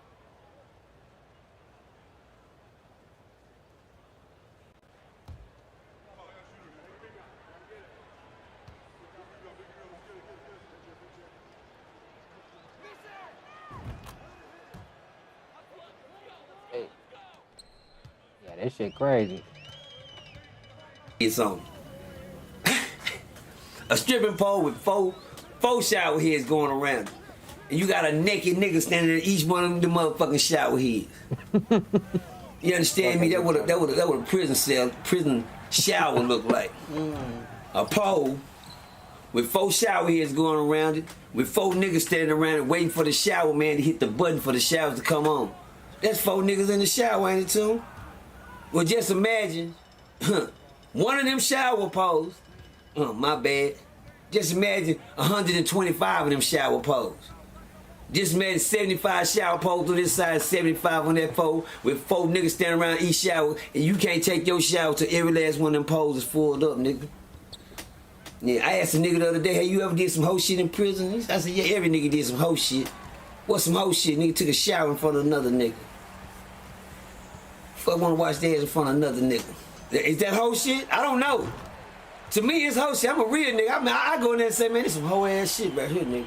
Yeah, we don't get no one shit down, bitch. You don't get no privacy, nigga. You don't get no freedom. You don't get no choice, nigga.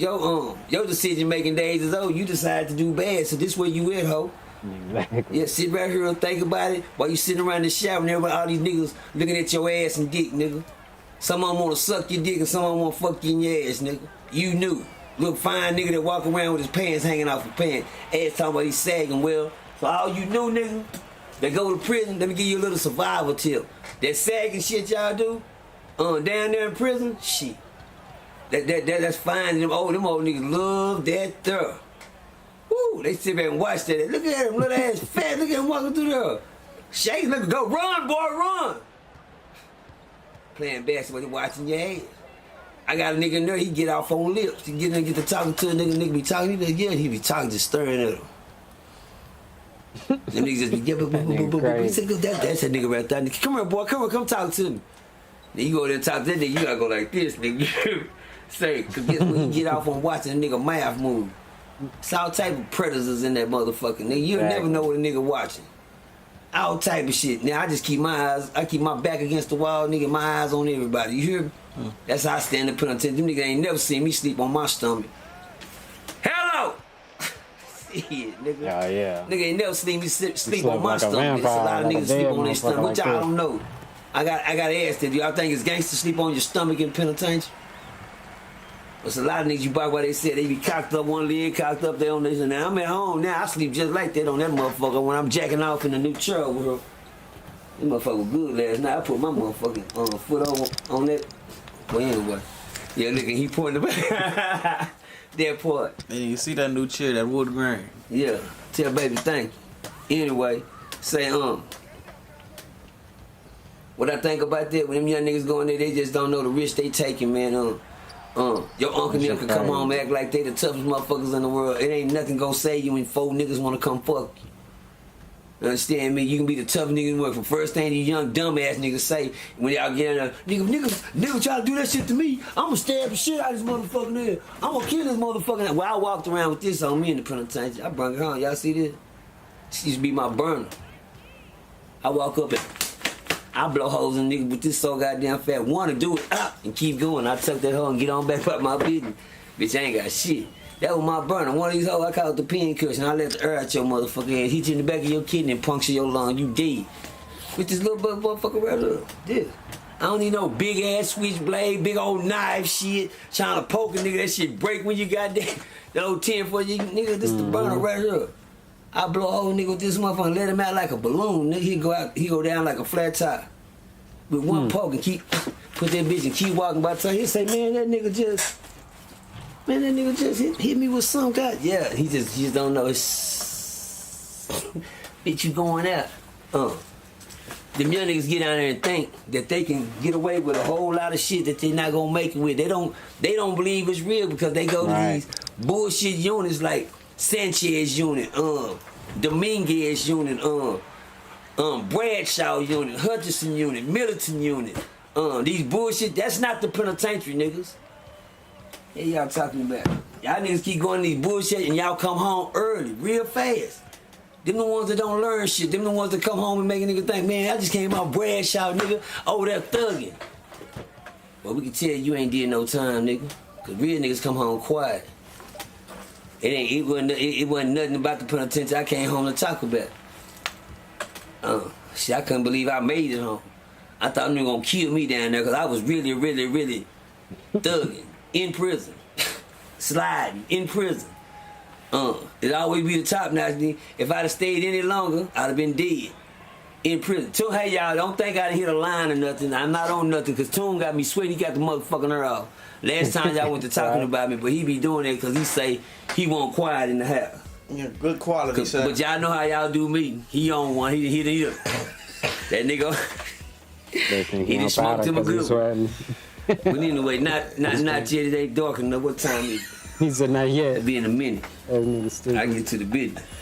But anyway, the daytime y'all see I feel fine. But anyway, nobody comes home safe like that but through God, man. And I thank God that He didn't allow nothing like that to happen to me. Yeah. I thank God that nobody preyed on me. I thank God that I was bad, not tough enough, but He built me fine enough to protect myself. Right. Ain't cause I was bad. I'm gonna tell you something. Ain't no bad nigga. Just cause I said I called shots in prison, don't make me a bad guy.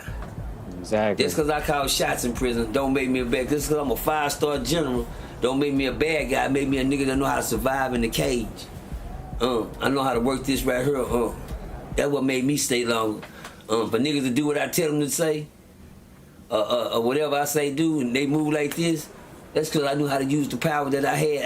I didn't gamble niggas' lives out. I didn't hog niggas with my power. I didn't even use niggas with my power. I took it for what it was worth. That's how I made it out that penitentiary alive. But Any of you niggas? Hey, real tone, it's He some said real it money ain't in gonna the happen. You ain't gonna make it. Huh? Okay. Let's see this shit real quick.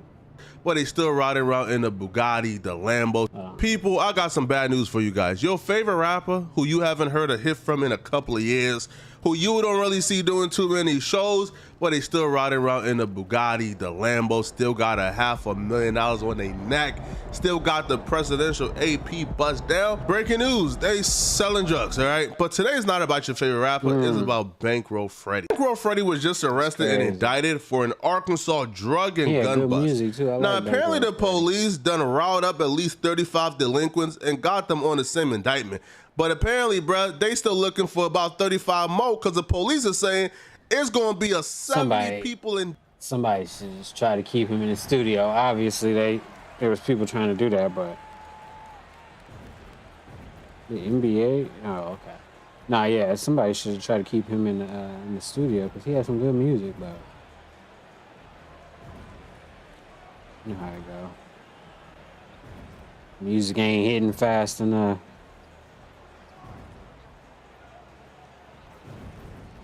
So motherfucker go back to the streets. I'm looking for what else we gonna watch. I'm doing it on my cell phone though. I think it might be quicker to do it that way. Oh shit, yeah, I got that, but hold on. Let's listen to this shit. Indictment, this is crazy. Now, they're being charged with trafficking massive. Now, when you say massive, we talking about keys here, right? We talking about keys. Massive amount of crack cocaine, marijuana between March of 2021 to October of 2022. You know why those dates are important? Because that's approximately 6 months after the EID loans, after the PPP loans, after the stimulus checks. That's about 6 months after the pandemic. Ninjas was starving. After they done blew and ran through the money that Big Daddy Trump gave them. Listen, man, Ninjas spent that money that Trump gave them on some Zaza, Amari jeans, denims, right? Probably went to the strip club and blew 20 racks. Call himself the biggest, flossiest, flyest ninjas in the city. All right, that's how they do it. So they went ahead and blew through that money, and now they broke and got to trapping out the bandwidth, right? It's unclear what Bankroll Freddie role is, but I'm pretty sure he probably got the same role that Fetty Wap and Rollo got, right? Where, yo, they're ex-rappers who used to be hot, so they probably got their last 100,000 left. They broke that 100,000 in half. It gave them dope boys 50 racks and said, yo, run is up, right? I'm sure that's his role. I'm sure he's innocent, but come on, people. Come on, bro. Come on, bro. That ain't no show money, yo. That ain't for no streams. Look at that piece right there, bro. That's a piece worth $500,000, half a ticket. Come on, bro. Look at this, man. He's shining too hard. That ain't no show money, bro. I ain't seen him do shows in a minute. Come on. Officers, it's right here. Officers, it's right here. Come on, man. He got another half a ticket. Got another $250,000 on the wrist from what? Show money? Please. Please. All right, come on, bro. You can't convince me that ain't no show money. I was like, maybe that's the advance he saved up, and he still got some advance money left. Now, here's the thing, man. Right now, it's too early to even talk about like bail, his role in it. It don't look like. I mean, hopefully, free Bankroll Freddie. You know what I'm saying? But it don't look good because like I said, I like his music. Don't look like I'm gonna be hearing that more of his music anytime soon. How much he's expecting to face. But the police already stated, man, listen, you know all the chains I just showed you? You know all the Rolexes, all the Patek bracelets, all the cash and money I just showed you? The police said, listen, we seized a lot of jewelry and a lot of cash worth a couple hundreds of thousands of dollars from all them ninjas. Bankroll Freddie, my dog. I want to see my dog live 100 years. I want to see my dog ball before them tears. But folks, I want to see him ball before them tears, bro. But make no mistake about it, the DA trying to get that boy 100 years. I'm sorry. He trying to get that boy 100 years, man. That's crazy. Now, I'm sure we'll find out by tomorrow who's snitching. Listen, trust me, bro. Bankroll Freddie already know this, bro. They brought 35 people in. At least 29 of them are snitching. At least 29 of them right now, bro, is asking for plea deals, cooperate, saying, sir, please, sir, don't leave the room, bro. Tell me what I can give you, sir. Please, Man, come on, bro. Listen, Bangor Freddy, man, I hope you're not involved. I hope you're innocent, and you are innocent until proven guilty, right? So keep your head up, man, all right? It's your boy, Porter Flacco. Like the video, sub to the channel, comment for the algorithm. I'm out of here, folks. Somebody threw an egg at the king? That's crazy. Why is there so much British news coming out lately? What's going on with that? I bet you Jay Prince could open up a jewelry. Why is everyone so scared of Jay Prince? I bet you Jay Prince could open up a jewelry store with all the chains he's gotten back. Jay Prince is the metal detector of Houston. You lose your chain, you go get Jay Prince. Jay Prince will find your chain amidst all the goons. Coming up as a child, I done dealt with so much. I done dealt with so much there. What is this?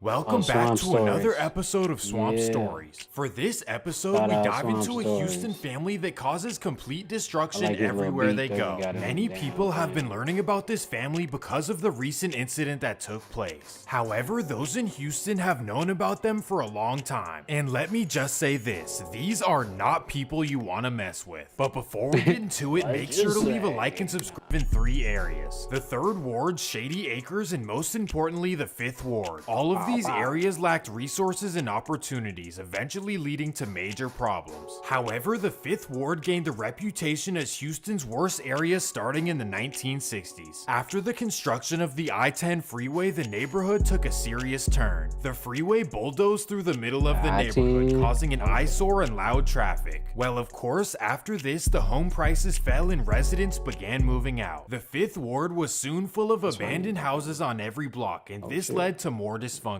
Born in the middle of this was a young man named James Prince. He was born to a 16-year-old mother in the infamous Coke Apartments. There, he witnessed many things that no kid should ever have to see. This meant seeing family members pass away, including his own sister. Well, growing up, James saw a better future for himself than what was around him. And at the age of 18, he discovered that his younger brother was a talented rapper. So he made it his goal to keep his brother off the streets and to save enough money to start a music label. So every day he tried to find new ways to make money. He worked all kinds of jobs, from working on a welding truck to working as a bank teller. And after 3 years of saving up, James Prince bought an abandoned lot. There he started selling used cars and quickly worked his way up to selling custom exotic rides. He was charismatic, and this led him to being a top-notch salesman. Most importantly, this venture gave him connections to wealthy athletes, business executives, and music moguls. Well, after these connections were made, James shut down his car dealership and used the space to open a recording studio. There he started his label, Rap-A-Lot Records. Now the only thing he needed was rappers besides his younger brother. So James Prince began roaming around Houston looking for talent. 1986. While at a local club, he discovered a young rapper named Bushwick Bill. Then his barber connected him with another rapper named Willie D. That same month, he discovered the rapper Scarface while in the parking lot of a local club. Long story short, James Prince sold them on the idea of starting a rap group called the Ghetto Boys and signing to his label. They all agreed, and the Ghetto Boys instantly took off to major success, while James Prince reaped the financial benefits. By the age of 23, Jay Prince had already purchased a house for his mother in a 30-acre ranch. Rap-A-Lot Records built larger and larger by signing artists such as New Orleans Juvenile, Houston's Pimp C, Bun B, and Oakland's Yuckmouth. During this time, Jay Prince gained the reputation of being the ultimate mediator and protector. He had close relationships with top dogs in every city. It's even rumored that he and Larry Hoover were so tight that any Rap-A-Lot artist was instantly protected by the Gangster Disciples when they touched down in Chicago. Well, the first test of Jay Prince's respect level came in 1996. During this time, Pimp C and Master P were beefing over contractual issues. Essentially, Pimp C thought that he wasn't compensated enough for his song Break 'Em Off. So rumors say that Master P had ordered the kidnapping of Pimp C after he publicly disrespected him. This infuriated Jay Prince, so he instantly called up Master P. Over the phone, Master P allegedly communicated that he was putting a green light on Pimp C for what he had said. Jay Prince warned him to back off of his artist, and that's exactly what happened. This is when the industry knew that J. Prince had massive respect. All of this took place in the late 80s through the 1990s, and that takes us to the 2000s.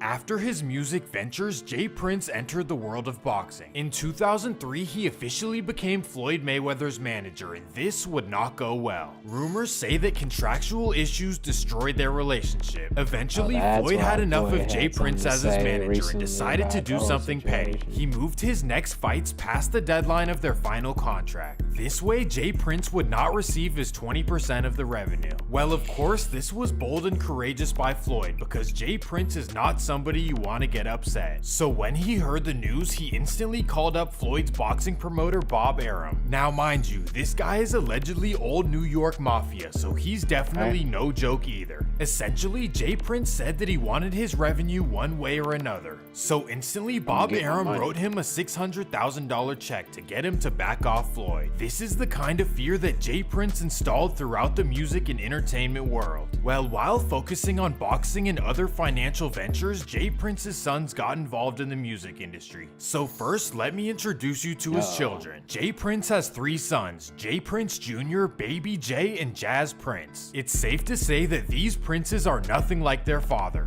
They weren't raised anywhere near the 5th Ward. Instead, they were raised in a giant mansion all the way in the suburbs. This upbringing consisted of endless abundance, supercars, luxurious vacations, and you name it. J. Prince even owns an island off the coast of Belize. So it's safe to say that the Prince kids' upbringing was far from anything close to the 5th Ward. This, of course, is a great thing, and it's what any man should want for his kids. However, one thing has to be understood. These kind of rich kids will lack a certain type of grit and grind. They usually have no sense of what it's like to earn something. However, rich kids who know and accept their identity will be loved and respected for acting like themselves. For example, people love and respect Steph Curry. Regardless, he saw the potential and connected him with his father. From there, the Princes flew Drake to Houston only to be feared. I would describe them as Chet Hanks, Tootie Raw, and King Harris all combined into one. But let's get back on track. 2008. This is the year where Jazz Prince discovered Drake on MySpace. He knew that Drake was from Canada, which at this time would end a career. Regardless, he saw the potential and connected him with his father. From there, the Princes flew Drake to Houston, and the rest is history. They connected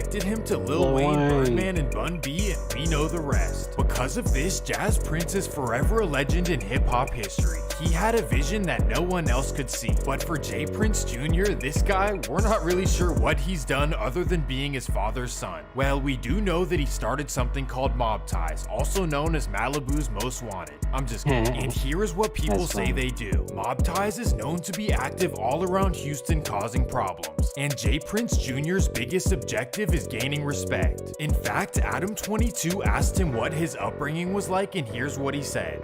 Let's talk a little bit about your upbringing, because I feel like at least part of why people are so fascinated about you is because they see the enormity of Rap-A-Lot and everything that your father accomplished and shit, and people probably are just so fascinated by the idea of growing up in that environment. So talk to me a little bit about that.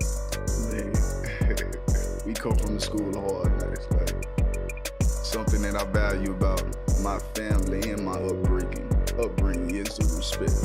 Like, that's something that we demanded. It's something that we live and die by.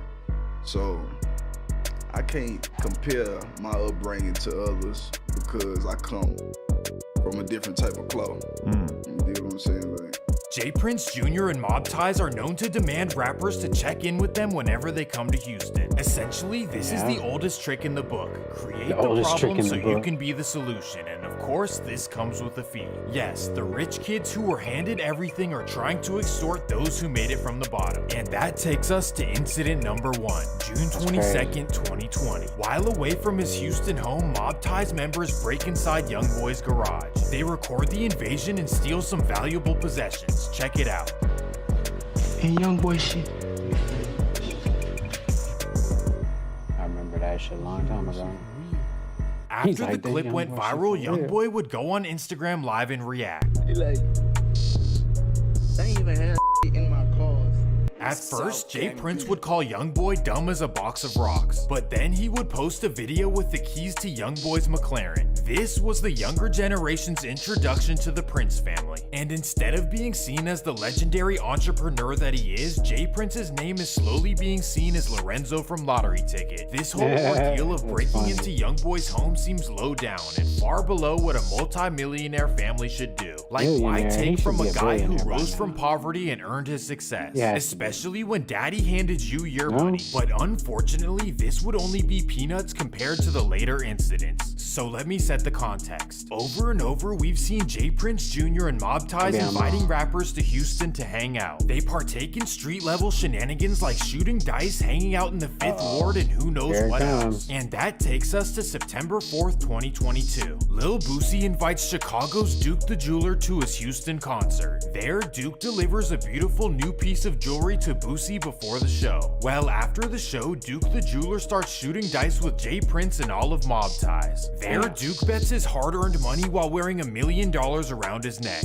On the same side of the table, Jay Prince Jr. is betting his daddy's thousands while wearing a chain that his daddy bought for him. Well, during the dice game, it's alleged that Duke hit for $100,000 out of Mob Ties' pockets. After winning the money, it's alleged that Duke walks back to his car with a... He love Offset and shit, so he like hurt real bad.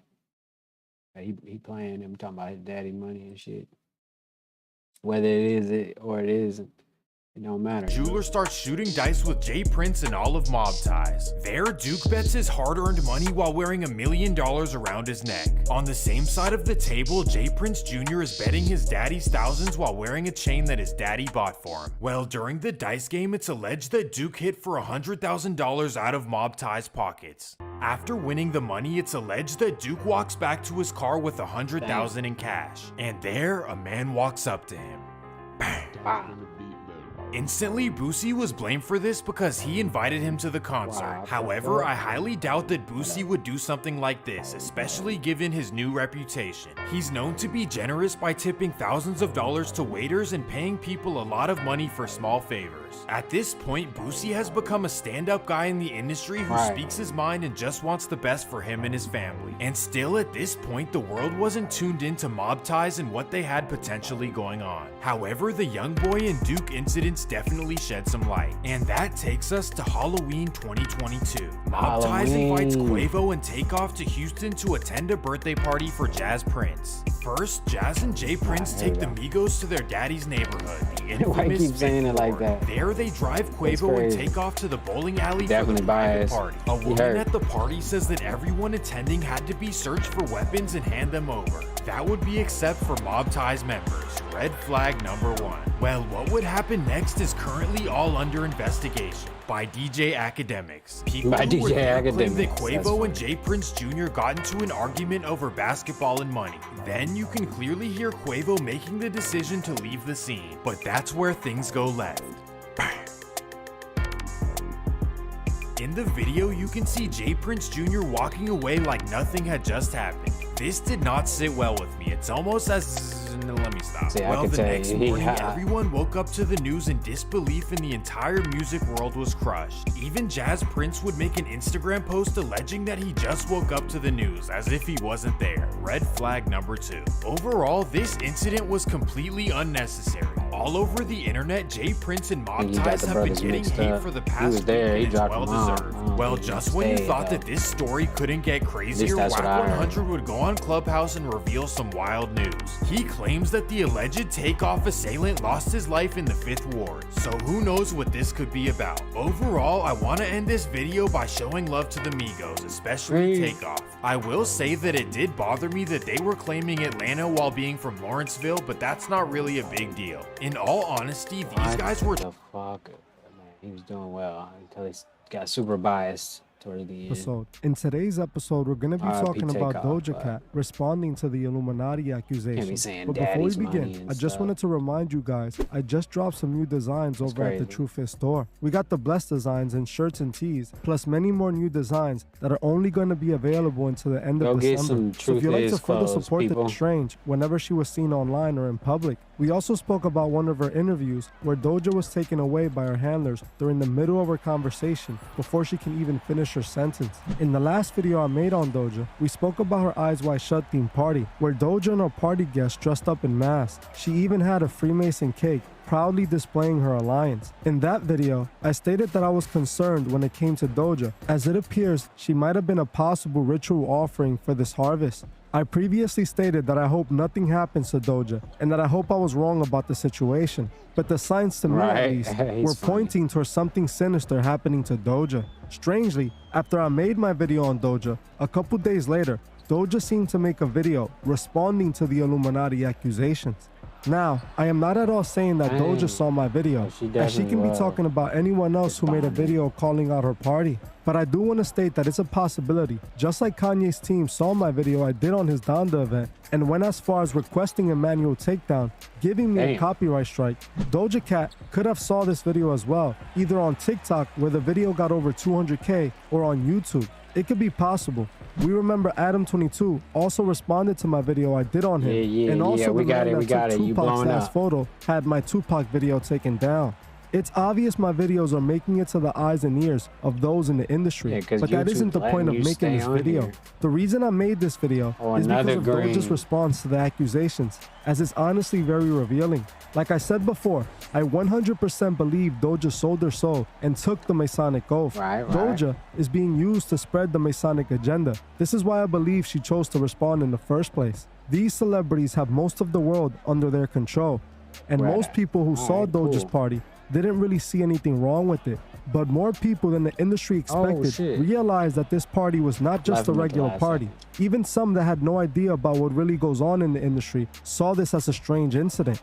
On TikTok, many people were calling out Doja for her obvious Masonic party. The cake literally had the Masonic square and compass on it. There is no way Doja can deny her Masonic association, as it couldn't have been more obvious. Taking one good look at her music videos, you can see Doja as a Masonic puppet. This is what made Doja's response to the accusations more proof, proving exactly what I've been saying on this channel about Doja for over a year now. Hey, you guys, what's up? I just been having such a great time. You know, the holidays are coming, and I just wanted to fill you guys in with what's going on in my life. So lately, I've been hanging out with my cats a lot, playing lots of video games. Lots of video games and bullshit like that. Give me 1 second. Let me change this to right there. See how that goes. All right. Just trying something different real quick.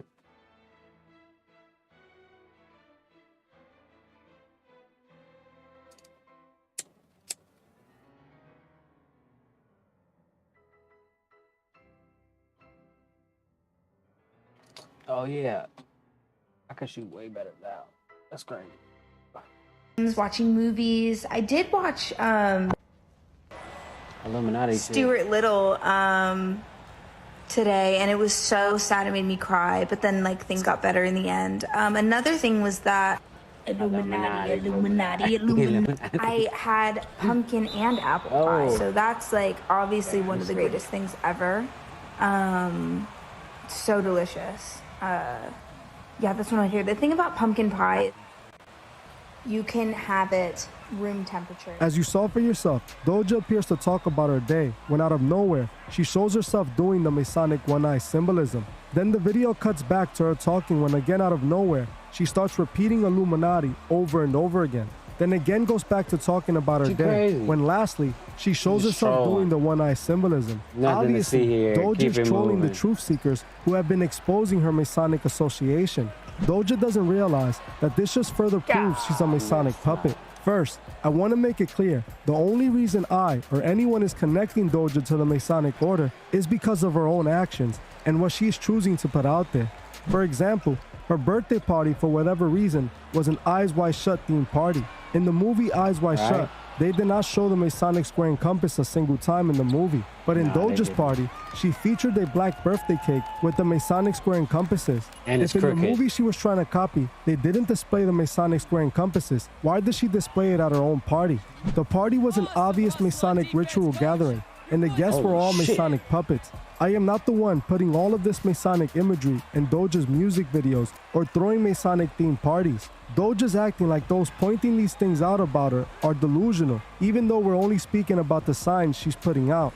What Doja is doing is an obvious method of deflection. Doja's trying to convince people she's not a Masonic puppet by doing the same thing Adam did when I called them out. When I called out Adam 22, he responded by trying to laugh off everything I said about him. He tried to make the entire situation a joke, hoping it would make me look crazy. But for the most part, most people saw it for what it was. Adam 22 trying to deflect the entire situation. This is exactly what we're seeing from Doja. Doja making this video is a way of deflecting what I said about her, and for the most part, it doesn't seem to be working. Ever since Doja released this video, people have been tagging me in it and sending it to me as they as well knew exactly what it was. Doja knows no one made anything up. She knows exactly what she has done for the fame and fortune.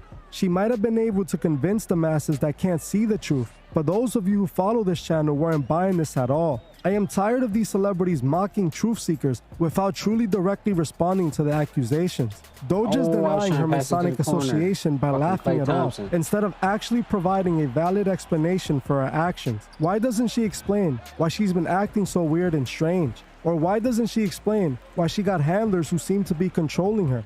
Or why doesn't she explain why her music videos are full of Masonic imagery? Or explain why she threw a Masonic-themed party and displayed the Masonic all-seeing rod and the Masonic square and compasses on her cake? If she wasn't a Mason, why use Masonic symbols? If she was truly trying to dismiss the remarks I made about her, why not explain all of this instead of trying to laugh it off?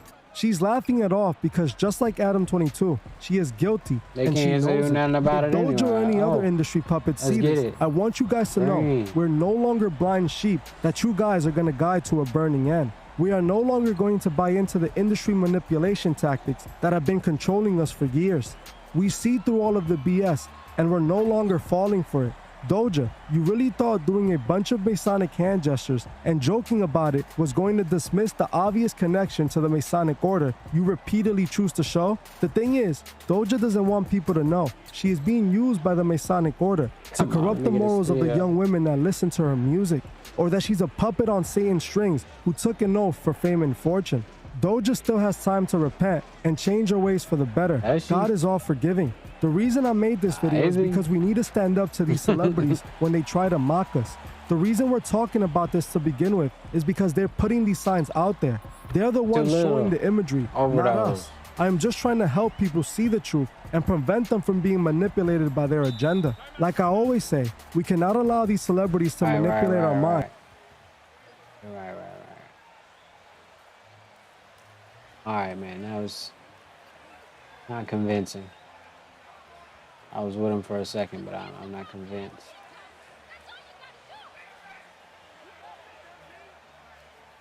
I think it just sells, it gets people talking. Weird shit.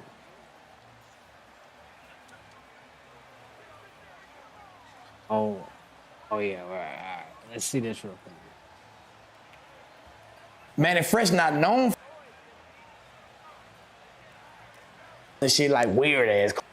You know, me and Mannie Fresh, we used to go to these little clubs and shit like weird ass clubs. I don't know. Mannie Fresh a different type of nigga, you know what I'm saying? You know, he's a weird. You know, yeah. Hey, one time me and Mannie Fresh had a room together, right? Me and that nigga was in the room and I had one of my chicks, one of my girls on the road. Now this story never been told, you know what I'm saying? So yeah, this is exclusive. So I had the girl on the tour, right? But she wasn't no tosser. She, in her mind, she wasn't no tosser. And I ain't lying, I didn't want to toss her, you know what I'm saying? Right. But I ain't want them to know I ain't want to toss her, you feel me?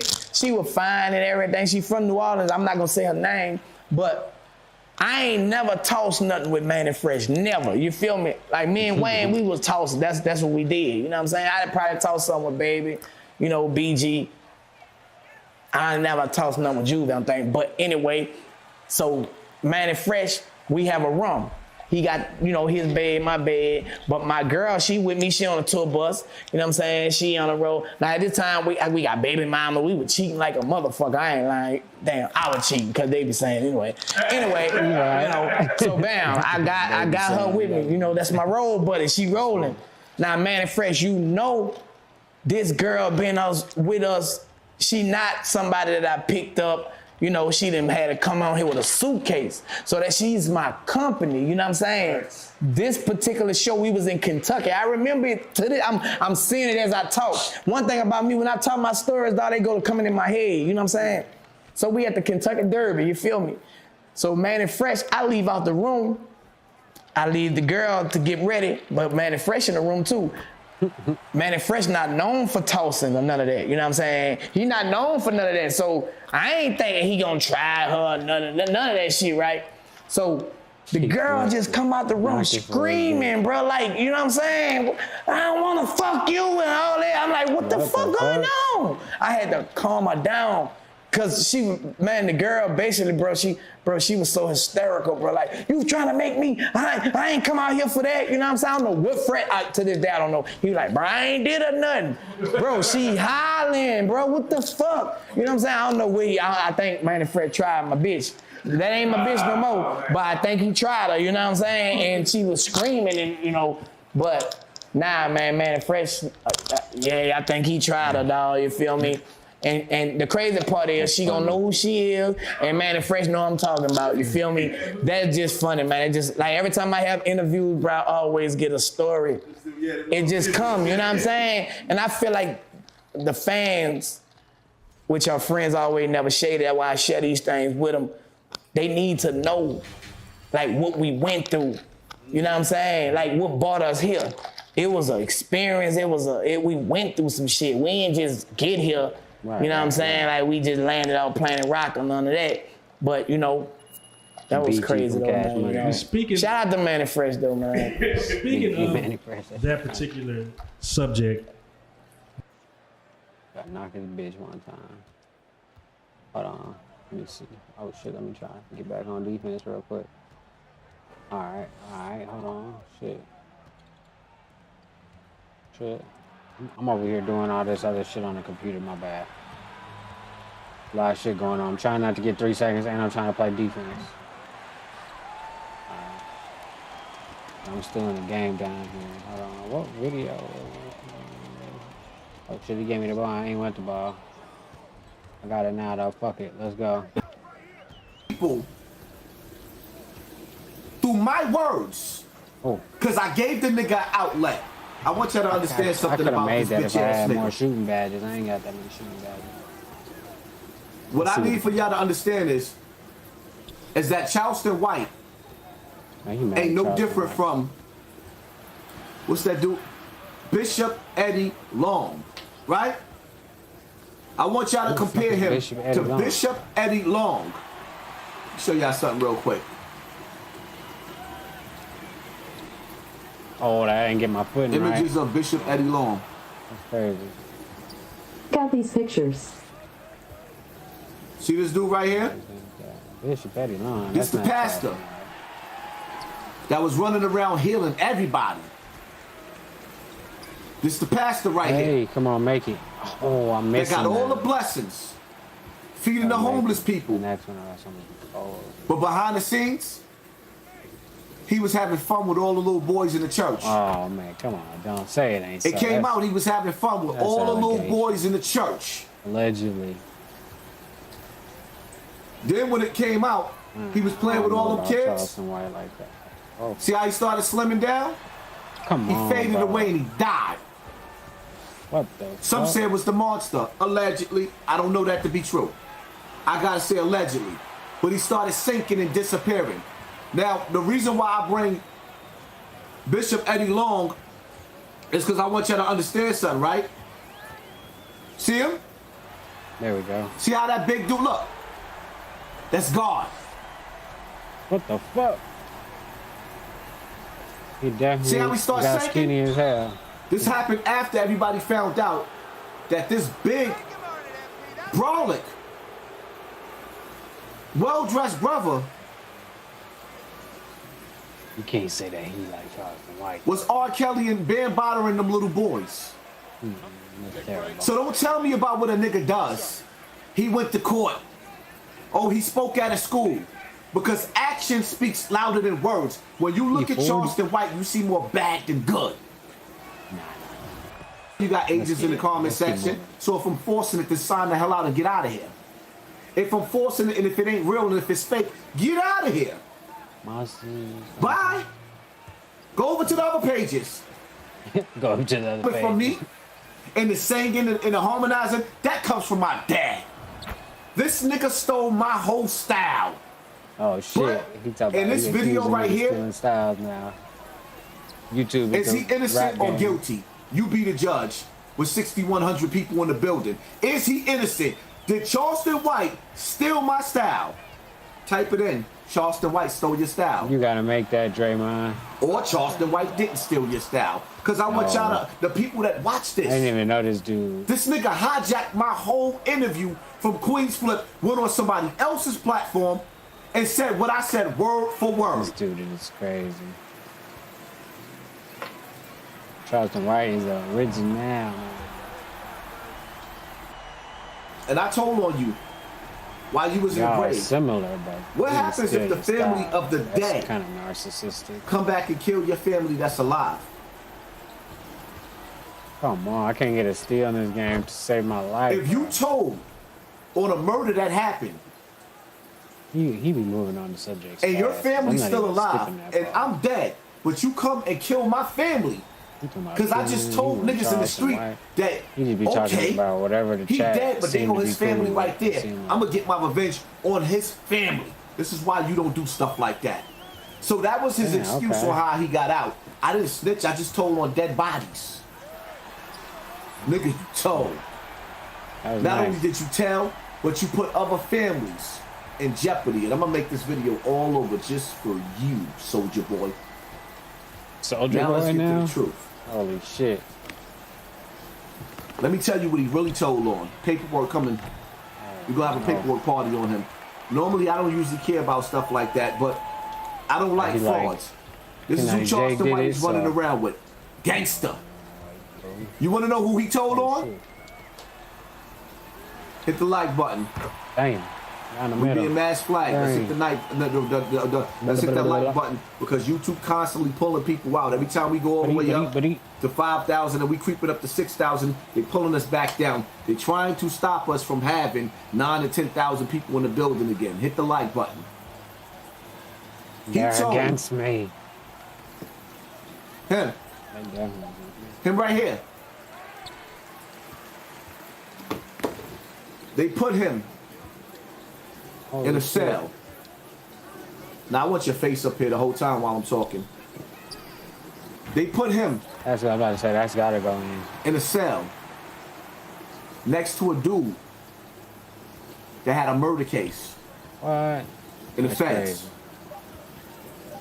He got close to the brother that had a murder case in the feds because he had so many bodies. And so many people vouch for him being the illest nigga in Nebraska.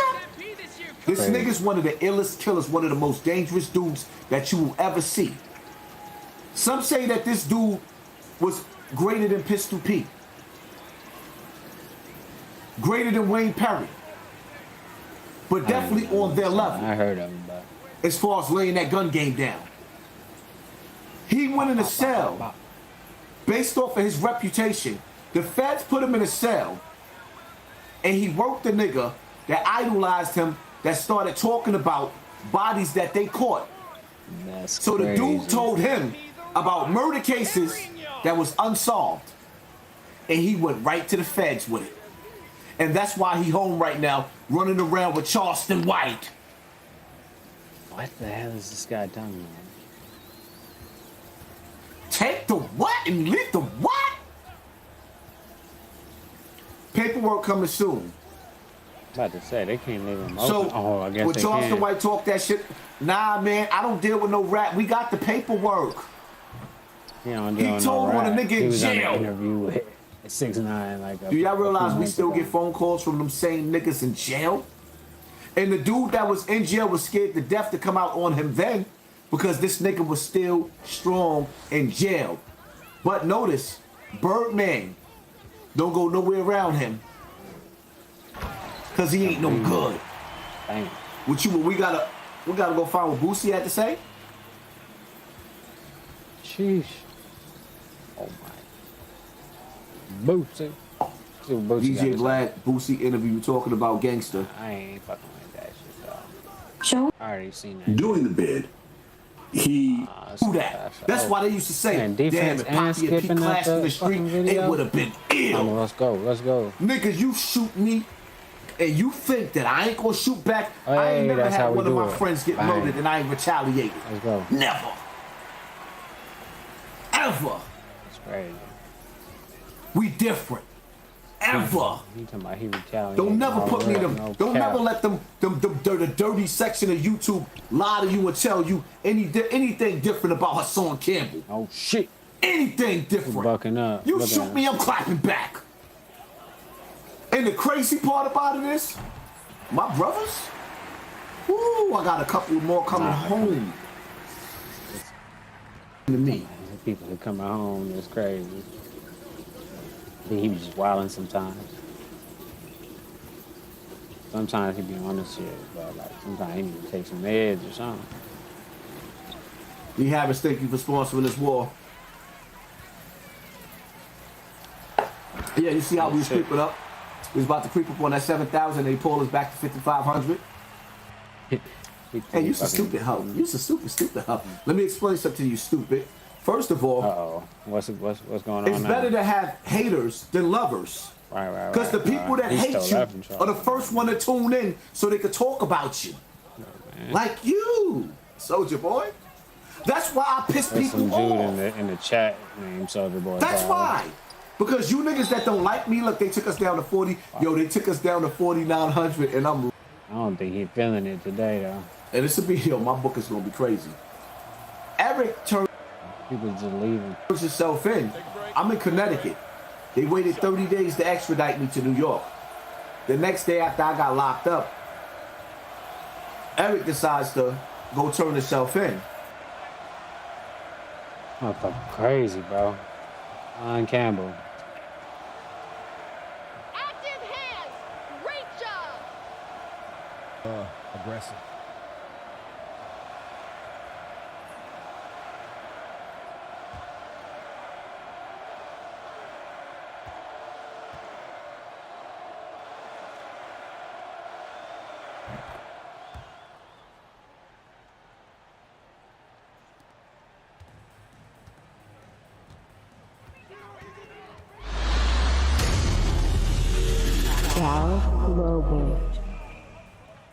Okay. I remember you say that. Somebody asked me a question. Y'all get me on these platforms asking me these questions. They said, did you know he been shot once? I said, no, I just know he just got shot again. I said, he been shot that many times? Oh yeah, man, that boy should be a motivational speaker.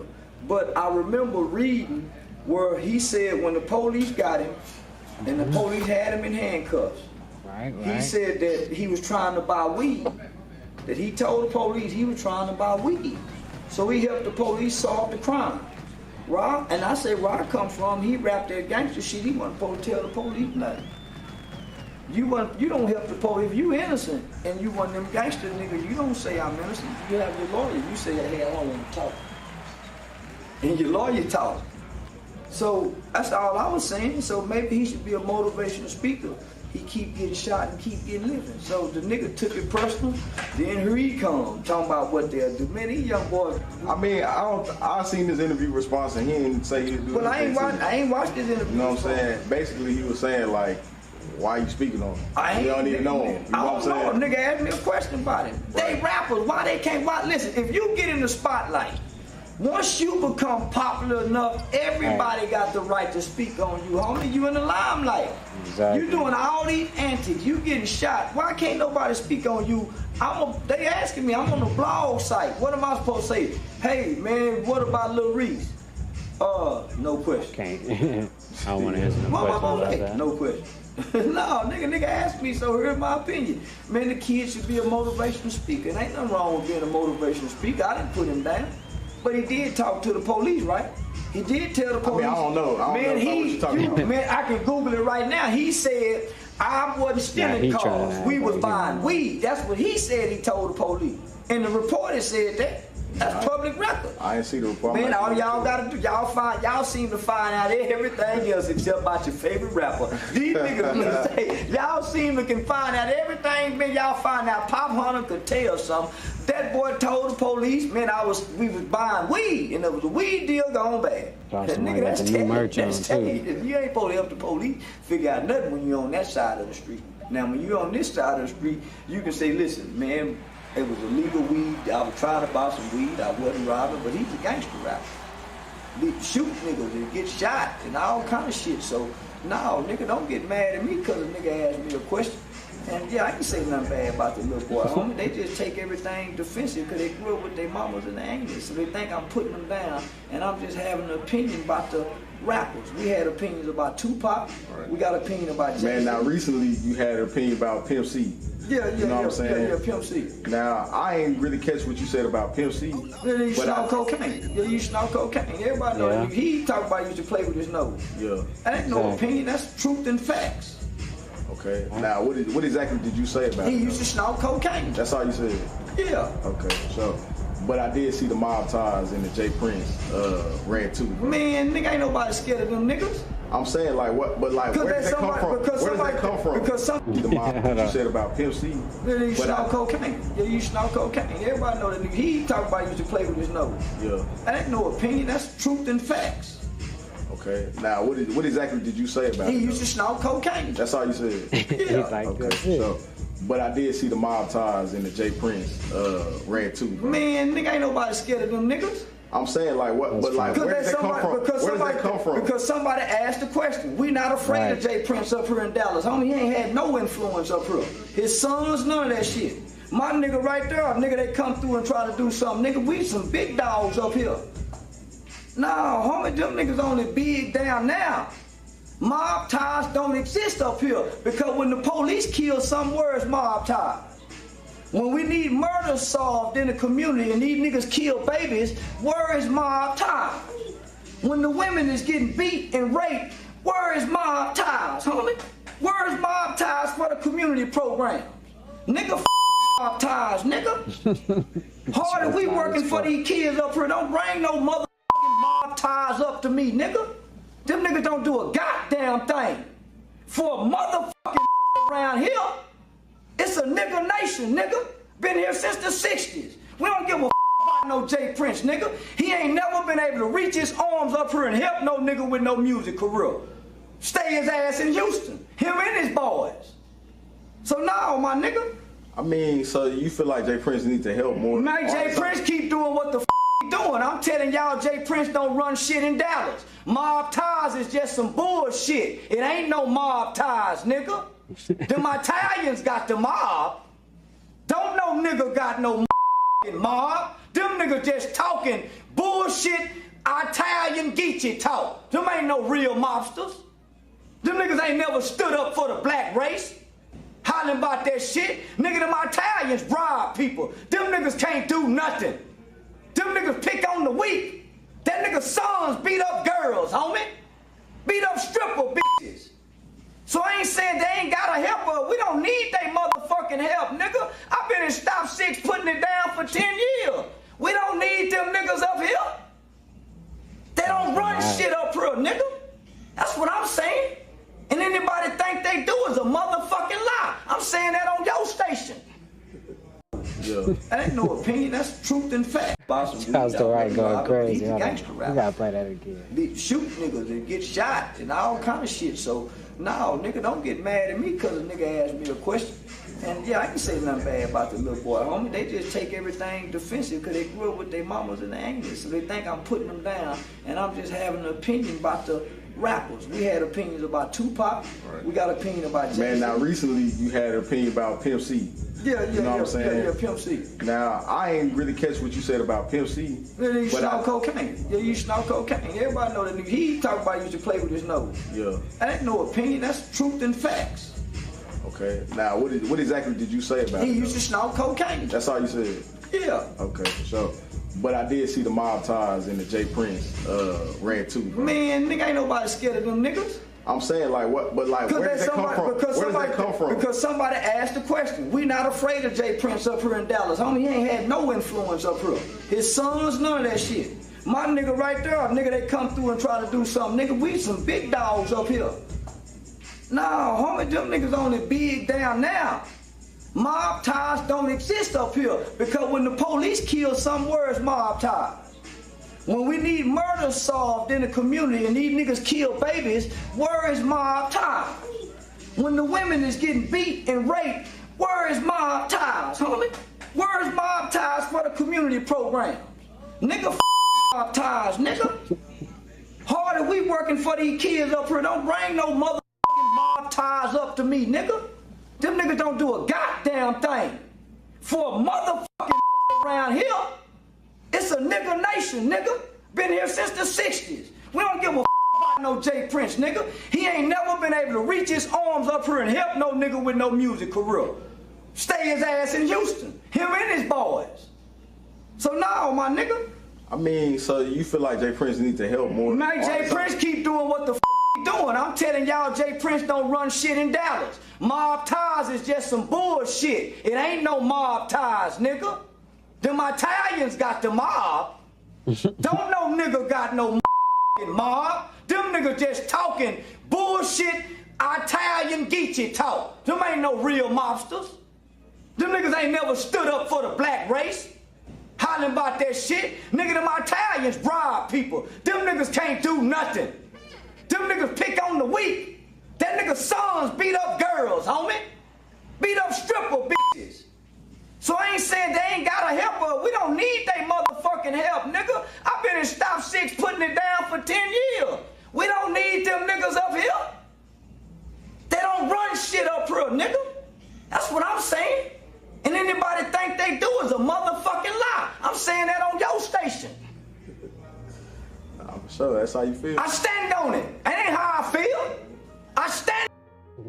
Charles White, you go crazy. That's how you feel about I guess mob ties. That's crazy. I don't know what else to say after that though. Low key. So what the fuck is that? Oh, Scrappy? Oh no. Yeah. Beverly Hills Cop, I heard it's coming out on Netflix soon. Hopefully that shit's gonna be good. Obviously it's gonna not be that great. I mean, I'll take that back. But hopefully it's gonna be good. But it probably obviously won't live up to the originals and shit. And I was not there. Basically saying that when I got woken up with the call, this I couldn't believe. I'm with you, my brother, Quavo. Prayers to all who are hurting.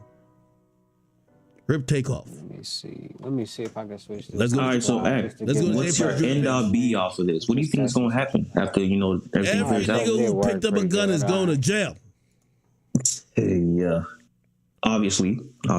Look, there's no reason Jay Prince Jr. post after the shooting. This is everything else is everything else is before the shooting. It is what it is, bro. Like, nigga, you also got to imagine. Again, this is hypothetical, so I don't want people to go with this as facts because everybody's saying that. What's his name? Quavo was arguing with Jay Prince Jr. I don't know that to be fact, but let's assume it was. If that's the truth, not saying Jay Prince Jr. told a nigga to shoot, but the niggas who shot on behalf of him, right? It would be mad fake if niggas just shot on behalf of you and you are over here consoling the other niggas. I'm sorry to say. Bang.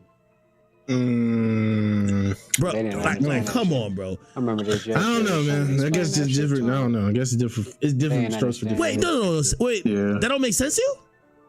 I mean, yeah, but it also makes sense to, like, if you I don't know. And by the way, maybe I'm trivializing this, but I'm gonna bring it down a level. I'm bringing down a level.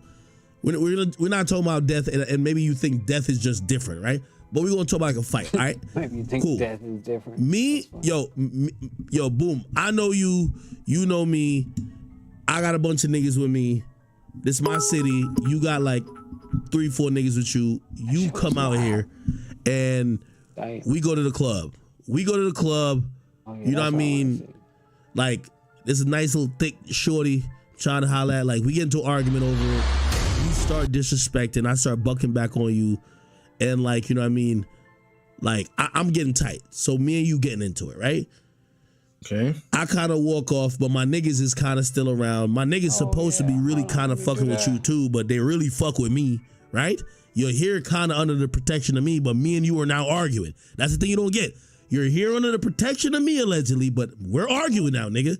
So when we're now arguing, you know, the people with me ain't really thinking that much about you. Okay, bet. You start kind of really popping off in the lip, be like, man, that nigga act tweaking. You know what? I'm about to get out of here before I really gotta fuck a nigga up. That shit came out 7 days ago. That's crazy. Niggas who's with me, who's hearing this, they react. They knock one of your mans the fuck out. Clean. Like that nigga like having a seizure on the ground type shit. Feel me? I basically, like, I'm walking back. Yeah, fuck all that. I'm walking back. That's nonsense and shit, man. Dallas Global. Let's go. Everywhere, man. Boss Talk 101. Boss Talk 101. I can't forget. Square Biz. 36 Hundo. Okay. Go Stupid Media. Yeah. Trill's Entertainment. UGK, brother. My boy Trill. Okay. You gotta lace me. I ain't familiar with that one. Oh, yeah. Shout out to my nigga, Hizzo Lee. Trill Entertainment over there. Hizzo Lee. UGK. Podcast. My boy over there. Hizzo Lee, man. Yeah. Out of PA, Texas, Port Arthur, man. Nah, for sure, man. Shout out to them. Nah, shit, bro. What you think about the blogs, bro? Cause you all over the blogs. They take your clips from your live. They go to your Facebook. They take your pictures off Facebook. How you feel about this era? As long as they use it in the right way. Okay. That's what I feel about it. In a minute, homie. As long as I use it in the right way. Yeah. I just feel like, shit, as long as they use my clips in the right way, man, I'm good, man. You know, I know some niggas can be deceitful and messy, you understand me, and fuck over, nigga. But, hey. I feel like for the most part, though, bro, people really rock with you. Like, your foundation, like, solid. Like, you know what I'm saying? They really rock with you and they riding for you. Like, how did that feel, bro? Like, you know, when we did the podcast in Dallas, bro, people stop you like OG Percy, like, no, you hear me? You know what I'm saying? They let me know that I'm moving in the right direction. Let me know I'm on the right train and the right track. No. You know, a lot of niggas on the right train, but they just on the wrong track. You get what I'm saying? So that's how I feel about that, Dallas, man. Sometimes, you know, you never thought it'll pay to be the good guy. Nah. You get what I'm saying? Facts. You know, everybody too busy wanting to be the bad guy. Nah, facts, bro. I ain't saying I want to be a police or nothing, but I like the position God and gave me. Nah, for sure, bro. Now I want to dive into you with you. Let's go. Now, when did you first become a Crip? I became a Crip at a young age, man. You understand me? At a young age, compared to my age now, but I was older than the rest of the young niggas that was Crips. They was younger than me. Them niggas fresh out of juvenile. You understand me? I was an older nigga, and that's around 89, man. 89, 91, man. 89 and 90. My first time I ran into some Crip niggas, I was in McKinney Job Corps. Yeah, okay. Outside of Dallas, I went to McKinney Job Corps, and that's the first time I ran into some Crips. Shout out to my boy LA, and shout out to Compton. That's what they called both of them. Yeah. And that's my first time, you know, and I hung with them while I was there. I wasn't even a Crip. You dig what I'm saying? Yeah. Them niggas let me listen to NWA before the world even got an ear from them. You know, they was playing to me the local shit that was being played in their hood, which was NWA. Yeah. You understand? They used to bring the NWA live in concert. You can hear all the screaming and shit in the background. Yeah. And it was NWA. You know what I'm saying?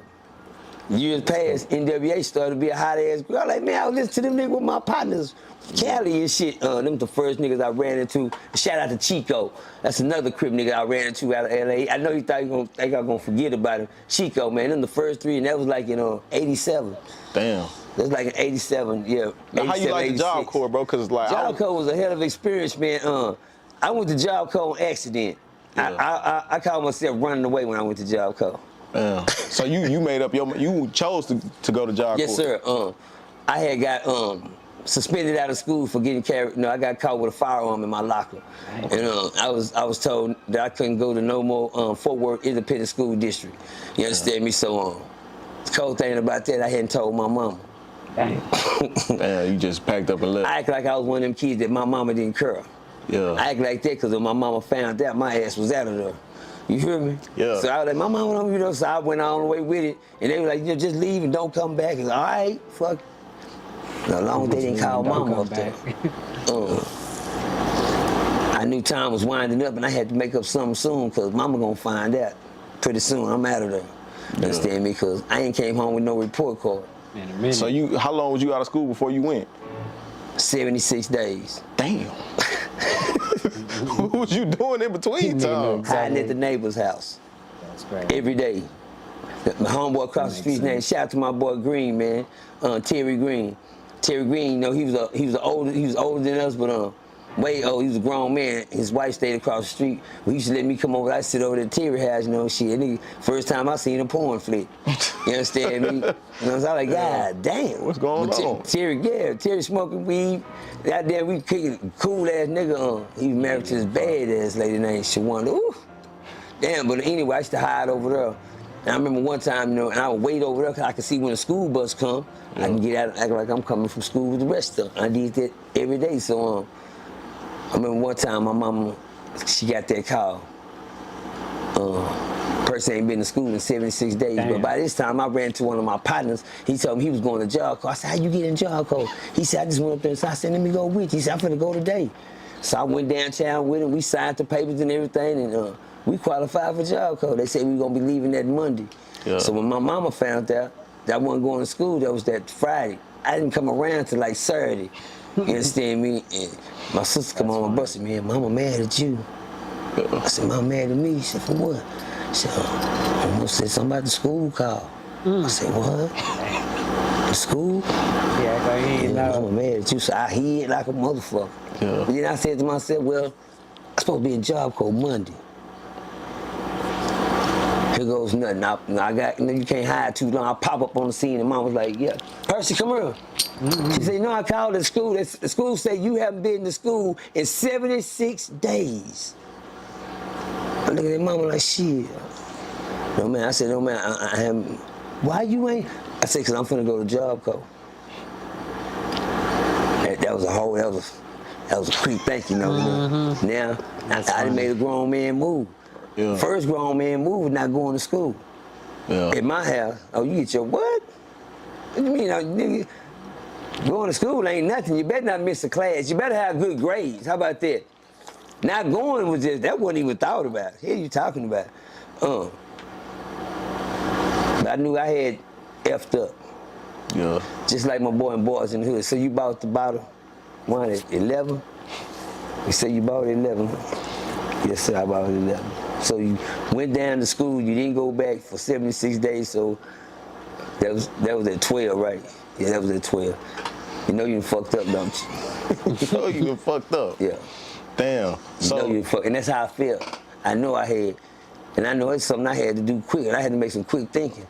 And when I said Job Corps, here goes the gun. Either she gonna buy it or she said, so you going to Job Corps. Her thing was, your ass better be gone Monday. Right. Your ass belonged to her after Monday. You hear me? Yeah. I was out of there. Man, I know once you said I'm going to Job Corps, it was like a huge weight off your shoulder. When I said it was her actions. You know. She didn't flip out. Cause she go, you ain't going no damn Job Corps. You can forget that. Oh, she wasn't with it. Now, I mean, it could have went that way. Yeah. You know, any mom that know. Now you gonna get your ass back in school, do what you want, I'm gonna whoop your ass and make you get back. Nah, well, hold on, mom, I'm through. Come on here. I'm through with that. Hey. Damn. About to go down. Yeah.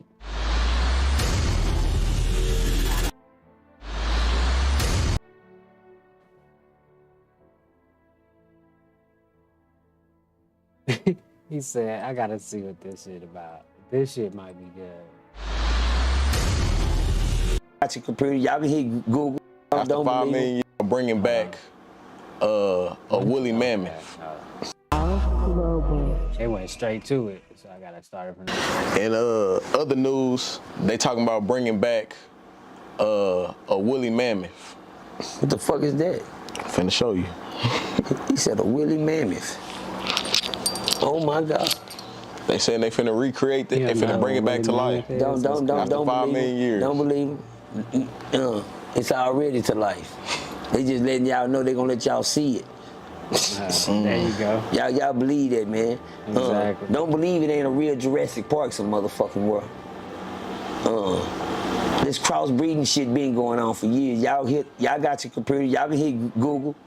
Y'all check out crossbreed, all the shit they done mixed up together and shit. If they can give you all that, when they started cloning, when they started talking, let's say this, when they started talking DNA, and they showed us the first movie called Jurassic Park, where they take, they made it in cartoons, so you think it's just bullshit when they showed y'all they can get a bone and take the blood out the bone and create a whole new thing just by the blood that's in the bone and create a whole new thing from the blood in the bone.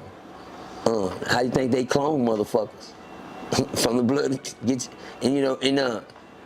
you see all this type of shit now. They crossbreeding this, they making people, they making this, and they making that shit. They been having them bones. We been seeing them. We been seeing museums with dinosaur bones big as a motherfucking goddamn building. Dinosaurs. You think they ain't already tried that? You think they just making these movies? You think ain't none of that shit in that motherfucker real? I don't know, man. I don't know. I mean, I don't know either. Do you think it's real though? I didn't think that George Jetson was real when I was young. Okay. Oh, I forgot. I know George Jetson, man. Don't start. You do not know no George Jetson. I know that. I used to watch the Jetsons, man. Come on, man. Oh, they let them get a piece of the Jetsons?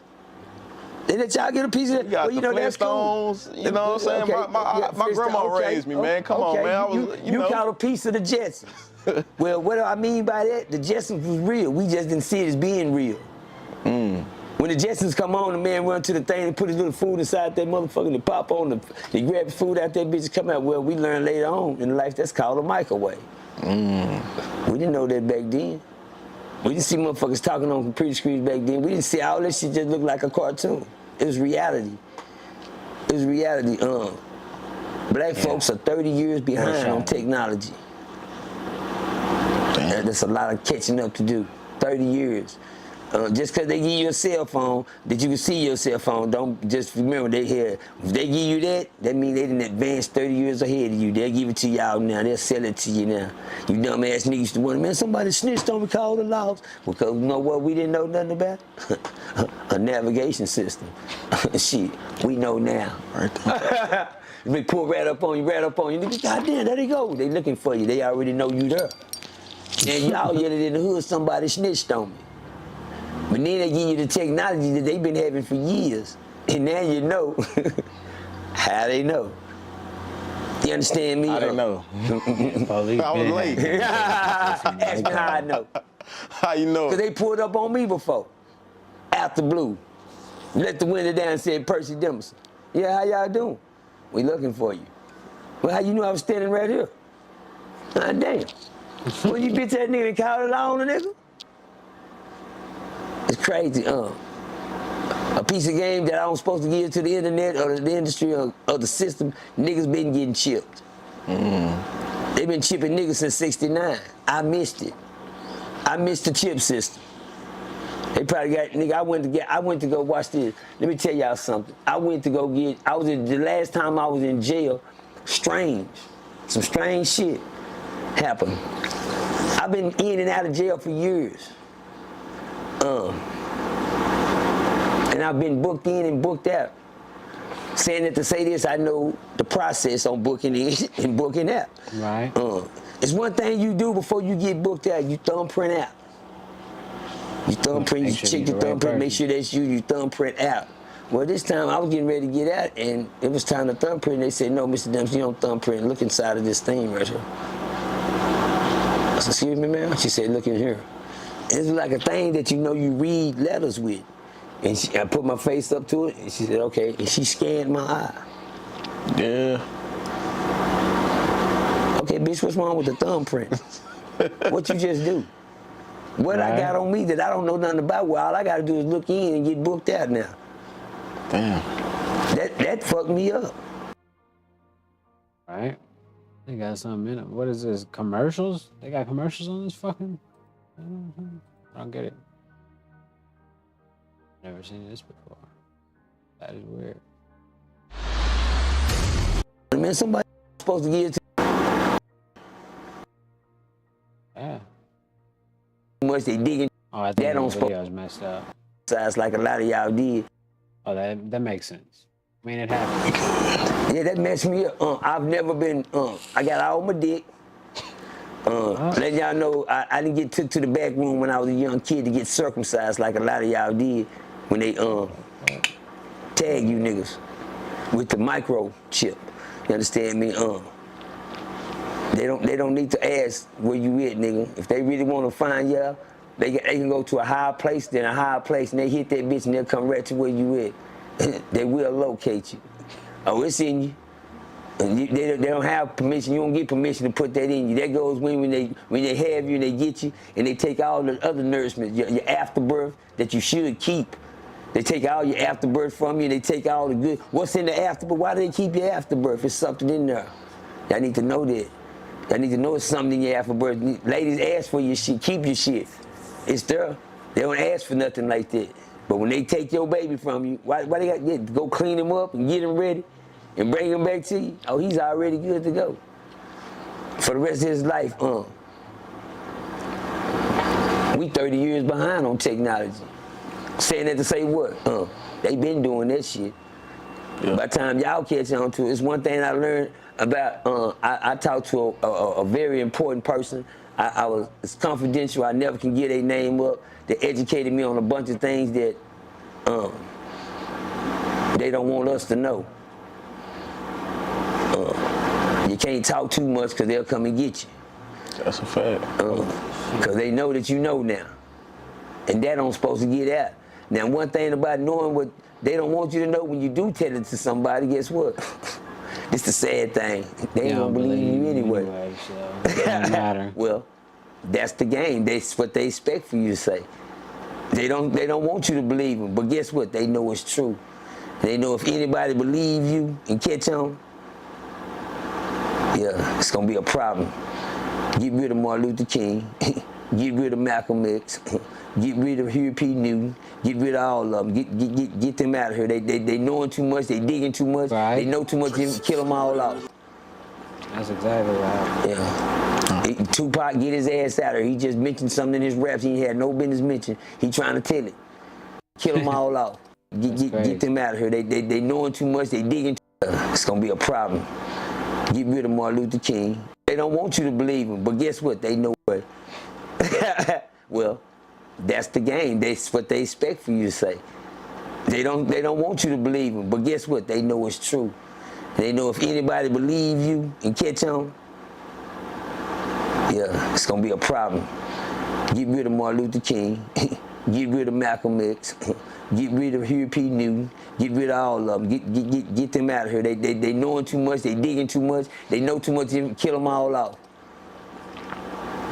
Yeah. Tupac get his ass out of here. He just mentioned something in his raps he had no business mentioning. He trying to tell it. You can't say nothing. I don't know nothing. Don't get me wrong, y'all. Don't come fucking with me because I'm a nun. I don't even got a GED or nothing. I went to Job Corps. That's funny. Shit, don't listen to no. Y'all niggas went to Harvard University. Yeah, y'all education is way up there. Please don't take nothing I say in consideration. Knowing me, I could be crazy as a mother. Please say that. Yeah. But black folks, pay attention to what's going on around you. We 30 years behind on technology. You can't catch up, but guess what you can do? You can keep up.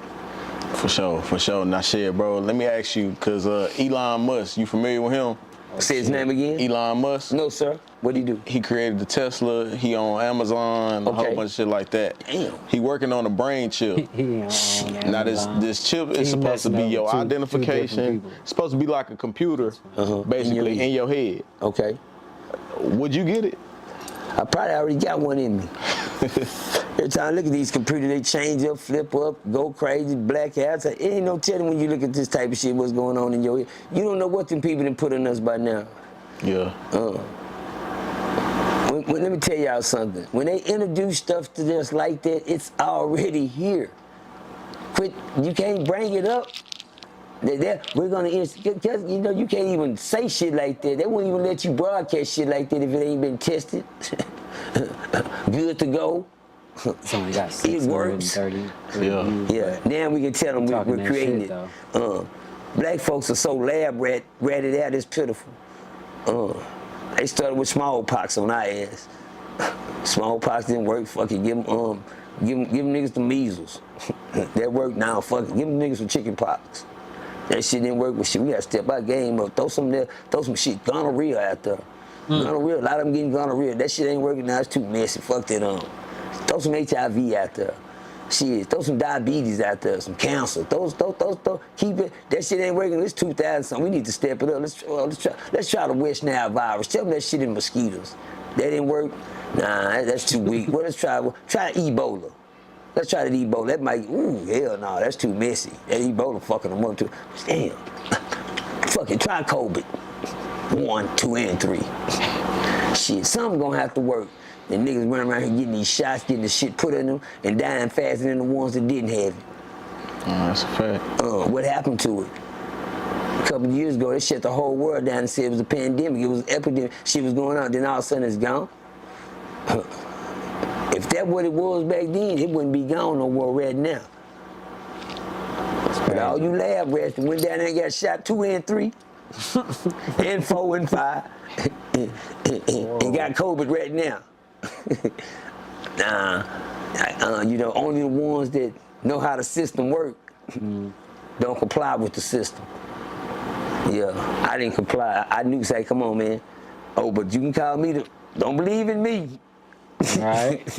I don't got no GED, no education, no nothing. Please, don't take, they killed off the hope for everything. Somebody said, help me say R.I.P. Dr. Sibley, man. R.I.P. Yeah, see, anything that can help, gotta go. I just told you, I just named off a good 7, 8 people that was here to help. And they made sure you niggas, from Tookie Williams to Dr. Sibley to Tupac to Huey P. Newton, Martin Luther King, Malcolm X, anybody can hit, I'ma holler at them. Look how they did Malcolm and Martin. God damn. Didn't play no game, that's how bad we don't want the truth out. Don't believe, that's why I say I ain't know nothing, y'all. Me neither. Please don't fuck over me. This I just don't know Percy, I don't know none to of make this a long shit. story What are you short, talking about? I just named off them people that was here to help, and they not here no more. We don't want to let them people die in vain. Let's keep hope alive. In my Jesse Jackson voice. Nah, for sure, man. Shit, I don't want to take up too much of your time, man. This ain't gonna be our last time tapping in. No, please don't. Man, please don't. Come fuck with your boy. We love OG Percy over here, man. Yeah, I heard Dallas Glover. OG Percy is cool. What's this one? Why the quality so bad? I shouldn't even fuck with the quality though, because this one's over here acting weird and shit too. It's probably because I did that. 3600. Right, to the population wheel. When I got there, I haven't even made it to population yet. I didn't know that. But you know me, you asked me was I trouble over there, I was trouble. Now, through the door. I'm just telling you when I got there. I haven't even made it to population yet. You hear me? I ain't even went to population. I'm still in orientation. I gotta do 2 weeks of orientation, then I go to population where all the other niggas in the prison system is. Well, right now, I'm still in orientation. I'm not ready to ran through 2. Well, word got back to the population prisons that a black guy just jumped on 2 white boys, and then the white boys didn't do shit back to him. That wasn't shit to me, so by like 11:30 at night, they got a thing called the shower crew. They come through and they spray the showers and clean the showers out and shit. You know what I'm saying? And they scrub the showers and shit. They the white boys, but the thing about the shower crew, they the own white boys. Why they own? Because they get to move from building to building and go where they want, and they get to deliver and drop. Deliver and drop. Drop this off and deliver this, drop that off and deliver this. They get to move around on the system. So, They got a little power. Anybody that can move around and make moves got power. And one thing about them white boys, they know how to work. They quiet, they don't fuck with everybody, they ain't loud with it like the niggas. What's up, cuz? Wanna hit this? Oh, come on, man. They smoke, they pass it to their pot. They mind their motherfucking business. You know what I'm saying? They ain't about all that, hey, let's got cuz, get this here. Yeah, the loudest niggas in the room or the weakest niggas in the room. Them the ones gonna get their bitch ass caught up. You understand? The white boys sitting over, and then that's how I learned how to move. I paid attention to it. I said, white boy, we move. How's our problem? I didn't know nothing about racism. Yeah, I was starting to learn, and I was racist myself. Let me tell you where I was racist. I didn't like nobody. My racism is different from everybody else's. Don't get me wrong. Equal Y'all opportunities. look at me, cuz they was just racist. Yeah, I am. But the only thing about my racism, it don't got a color on it. Right. I don't like nobody that don't like me. Exactly. That's my racism. If it's fuck me, it's fuck you too. Equal opportunities, yeah. If you don't like me, I don't like you either, motherfucker. You Exactly. love me, love you. You ain't me, fuck like you too. Exactly. That's my racism. That's it in life. Exactly. I don't have a color on mine. That go for any motherfucking body. Any color can get it. Yeah. That's my grandfather used But anyway, to say. Equal opportunities. When I looked up later on that night, it's this thing called a shower crew. They come through the door and they was coming in to find the white boy that didn't fight the black guy back. And when I looked up, I heard the white boy, hey, where's he at? I think you're talking about jail story right here. This is a different tone of white boy from the ones I've been fighting. You're different tone. You understand? You gotta know how to pick up on shit. He said, yeah, where's he at? I said, oh shit. And he had that, you know, that hand, that lip move and shit. Oh shit. Oh, he one of them. When they get to moving, feeling them goddamn fingers. Yeah. You know you got a problem.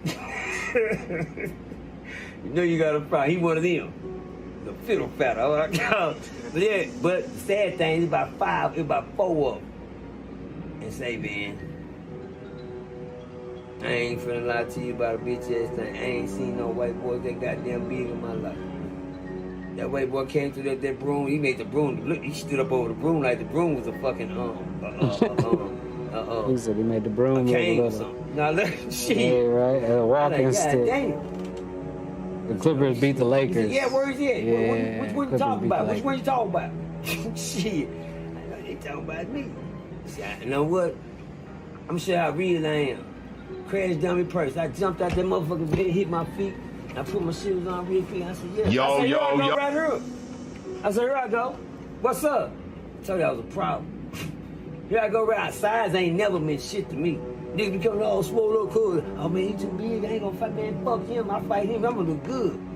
See, that's a big nigga. I'm gonna crawl up that nigga goddamn his chest. You hear me? But anyway, I jumped up and I ran up to the white boy. I stood my ground like a witch. I said, what's up? But when I ran, look, I ain't gonna lie, watch. Them motherfuckers didn't look that big when I was way back there that fuck. You know? It's when I got up on them motherfuckers I realized, say, man, that motherfucker arm right here big as my goddamn thigh right here. This part is goddamn big as my fucking thigh. I said, wait a minute.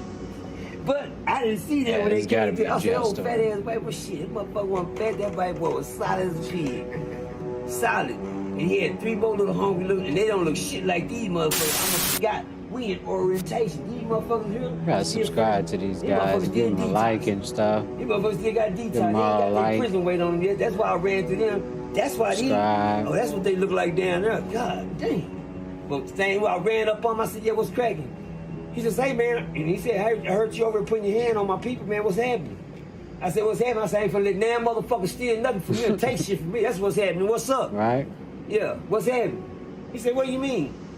I said, yeah, the motherfucker went in my lock and stole from me, bitch. That's what they did. I ain't finna let nobody take nothing from me in this motherfucker. What's up? I know. Yeah, I what's can happening? relate to this shit. He said, what do you mean? I said, yeah, the motherfucker went in my lock and stole from me, bitch. That's what they did. I ain't finna let nobody take nothing from me in this motherfucker. What's up? He said, Right. hey, well, hold on, brother. I didn't know that. See, one thing about the white boys, they ran an organization, that ABAC. You don't do Yeah. nothing like that. We don't steal, bitch. We hustlers. We already got it. We make the white look petty, weak. You steal. Exactly. If you don't do something, take something. It's a difference, nigga. Yeah. You stealing. We don't, hey, bro, he told me, we don't do nothing like that, man. I'm sorry, I didn't know he did that. Yeah, I didn't know that's what they was over here doing. Understand me? He said, so what did they take? I told him he gave me that back double. He said, I'm gonna get you that back double, man. I'm sorry about that, man. I'm just, I'm gonna stick up for our kindness, what we do over here, man. He said, hey, we didn't know they stole something from you. Yeah, ain't they know. He said, I respect that. Yeah, appreciate you. That's what the real do. So I learned the difference right there. It ain't nothing about racism who don't like nobody. It's about respect. Right. You get what I'm saying? Definitely. And we don't gotta respect you, just don't disrespect us. That's my rule in life. You ain't gotta respect me, but please just don't disrespect me. You dig what I'm saying? I tell my kids that all the time. You ain't gotta tear your ass, bitch. You ain't gotta respect me. I wish you say something, boy.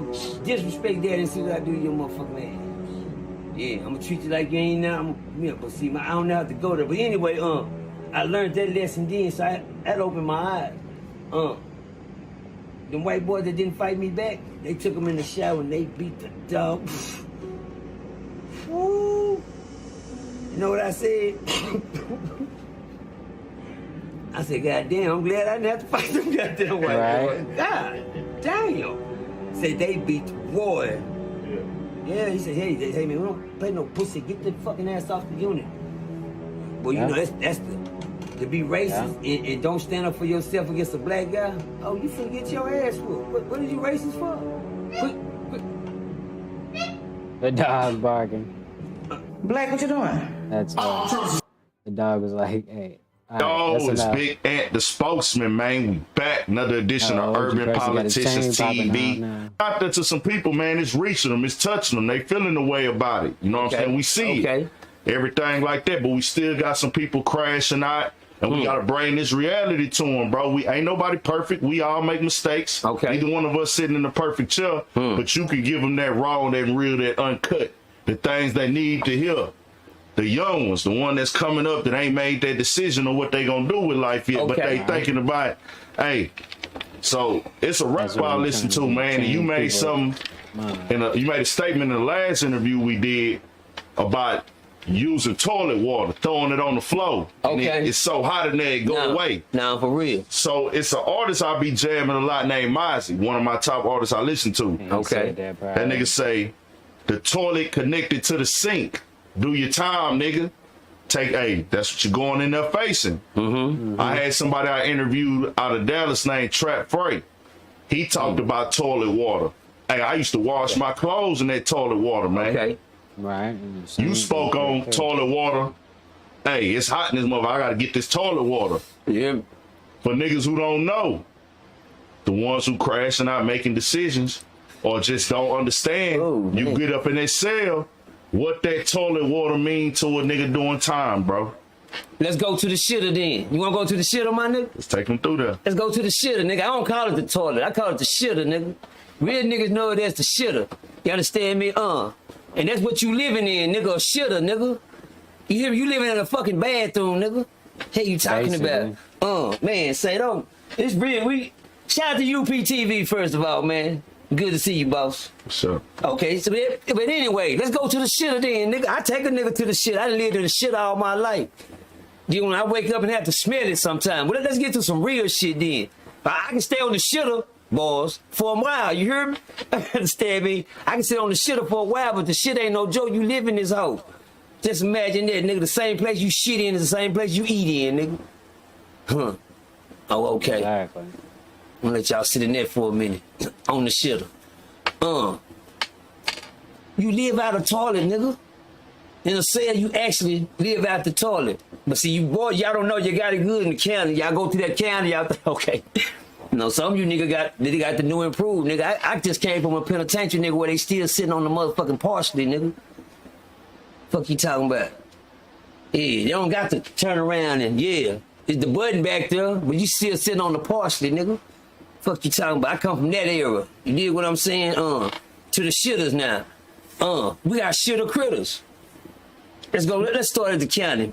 You know, you want to start at the shitter? I'm not gonna make the shitter look like it's. Well, you can keep up. We used to go to the shitter, man, and get put in solitary because in the shitter you had the girls upstairs. And if you hawk your shit out, we living in the shitter right now. We just like motherfucking Grover, nigga, on Sesame Street. You hear me? We in the trash right now, so stay in the trash with me. Don't nobody get out the trash. We in the trash. We in the shitter. Keep that on mind, nigga. Keep that on mind. You smell me? Yeah, now y'all do. Peep this out. We in the shitter. You should smell it. I don't know nobody shit that don't stink. You dig what I'm saying? But anyway, boys, y'all, we should sit up there and we have to unstop the shit if you want to talk to the females. You dig what I'm saying? And the only way to unstop the shit, you gotta flush it. You gotta be a pro with this shit. I used to look at niggas and say, what them niggas over there doing, cuz? Oh, them niggas in the shit. Doing what? Talking to the hoes upstairs. Oh, yeah? See, I'm not, go ahead. I ain't gonna try to make it seem cool to live in the shit. Y'all just keep up with it. But anyway, we talking to the hoes upstairs, but you gotta flush that motherfucker. What come with flushing the shitter? Shit. You gotta get all that out of there, nigga, just to talk to some trash upstairs. You dig what I'm saying? Because if they're upstairs, nigga, they ain't no good just like I ain't no good. Trash meeting trash, and back then we had trash correspondent where nigga inmates could write inmates and everybody could write each other, so nobody never made a change because they made sure the inmates always kept up with each other. Right. And then as soon as you get out of it, it'll tell you don't supposed to be around these type of people, but that's all the people you know. They're the only motherfuckers wrote you. Niggas getting out, moving away and going away from here, meet motherfuckers in Tennessee, through the shitter. I ain't gonna lie to you, nigga. When you start off with shit, you end up with shit. You dig what I'm saying? If I met you in there, I don't want to meet you in the world. Nah, I'd rather meet on better terms. You dig what I'm saying? That's number one. But anyway, that's how we used to talk to the female. You get moved on, and let's go to the penitentiary where niggas really acting bad with the shitters. Man, let me ask you something first of all. Who want to live in a toilet? When you young niggas want to live in a toilet. You balling, but you balling now. Everything lovely shit, but now, nigga, I don't give a fuck who your daddy is, nigga. Who your granddaddy is, nigga. I don't give a damn. If you say he in the penitentiary, nigga, he living in the shitter. He living in the shitter, nigga. It ain't nothing cool. Say, cuz I don't want to stay in the bathroom 5 minutes when I go in there now. Hurry up, get out this hoe. Cause like there's the bathtub right there in front of you, and the shitter right here, nigga. That's just what your cell is like. You can sit there and put your leg on the shit and still be in the bed, nigga. That's how close you sleep to the shitter. Mm-hmm. Definitely. Piece of shit. And that you can write home and tell mom and them all the good you want to, nigga. You living like shit right now. And them niggas that's in there, ask them. Ask any nigga, call him, he got a goddamn, yeah, cause I got the horn in here. Tell him to show you the shitter, nigga. It's right there. Matter of fact, he probably standing over talking to you. Matter of fact, he probably sitting on it talking to you. You don't know what them niggas doing, they talking to you on the phone, nigga. You looking good right now. All you doing looking at your lips. On the shitter. That's crazy. He on the shit, he call you every day. I don't talk to niggas in the pen. When they call me, nigga, I put the phone there like that. And I look at them niggas. Fuck they got going on. You understand me? They living in a shitter, nigga. Anybody call from a place of shit, that's what they living in. Now, shout out to my niggas that's doing time around the shit. Right. You should be the niggas telling these niggas the shit that you in. Boys. Behind them. That's what we talking about. Behind them this time, boys. Behind them, nigga. You understand? Them niggas say, cuz I don't think nothing cool. Now I don't. Hey, y'all, I'm gonna tell y'all, if the Army was a good place, I say, man, go get recruited. Please go down there and sign up, man. It's a good place, man. You gonna go get this, get you some training, get you some skills. They gonna give you some lifetime, goddamn me, guaranteed jobs, and we a family, you know, shit like that. I can't tell y'all that about prison. It ain't shit, boss. Yeah, it ain't shit, niggas. It ain't shit. Don't guarantee you nothing. It's a lot of niggas. I'm gonna tell you why. I'm glad you asked that, Herb, man, because that shit is serious. Let me tell y'all something. Have y'all ever woke up in a, I know when y'all niggas go to the toilet, in your real bathroom, right? Stay with me on this. Let me get a little deep. Can I cut a little deep in the shit? Let me cut deep in the shit on this one. I know when y'all go to the bathroom, right? The toilet already overflowed. Everybody looking for a pump. To try to goddamn the toilet is flooding. Everybody on emergency. But see, imagine living in a place where everybody's toilet just overflow when the fucking get ready. And all the feces come up in your cell, nigga, up out that motherfucker. And you standing in this shit, nigga. We call that flooding the cells, nigga. How about that? Yeah, flooding the city. We flood sales in that bitch, nigga. We don't give a fuck cause you next door. I'm gonna flood your shit out over here. It's gonna go through your pipeline next door and your whole motherfucking toilet gonna be all on your fucking floor, nigga. Shit everywhere. Yeah. Yeah. You can have shit walls in that hoe. You got niggas that flood they shit every motherfucking day, and that's the shit you gotta live in. All you gotta do now is get your shit off the floor, nigga. That's all you can do. Live in a place where this shit can happen every fucking day. Oh, who wanna live like that, nigga? Who the fuck want, young nigga, y'all want?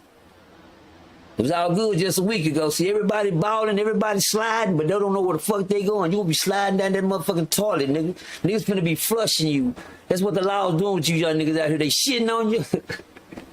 And then they flushing you niggas down. You dig what I'm saying? Everybody getting flushed. I ain't met a smart nigga yet. Shout out to Herb, man. He ain't got flushed yet. You know, some niggas don't deserve to get shit on. See, I wouldn't shit him if he was my last turd. Boss. I'm gonna let y'all soak in that for a minute. But anyway, nigga, that ain't the life to live. Who the fuck wanna live in a bathroom? A bathroom, shit. Go in your bathroom now, and I'm not talking about a bathroom. I'm talking about a fucking potty potty, nigga. This motherfucker's funkier than a potty potty, nigga, when you walk in that motherfucker. Yeah, you smell sales, nigga. Everybody ain't clean. Don't go to solitary. Don't be back there where niggas have shit walls. Niggas will throw shit on you. Where niggas keep feces in the motherfucking corner all day with a top on the motherfucker, waiting on the guard to walk by just to dash they motherfucker. Wait for one of you niggas to come in there. See, you niggas think knives and shanks and hands is the only way niggas get niggas. Now niggas dash shit on you in there. Yeah. Ask about the dash game, nigga. See, I can go in the trenches in the penitentiary too. You dig what I'm saying? I can get in the trenches too. Ask about the dash game. Yeah, everybody looking at me know. That's square business know about the dash game. See, I ain't the only motherfucker know about it. I'm just the only motherfucker talk about it. Yeah. When you go somewhere, niggas throw shit in your motherfucking face, nigga. Shit and piss that they had to sit in the motherfucking corner all motherfucking. They steady putting it together just to catch your bitch ass, young ass walking down that hallway and dash your motherfucking ass. See, they break young niggas. They break y'all young niggas when y'all get down there. They break y'all. They tell you sit on the shitter, nigga. Don't sit on your bunk. What you know about sitting on the toilet around another nigga? Hello. I'm sorry, Herb. Okay. Shit. I ain't lying. Right. I don't like sitting around a nigga shit, man. How embarrassing, nigga. When you gotta walk up and sit around another man while he sit there. Oh, you gotta close it. Oh, he gotta tell him to turn around, homie. And he gotta turn around this way and just get out your way just to, you know. And you gotta sit here and face the balls and shit. While another nigga behind you take a shit, nigga. Huh? Gangster? Nah, nigga, there ain't nothing gangster about that. I'm saying I got emotions because I've been around that type of shit. I can't believe I wasted my life sitting around shit like that. Huh? And I call wasn't nothing cool about it. These niggas ain't telling y'all, bro.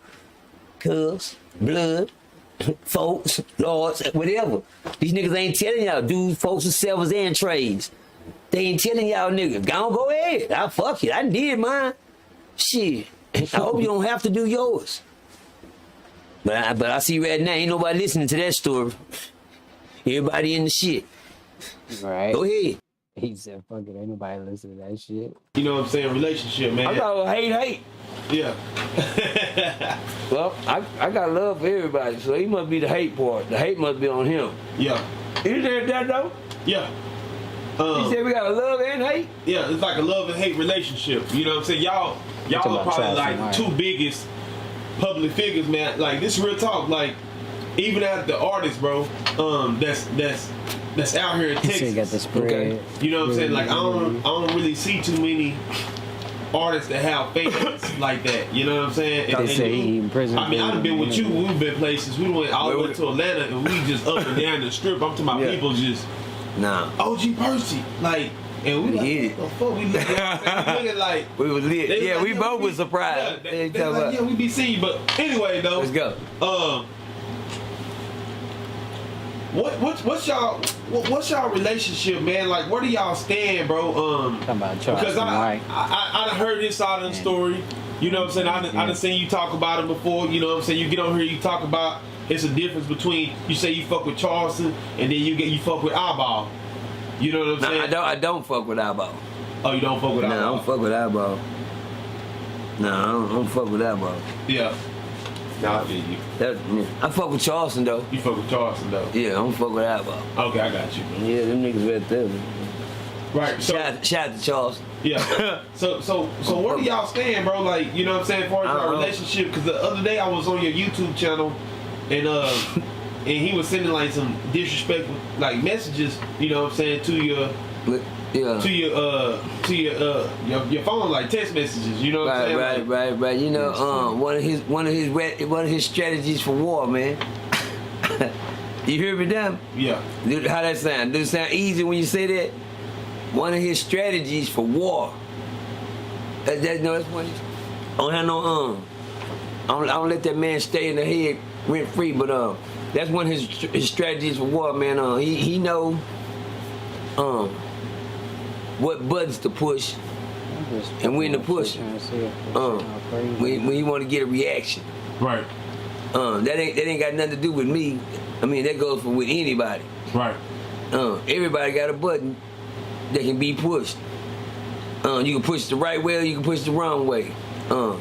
Certain niggas know your button. Oh, you know if I hit that nigga with I'm hit that. Oh, I know you for the goddamn. Cause that's what it say hot water right there. You hit that, it's gonna turn hot. That was say cold. You hit that when it's gonna turn cold. Well, he know what buttons to push when he wants you to react a certain way. Well, I just happen to be the one in the middle. I'm the button in the middle. There ain't no middle button. Is it a middle button? Yeah. You sure goddamn right. It is a middle button. Now, I'm the middle button. Yeah. Yeah, I'm the button, nigga. You fuck around and get some lukewarm. A little cold, a little hot inside this motherfucker.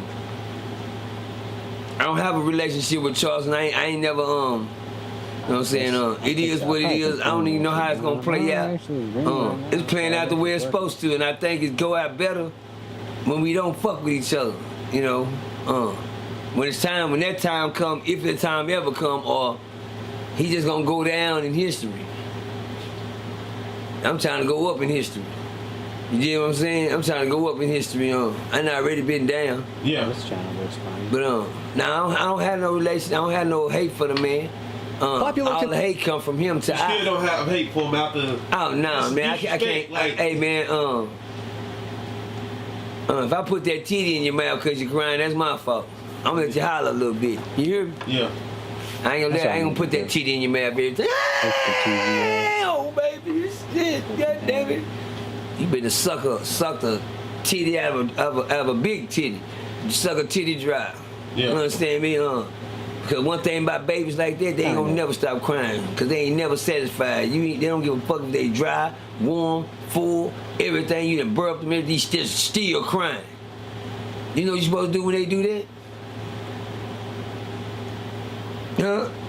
What? Whoop their ass. Shut your ass up. Now you gonna sit there and keep crying? Keep crying. Yeah. Diamond Stone TV. I think that's what this show's called. Yeah. Diamond Stone TV. If y'all want to finish watching this video or whatever. Diamond TV.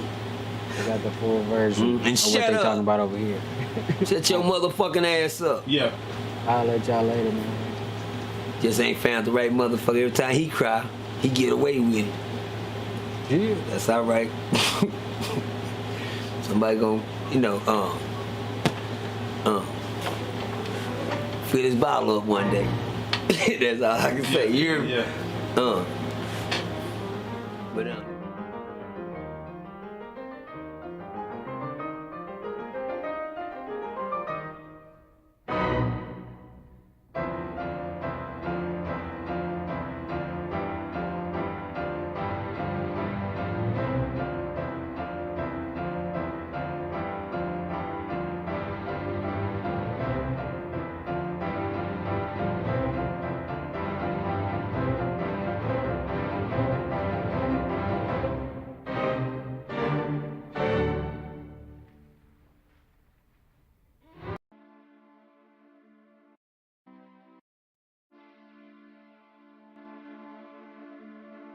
We ain't done. Just a little technical difficulty. Shit happens. But we back. Fuck it. And when he fell, he first place he hit his corner of his out up against the corner of the bench, the cement. And then when he fell off there, he hit the cement, the side of his table, his lip on the side of the chair. Then he hit the floor. He was unconscious. When I had put him in that sleep holder, I didn't know he had went all the way out. The nigga didn't have nothing. I'm talking about like a rubber band lead. I let that nigga go, and that nigga. And when nigga went down, when that nigga hit the floor, a pool of blood just started coming out that nigga head. Blood just started flying. I said, what the fuck? Nigga, I got scared for him. Right. Then I heard one nigga say, oh yeah, oh he dead. I said, what nigga, he better not be. Shit, nigga. Nigga, I had a brand new motherfucking white t-shirt on. Then I took that white t-shirt off, nigga. I ran up on that nigga, and I wrapped that nigga head up. And I said, man, hell no, get up, man. That nigga was not moving. Right. So I reached down there and I slapped that nigga. I said, man, bam! Right on the side of his face, right behind his neck like this. That nigga was still there. Then I grabbed that nigga, I slapped the nigga again on the other side. And he said, hey, man, goddamn. I said, oh, shit. Nigga, get up. God damn, get up, nigga. I helped that nigga up and the people said in and out. That's a little thing they do, I don't know how that came up. To stop, but make a long story short, that's how easy it is to go somewhere, get yourself in some shit, and never come home. Right. And never come home. Bullshitting. By the time he woke up, man, I found out, man, damn. Oh, I gotta sit, man, I quit playing in this motherfucker, man. I almost, man, shit, that was, nigga, that's, they say quit horse playing, no horse playing. Right. Nigga, it don't hurt nobody to play. Y'all just trying to take our fun away. But they know now, y'all niggas play so hard, y'all gonna fuck around and hurt each other. And that shit right there, I'd had niggas come down there, and have to kill a motherfucker. You understand me? Just to keep niggas from doing some foul ass shit to them. But the sad thing about it, that ends that motherfucker up in there for doing more time. Right. I almost had to do more time than what I was supposed to because some guards let a motherfucker inside my cell to kill me one time. And that person got the shitty end of the stick. Mm-hmm. We'll chat that later. We'll chat y'all in on that later. But if it wasn't for the internal furrows and the internal revenues, people coming in and talking to me and seeing me justice, I would have been in prison for the rest of my life. Right. But due to them foul ass guards in there that'll let a nigga in your cell to kill you and think that's what he can do and don't think it can happen to him, voila. But I told people I never talk on that because I thank God that situation, and I never boast and brag on that, and I never make that a topic. You dig what I'm saying? Right. But I can tell y'all how grimy the system is. It's treacherous, and half you niggas better think about it before you get in there, because some of you niggas gonna go in there with a ticket, and that's gonna be your ticket, nigga. Right. Click it. Let's go. All right, there you have it. OG Percy always with the shit. Crazy though. So I dropped down the bitrate. I don't think the bitrate is the problem. Maybe it could be causing the freezing issue on OBS, but also I just updated my computer. I just updated OBS like the other day, and I got the fucking bitrate up really high. So we'll see. Y'all already know the script. Let's go ahead and take them 7.4 seconds if you haven't. Out, you don't got to speak on it. I'm just asking because it was. Approach them. I don't be thinking about. I know everybody think about jury and shit like that. I don't think about that shit when I get mad. That shit materialistic. So when I get mad, I just black out. So that just is what it is. They got off. It is what it is. I would have did the same thing to me. For real. I would have did the same thing to me if I approached me like I approached them. So it is what it is. It's 6-on-1. Man, you got a lot of balls, man, in the studio. I mean, you approach 6 guys? Nigga, if I see somebody, just like I just addressed that, I'm going to address it. Now something just happened in this clip because they edited it. I know y'all seen that little like slight clip. But what I don't understand is you are a rapper. Like, it's like y'all obligated to have like an entourage. It's like people be thinking, I'm a rapper, I'm a YouTuber. Like, rappers gotta have like entourages and shit like that. So how you a rapper and getting caught by yourself in a studio, bro? Gilligan activity, I'm suspecting it. I ain't gonna lie, but come on. I respect it. No matter what, how many people you with, I don't really be thinking about that type of stuff. I know what my name hold out here. A nigga know what's gonna happen if you play with me. So that just is what it is. I ain't even, I'm not the toughest man in the world or nothing. It's just something I stand on. I stand on my own principles. I stand on tall business, and that just is what it is. So if I see Sean Cotton, or if I see Suave, or if I see Sada Baby, if I see anybody that I feel like I have an issue, I'm gonna try to talk it out. I'm gonna try to talk that out. And if it escalate from there, it just escalate from there. But I gotta know, I'm not gonna be out here like wondering if Sean Cotton got a problem with me. I'm gonna ask Sean Cotton, and I'm not gonna be on Instagram trying to ask Sean Cotton and none of that. Just like I wasn't gonna keep DMing you and try to bug you about that, I was gonna wait till I seen you. Cause money never the issue. I know money not no issue for you. You don't gotta scam people. Money not an issue for me. I'm not even worried about that. I don't want nobody to feel like they could get off on me. Right. You feel me? So with that studio shit, it just is what it is. When I get into it with a person, I don't think like, let me tuck my jewelry. I'm not. And he got his jewelry snatched, but he was tussling is what he trying to say. I did think that. I don't really care about it. It's materialistic. The thoughts that he thinking is like of a young teenage child, bro. Like, what do he mean? You don't care about you like a known rapper with jewelry on, and you think you able to just walk up on groups of people, low? You think you gonna be able to keep doing that and walk away unscathed, bro? You talking about people knowing what you standing on. If that's the case, if you was standing on something like that, they wouldn't have approached you in that studio, bro, to book your chain. It would have booked your life. It would have took you up out of here. You would have been aced up off of this planet. Like, in the ground, bro. Like, I get it. Bro, I got hundreds of thousands. I really don't. I could get that shit again. I wouldn't really think about that shit. I was really irritated. Like, you could tell I was irritated when you seen the video. I was really irritated. They didn't walk up on me. I walked up on them. That's just is what it is. All that other shit went how it went. I can't speak on that, but it is what it is. They didn't walk up on me. They did what they were supposed to do. I walked up on them for sure. They did what they were supposed to do. I don't fault them for that. Whichever way it go is which way it go. They did what they were supposed to do. If a nigga walk up on me, I'm supposed to do something to him for sure if we get into it. So I ain't taking nothing away from them. They did what they did.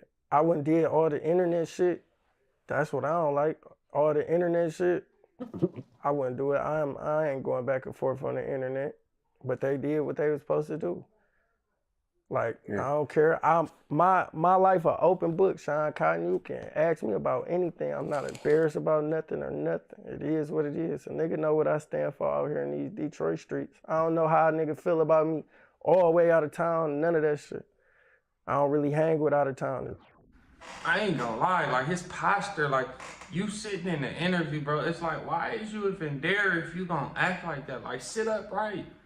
Like, put a little like stiffness in your back, like especially when you talking about something like that. You don't care, like what you was off you was off like them drugs when you approached them, bro. And was you with somebody in that studio? Because if you was with somebody and they let 6 people push up on you, and I just don't understand. That shit wild, bro. I don't know. What I stand for, even them, they know what I stand for. So, like I said, they did what they were supposed to do, period. I don't fault them for none of that. Yeah. I recently heard you say you don't even want the chain back. Why would I? I don't want nothing that a nigga took from me. I don't want nothing that a nigga took from me. You already posted on the internet and all that shit. I don't want nothing that a nigga took from me. It's good. It is what it is. Yeah. They, like, that shit sold anyway. For real, for real. Yeah, I'm pretty sure that jury been gone. I wouldn't want it back either, though. I'm not about to, like, I think that's Gilligan activity if your shit gets stripped and you go pay for it to get back. Like, I mean, you go pay to get it back, bro. What? If you got it, then you got it, bro. Then when I see you, it's on, but I'm not about to purchase nothing back from you, bro. That's Gilligan ass activity. And I don't think this young man should really, like, die for jury. I don't think nobody should really, like, die for no jury unless you talking about, I'm gonna die for this jury. If you run up on me and try to take my chain, I will blow your... Crazy. That's a real money. That's comedy. That's a twist. Shout out to my nigga Twist. He couldn't say, when they asked me who I was leaving the prison to, I said I'm leaving it to Twist. Twist, you fooled me. You made me think that's comedy. That's your. But see, one thing Twist didn't know, the game he played in was the most spookiest game in the world. You want to be the next shot caller. Well, I'm gonna leave you the unit. It's gonna be on you when I leave her. But see, Twist had a twisted plotting man. You hear me? When I told him we had the meeting, I told the Crip niggas, I said, well, he gonna take my place when I leave. Now the Crip niggas were like, no, they agreed to it. Everybody voted, said Twist can be the next nigga. They agreed with it. But they agreed with it knowing Twist playing too. That's crazy. As soon as I left the prison cell, I took Twist to go meet the people that he had to meet if he was gonna call shots. And that lady told me, the captain told me right out there, she said, this is who you leaving the unit to? This is who you leaving the power behind to? I said, yeah, Twist, he good. She looked at she said, Demerson, I don't know. And she looked at him, and she just told me, all right, go ahead. And she asked me again, she said, you sure? I said, yes. I said, Cap, he good, nigga. Nigga, the truth, man. That nigga ain't finna fuck over nothing, man. Cause when I went home from the penitentiary, and them niggas started calling and writing, I mean, within a whole motherfucking week, nigga, I was getting letters like this from prisoners. What? They did with the college. This ain't me writing me. I don't write me. Niggas started writing me from the penitentiary like this. I started getting mail like I was getting mail. You hear me? That's how I made. That's how I knew I was somebody in there. I had to be somebody out here. Okay. Steven. Shout out to my nigga Steven Stinson. Shout out to Stinson, man. Goddamn me, I left the unit to Stinson, man. We call him Twist, man. Nice rapper nigga. He came from the Butler Housing Projects. You did what I'm saying, East Side Butler Housing. Yeah, East Side Butler Housing, goddamn me. Shout out to Twist, man. Steve Stinson, man. Shout out to Stinson, man. But anyway, like I say, this is mighty funny because when I start getting mail like this, my niggas wasn't writing me like this. You understand me? Niggas was just, I just had mail just every motherfucking day when I came. I'm like, God damn, who's writing me now? I'm just mail. But that let you know you was somebody in prison, not just nobody. Look, it's like counting money, nigga. It's mail. It's like when I was showing my nigga the obituaries. You hear me? Right. This got mail on top of it. We counting. This is to Percy from prison. And then some of this mail, nigga, they just went to talking. Goddamn, you know your boy, Steven Stinson, you know, when you get power, it reminds me of the Lion King, you know, when I was in power, nigga, we was living off the fruits of the land, you know what I'm saying? We was living good. Everybody was, you know, walking and skipping along, wasn't nobody. And then when I leave, niggas, Steven Stinson, the nigga I left it to, it seemed like these niggas turned into meat eaters.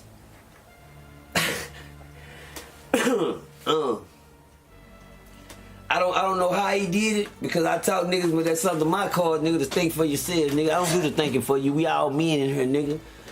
I used to tell the people all the time, nigga, whatever you don't want to do, you feel like you ain't got to do it, you ain't got to do it, but I ain't gonna never ask you to do nothing that I wouldn't do. Matter of fact, I always live by example. I tell nigga to fight, nigga, I take off on nigga first. But anyway, Steven crashed the whole Crip gang out. Damn. When I came back, I was like, where's Zach at? They say Zach in lockup. Zach in lockup? Zach ain't never went to lockup. What you mean Zach in lockup? My nigga say when he came back, like he took a vacation. Oh, yeah. I didn't come back. When they went, my bad. Hell nah, never been back. You're right. I got a letter from Zachary Taylor, man. They say, what Zach? And they say Zach is locked up. Zach don't get locked up. What's Zach doing like? He say, man, you ain't heard? No, I ain't heard. I said, well, if Zach ain't there, put Trail on for no Trail locked up too. He said, man, all your boys back there. What you mean all my boys back there? That nigga say, Trey, Jose back there. Trey locked up? Yeah, man.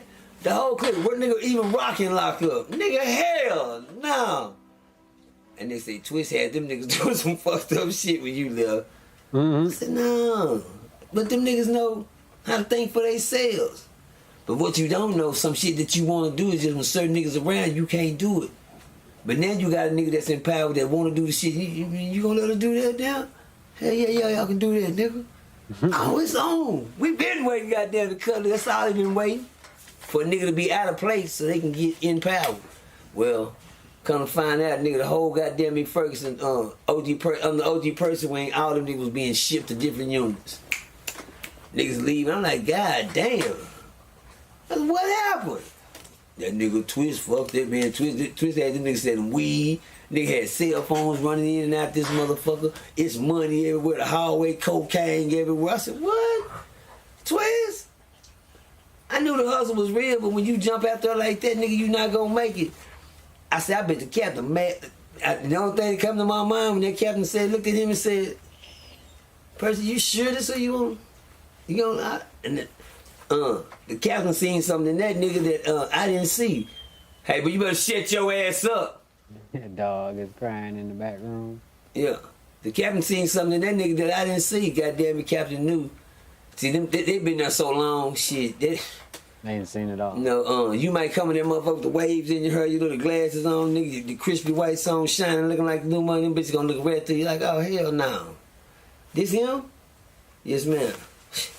All that yes, ma'am, but trying to talk, them motherfuckers are smart. Them white folks smart. It wouldn't even take them a month, nigga. Twist crashed out the whole crib game on Ferguson unit. Crashed them out, had niggas doing stupid and dumb shit. Everybody going to solitary, going to lock up. They said niggas went to fighting, went to just jacking and robbing and doing dope and everybody. I said, oh, come on. Well, one thing about Ferguson, they don't know. They got some work. Them motherfuckers, they built for that. It's the STG unit. Half of that motherfucker on security threat every day. Even I sometimes can make the wrong choices, goddamn, who I hang around and don't know who the fuck is around you. R.I.P. to Takeoff, man. And had he known what he known, he'd have took off on them niggas. You know what I'm saying? Shout out to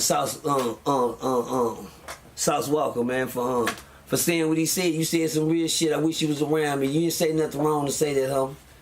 You didn't say nothing wrong, Sauce, to say, I wish you was around. Because you know what? It's a lot of people saying the same thing you said today. They probably saying, I wish I would have went with him. You understand me? But when we find out, y'all know my story. When we find out the story in the end, everybody know my 3 words. Better start getting that put too, man. I told you.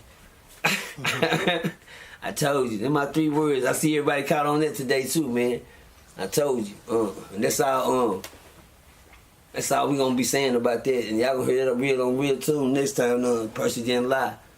That nigga said it was one of them niggas that he was with when the story come out in the end. But the sad thing, everybody knew that in the end. Yeah.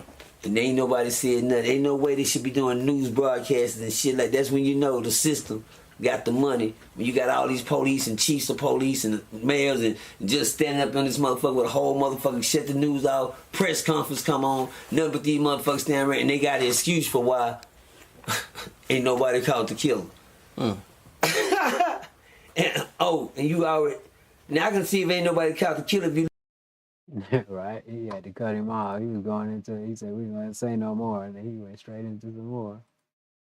Let's see. I don't know about, shit. I don't know about in Hollywood. Shout out to Ice-T, man. It's like looking for an Indian to listen to a good conscious rapper. Let me see what this is about. Ain't no audio on this shit? Oh, here we go. Matter of fact, let's get that other shit popping too. I forgot about that. Ground! Get in the ground now! Get on the ground! Get on the ground! On the ground now! On the ground! On the ground! beg you. Get on the ground. Get on the ground. On the ground. On the ground now. Illegal. On the ground. On the ground. Get on your On face. the ground. Get on your face. On the ground. Done nothing. Get on the ground. Illegal. We stop. Get on the ground. That's I'm my gonna car. tell you. Get on the ground. Hey. Get on the ground now. Get on the ground now. Please. She pregnant, bro. And I really haven't even done nothing, though. My car's parked. Right to touch me. Hey, ma'am, we're sorry. We're sorry. Listen. The kids. Stay calm, man. Record this shit, bro, 'cause I ain't done nothing. Get in my bag. Y'all get on my bag. No, not right now. Hey, man. Man, Calm don't down. touch You're me. okay. Calm down. We're gonna go back to the car, right? 490 Fairburn. Can y'all call my phone? 'Cause my car legit. Everything gonna be legit. I don't got nothing illegal on me. Everything legit. Okay, so those songs weren't copyright free. I bet, man. I'm good. taking something We'll for that. find that out. I'm good, bro. I just want to call my Back to people. the shit 'Cause that I ain't I done it. used to do, Hey, man. put my stuff back on, please. Yeah. Babe, come put my stuff down, babe. I'm okay. No, no. No, can you put my... We will. We'll let you. Baby. What you need me to do? Call my mom. Because What you need me to I do? ain't did nothing. My car legit. Talking about what? As soon as we hop out the car, they hop out the car. And everything on me legit. That's fine. My car legit, everything. I ain't done nothing. We'll explain everything, man. What's your name? I'm on a warrant. Man, y'all folks ain't asking no ID. Okay. See, that shit illegal. Exactly. You ran. Exactly. Didn't have time. I didn't run. You didn't I didn't run. run to look at where y'all hopped out. I'm scared as hell. Okay. I don't know what going on. All right. What's your name, man? I'm not saying nothing to my mom, call my lawyer. Because I ain't done nothing. All my stuff legit, my car legit, everything. Y'all just pulled up on me, just hopped out on me. Of course I'm scared as hell. Okay. We'll talk about it, man. No, come record me. She can record. Because it's so illegal. They just pulled up on me and They hopped was out on on him me. for a felony warrant. He got murders and type shit. I'm pretty fast, aren't I ain't even run. This is for family. No more, man. No more, man. She got shook towards the end. She knew that shit was inevitable. Rondo. This is a millionaire, already made. Platinum Plex. I think they may have a diamond track. Versace with Drake is one of the highest selling records of all time. Bad and Bougie. I'm very familiar with the young niggas that when they came in the game, the controversy was that they was the one about the who the rap in. Yeah, Right. I'm very familiar with them. Real quick, I'll share a quick story with you about the Migos. How about that? Real quick. The young nigga Takeoff, rest in peace, man. Bless his soul, homie.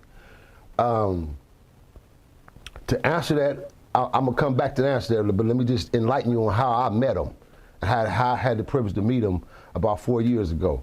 TDE and ASAP Rocky and them was headlining the Staples Center, and Amigos and a couple other individuals was on that ticket. So I happened to go to the bathroom, bro.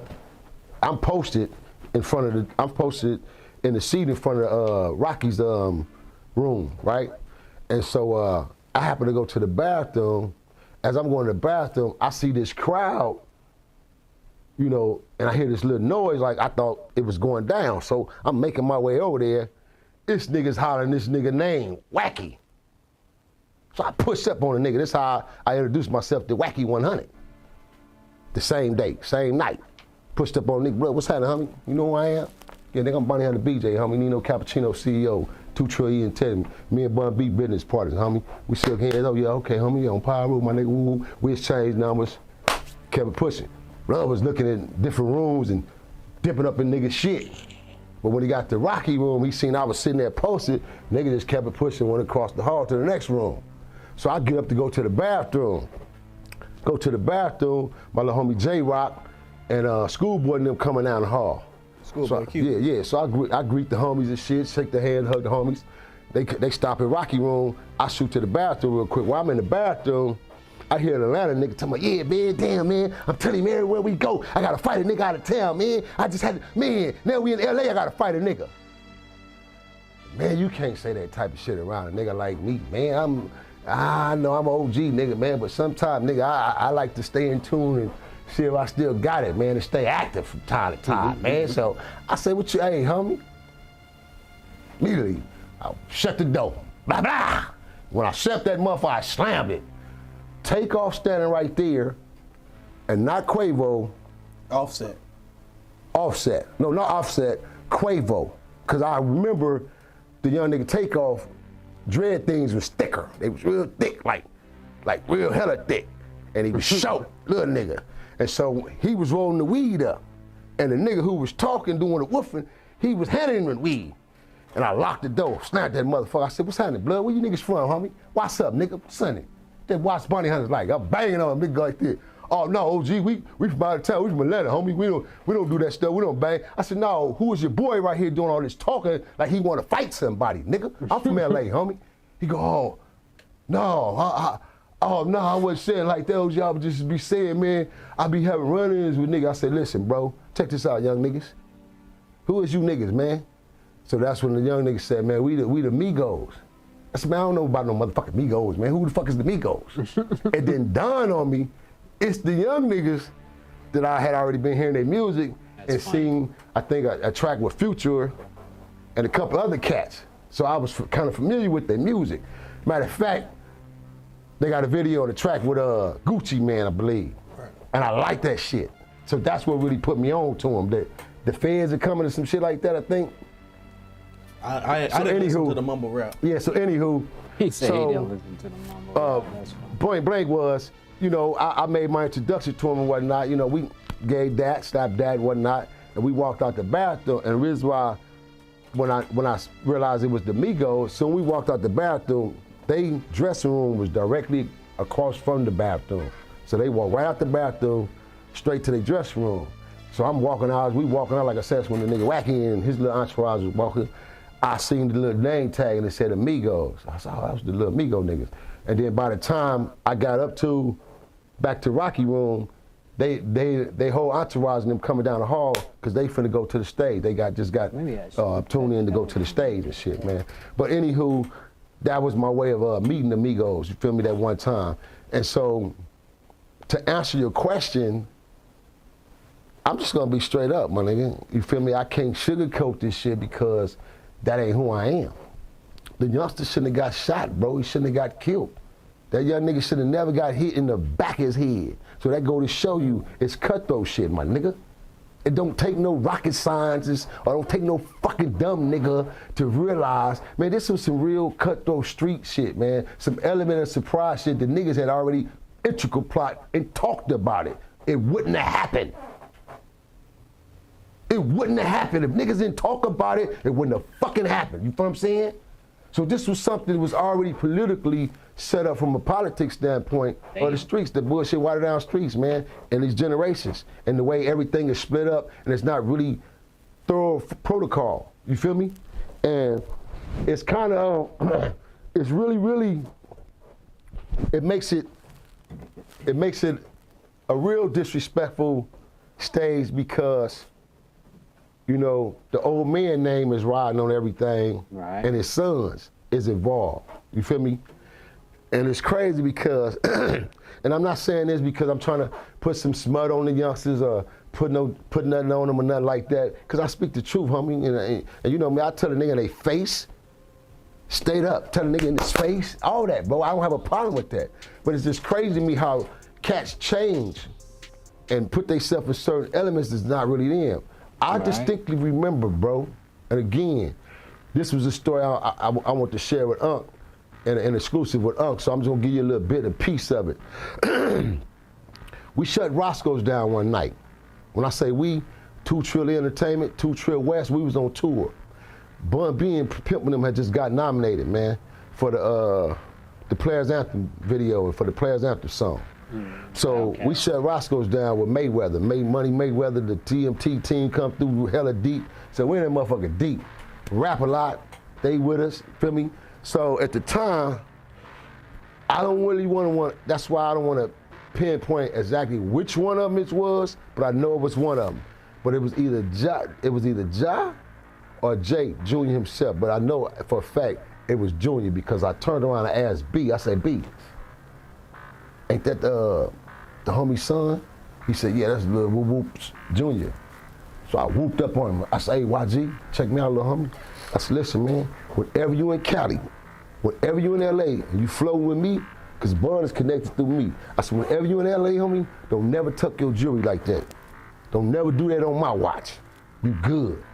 We ain't gonna have no shenanigans. Ain't no niggas finna run up and do no robberies, none of that shit. And niggas see my face and see me right here, bro. They gonna give us a pass.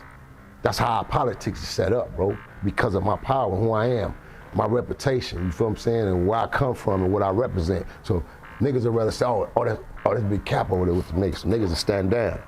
Then you got certain niggas that's coyotes. See, that's why I say our shit is different in Cali. You got certain niggas that's coyotes and wolves that'll go against the grain anyway and say, man, shit, I know that's big cap over there, and I know that nigga's a hitter, but shit, fuck that shit, man. We gotta at least get one of them niggas. Right. And they still go try to test the waters, because that's LA, bro. You feel me? So this is why I said the young nigga shouldn't have been hit, bro, because if his protection and his check-in was really thorough, there's no way that shit should have jumped off like that, man. No fucking way in heaven. Ain't no way you niggas can try to decipher it out there in TV land. I'm telling you, as a real LA street native, a real LA street nigga, bro. If a nigga come to LA and call Big Cap, and I'm driving him around in my car, it's my B-day, and a nigga get killed, that's on my shift. That's on my name. Some gotta be accountable for it, man. That's street shit, that's real politics. So motherfuckers have to, it's gotta be some answers, bro. Cause the youngin' wasn't no banger, he wasn't no threat, he wasn't threatening nobody out here. I ain't, for as what I've seen and of his career, him and the cool part about them niggas is family. Yeah, niggas, uncles and cousins, they family. Yeah. You know what I'm saying? So they handle their business, bro. You know what I mean? And it's just sad that youngin' lost his life like that, bro. And then when it all come out, watch. When the shit all said and done, it's gonna come out. And whoever the shooter was, it's gonna all pinpoint and come down to bullshit. Money. Hey, real tone, it's some real money in the room. Money every time, right? Just some dude on the street corner saying what Kyrie said or Kanye said. I want your thoughts as far as on the business of basketball. We look at a situation like Kyrie Irving. Mind you, basketball is a business where there's owners, bosses, employees. Then you see a situation where, what's going on with Kyrie. For those who might not understand at home and think that, things are supposed to go away. What is the business of basketball when it comes to ownership, bosses, employees, as far as the rules and regulations? It's like any other business, If somebody says something that's racist or anti some religion, you're going to have to address it, because he's not the only person that works there. Right. And you've all had to deal with it in your life. I'm Jewish. I've had to deal with anti-Semitism. People didn't know I'm Jewish and talking shit right when I'm in the room. And it's just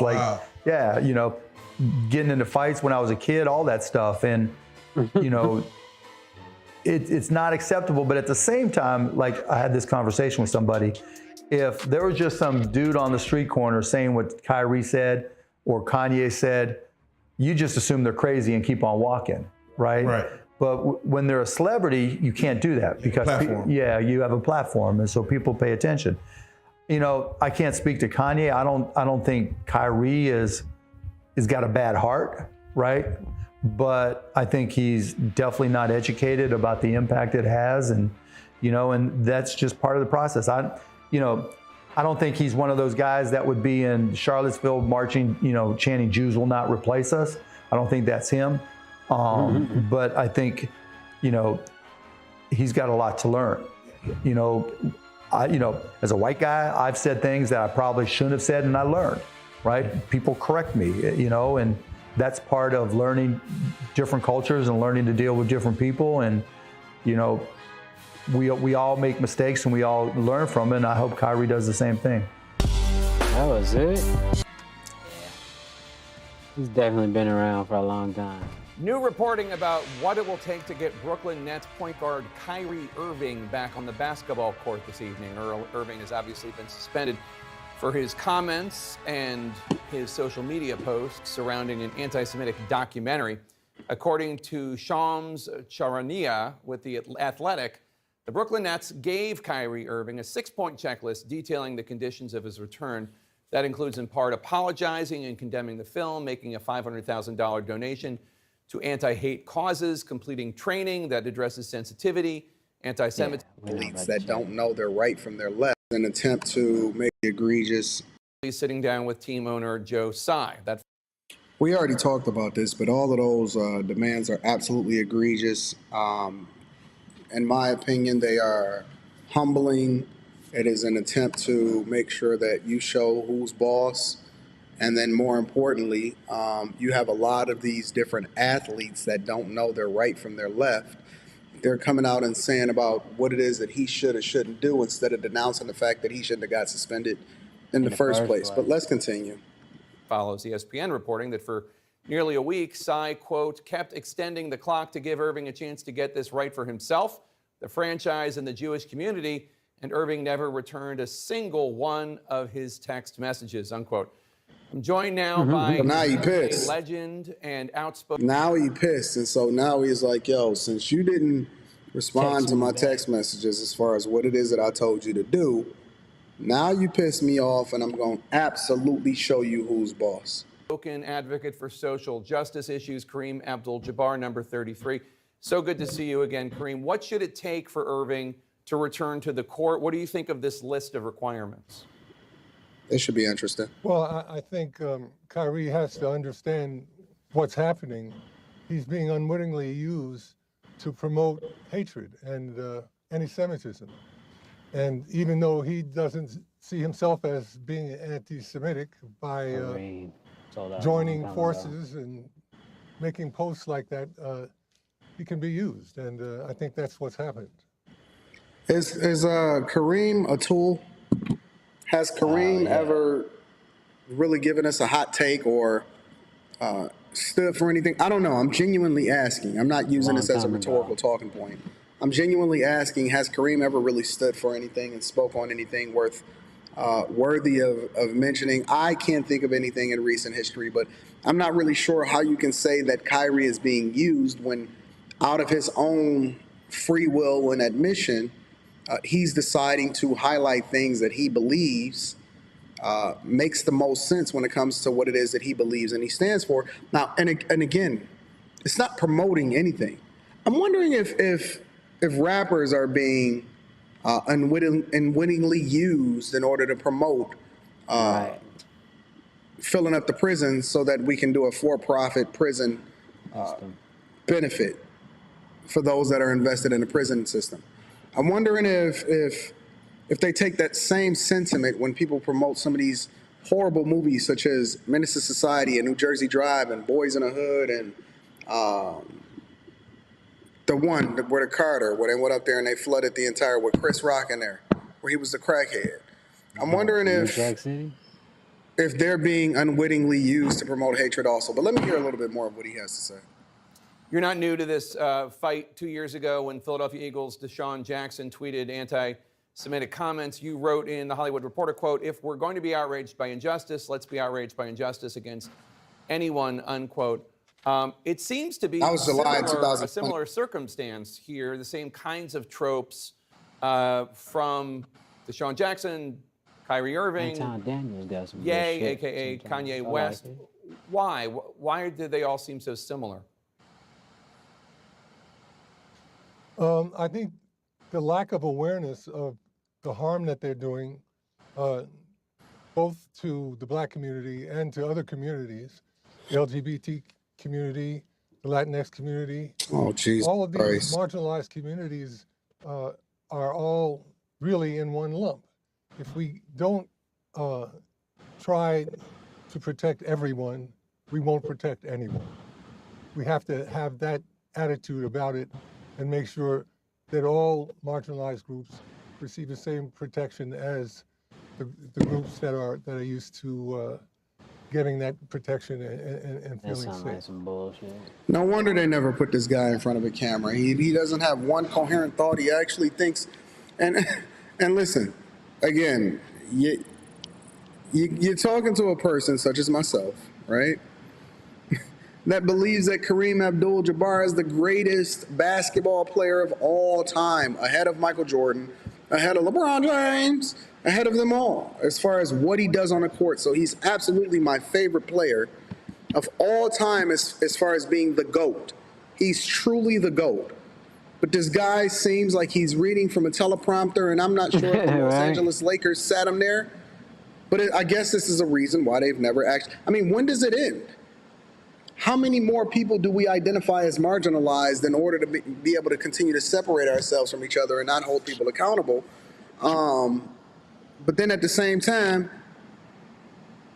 you can't censor somebody from what they really believe as long as they're not actually implementing any violence against you. Right. Man, listen, I don't know if y'all have ever been inside of a black household, especially during Thanksgiving, but they're going to show you some stuff. I think that every black household, you should probably just put a beep censor button in there for what it is that they say if you was to ever put a camcorder in there. This is crazy. I saw a post by a Jewish American saying that Jews are in a way in a bind here, in a catch-22, if they as though anything is do something, if they protest the kinds of statements that Kyrie Irving put out there, which is that documentary. Now they gonna protest. Invented nonsense and lies about Jews being Satanists and that sort of thing. If they protest and there are consequences, then supporters of Kyrie Irving say, "Oh, look, see, Jews are powerful." This is CNN just about them, blah blah blah. You guys know. And if Jews don't do anything about it, then the hate just continues unfettered. It's really a no-win situation. For who, Kyrie? You know, a number of blacks expected support from Jewish groups during the Black Lives Matters movement. Which was an absolute farce. And I'm not really sure that anybody got any kind of if you as a person that's not black, anybody that wasn't black that was supporting that movement actually helped to support the demise, and you helped support an organization that was actually the worst for us, which a lot of black people that I know was saying that, yo, we shouldn't be even having this conversation, and these people shouldn't be at the forefront, but it's just all bad. I can't wait to run for governor. And they got that help, but they got that. When the reverse was necessary, we ended up with silence. And for weeks, Jews and Jewish kids were picked on and singled out, and we can't let that happen. Where? The condemnation of anti-Semitism and other forms of discrimination has to be immediately announced and pointed out so that everybody understands what's going on and who the culprits are. This is nothing more than silencing and censorship. This is nothing more than silencing and censorship. So if you sitting here telling me what I can't, the only thing I'm able to say is that I love you, even though I may not hate you, but I don't agree with your lifestyle or what it is that you believe, then we automatically say it's anti-anything. And when we can do that, we're going to make some progress, because people who aren't educated on these was the guy. will start to wise up. You know, what's interesting also is there's a quote in the documentary that Kyrie Irving helped promote, supposedly from a Democratic Senate aide. He was the guy was killed in 1976 by the terrorists. But the quote was invented by white supremacists, I think in Idaho, in 1978, 2 years after he died. And it just makes me wonder how much the white supremacist movement is using their hate. Do you see how they tiptoeing around different words in order to make sure that they can have this conversation? That is a problem. When you can't just be forthcoming in what it is that you think so that you can illustrate your point and get it out, that is a problem. To get blacks to hate Jews. And what the heck is it's all based on the same hatred that they have for Jews, blacks, everyone. There was a group of haters that put a sign up on one of the freeway overpasses here in Los Angeles. Looks like I got a lot of likes. A group of haters tried to give Kanye some support. We can't do that. We have to identify the people who are behind all of What a this. cornball. Point out to them that they are wrong and that they need to be educated. And, These geezers, these dudes of yesteryear, the boomers, and I think it was the Generation Xers, they led us astray. They led us astray, and it's not stopping because we still allow for them to have a voice. Instead of acknowledging your ability to shoot a basketball, just shut up and dribble, bro. Just shut up and dribble. We need your coaching on the basketball court. We don't need your coaching as a human being. Thank you very much. We got it from here. Till we can get that far, we've got a lot of work to do.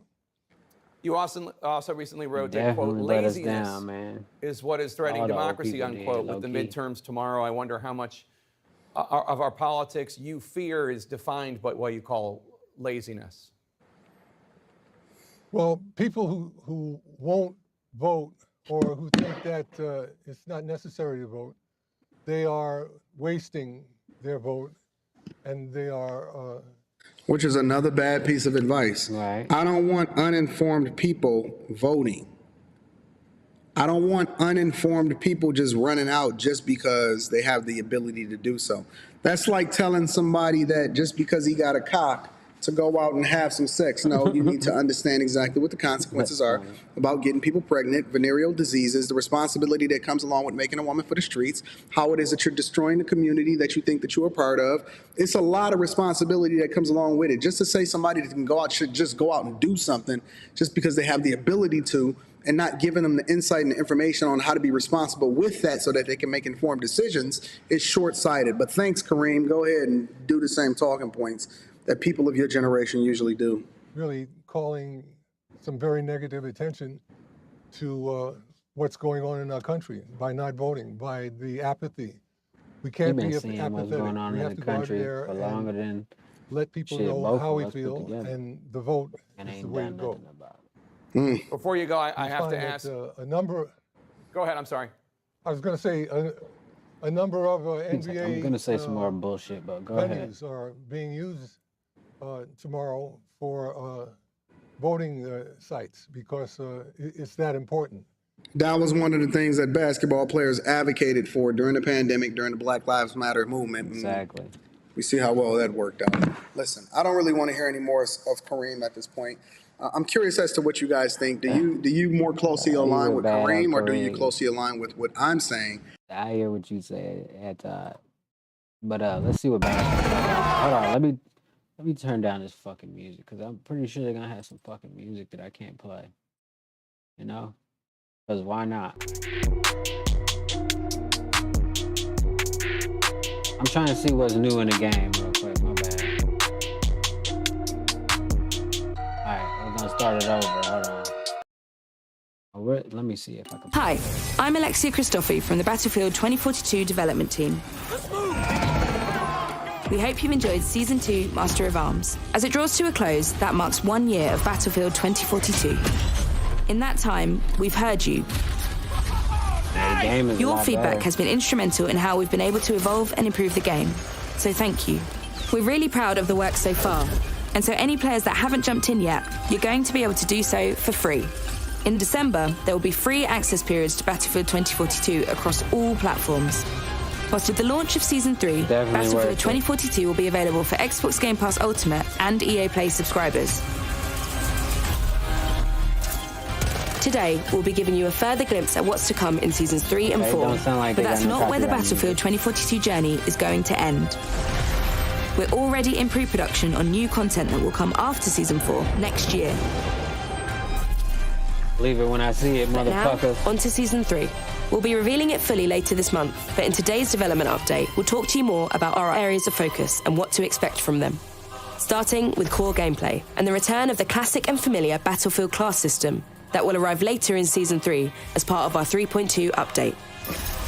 Since we confirmed this, we've seen thousands of comments from you all. We've collated and reviewed them as a team to help validate our plan, and we've held extensive internal playtests along with bringing in members of our community to discuss, test, and play with these rework changes in place. So in our initial release, you'll see the move back to the class structure with needed balancing work, as well as the first set of design changes. Each class will receive class equipment and class gadget of choice. Weapon proficiencies will become available and provide gameplay benefits for each class. For example, recons will be better at holding their breath whilst aiming down sights with sniper rifles. One of us is down. Irish moves to support, while Crawford moves to engineer. Irish will take Crawford's current trait, and so Crawford will receive a new trait geared towards engineer gameplay. We want Rao to fit better within the recon class, so to achieve this, reporting for duty, we're improving communication between Rao and squad mates to highlight when targets are vulnerable. That's cool. This work will continue through Space to highlight when targets are vulnerable. What was it? We're improving communication between Rao and squad mates to highlight when targets are vulnerable. This work will continue through Season 4, with more design changes to other specialists, balancing changes, as well as new content arriving to fill class gadget choices. Continuing in Season 3 will be the addition of more Vault weapons, a wide collection of portal weaponry unlocked through assignments. More Vault weapons. At the start of Season 3, you'll be able to fight with the XM8 from Bad Company 2, a German assault rifle hugely effective at both medium and long range. There will also be the A91 from Battlefield 3. With its you're already playing these reworked versions of Kaleidoscope, Renewal, and Orbital, and in Season 3, worked versions of You're already playing these reworked versions of Kaleidoscope, Renewal, and Orbital, and in Season 3, you'll get to play on new versions of Manifest and Breakaway. Let's take a look at how they're shaping up. Manifest will be the first map update you'll receive during Season 3. It brings the flags closer together, helping to address the feedback that we've had from players and improve the feedback. It brings the flags you'll receive during Season 3. It brings the flags closer together, helping to address the feedback that we've had from players and improve the flow across the map. Bringing the HQ flags closer to the action, getting you in the mix and on the objective much sooner. Cover has been updated across the map, continuing our efforts to bring an updated, war-torn feeling and giving you the ability to move securely around the point. Good. Up on the hill, we've reworked the number of structures, destroying the radar station and giving you a central point of focus when attacking or defending this objective. Meanwhile, down at the docks, we've reduced the number of cranes to help create more focus and to increase the value of holding the high ground. Hold on, let me see. With more focus and to increase the value of holding the high ground. With improvements made across the level to our lighting and visibility, new paths to traverse between flags, and a brand new rush layout. Look forward to Manifest's update when it drops in Update 3.1. Just drop it today. Later in Season 3, we return with our biggest overhaul yet. Oh yeah, they made the Breakaway rocks has look been better. reworked to see one of our favorite play spaces relocated to a new location. Wait, hold on. Oil rig to a new location. Play has been reworked to see one of our favorite that map. I hate this map. play spaces. Look at there's no cover. This is relocated. Look at all that cover. Still gonna be ass though, because these things blow up. To a new location. Oil rig now sits much closer to the action. At the foot of our enormous oil rig now sits much closer to the application. Oil rig now sits. Oh, they put it right there. Yeah, cool. Okay. Yeah, because that shit was way too fucking far away before. It's much closer to the action at the foot of our enormous glacier. With new ways to assault the rig and new of our enormous glacier. With new ways to assault the rig and new paths on board the deck, we've ensured that one of our best features sees a lot more action. Down in the town, we've arranged the flags to create better objectives, bringing new cover, destroyed vehicles, and cleaner navigation to keep the action flowing. Put sandbags on the ground. And over on the glacier, we've simplified cleaner navigation to keep the action flowing. That's better. And over on the glacier, we've simplified the area to help keep things moving, introducing all new paths through the space and 2 new flags, including this downed condor inside an ice cave. Holy shit. With new ice and snow shaders, this is a huge overhaul for Breakaway. Oh yeah. And you'll deploy here later in Season 3. When do we get it? How many months? The reveal of Season 3 is just around the corner with a new specialist, new battle pass, and more in Portal, as well as new hardware tech, events, experiences, and more. There will also be a new, smaller, tighter, infantry-focused map in a location new for the Battlefield franchise, and one close to our hearts here at DICE. No dates. Vi ses på slagfältet. The fuck did he say to me? And that's it from me today. In addition to everything we've spoken about, we will continue our commitment to ongoing quality of life and performance improvements in all our updates. On behalf of all the teams continuing to work on Battlefield 2042, we can't wait for you to get your hands on Season 3, then Season 4 and beyond. And for those of you who haven't jumped in yet, you can play free this December. See you on the battlefield. It's crazy. Nobody even fucking watched that video. They have the third suspect, aka an actual shooter, in the Young Dolph murder case. It has been over a year now since Young Dolph has tragically been taken away from us. 43 years old, bro. So y'all gonna figure it all out. Y'all do all the web explaining and all this and everything like that. But what I want to say is this, right? Who told? Now the rumors out there is that Cornbread told. Yeah, Cornelius told. But from what everybody is saying around Memphis, JJ and Cornbread absolutely are guilty of the crime that they're accused of. But one of them was a driver, and the other two were shooters.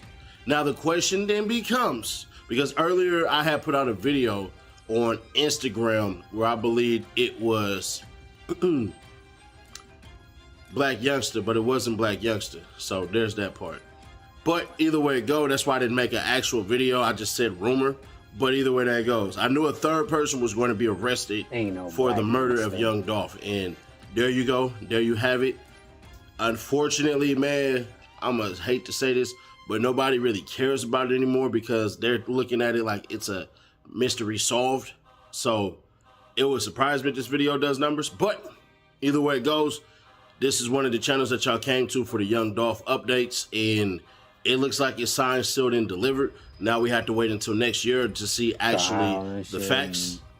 And the facts are going to be pretty damning. I'm just going to be honest with you. From what I'm hearing, this is what's called a slam dunk. And if you want to take it as truth, take it as truth. If you don't, then don't. But they believe they have the people. The crazy part is what happened to Shondell Barnett? Oh, yeah. That is crazy. Was that a play just to get Buddy? Because he's accused, y'all see what he's accused of. He's accused of murder.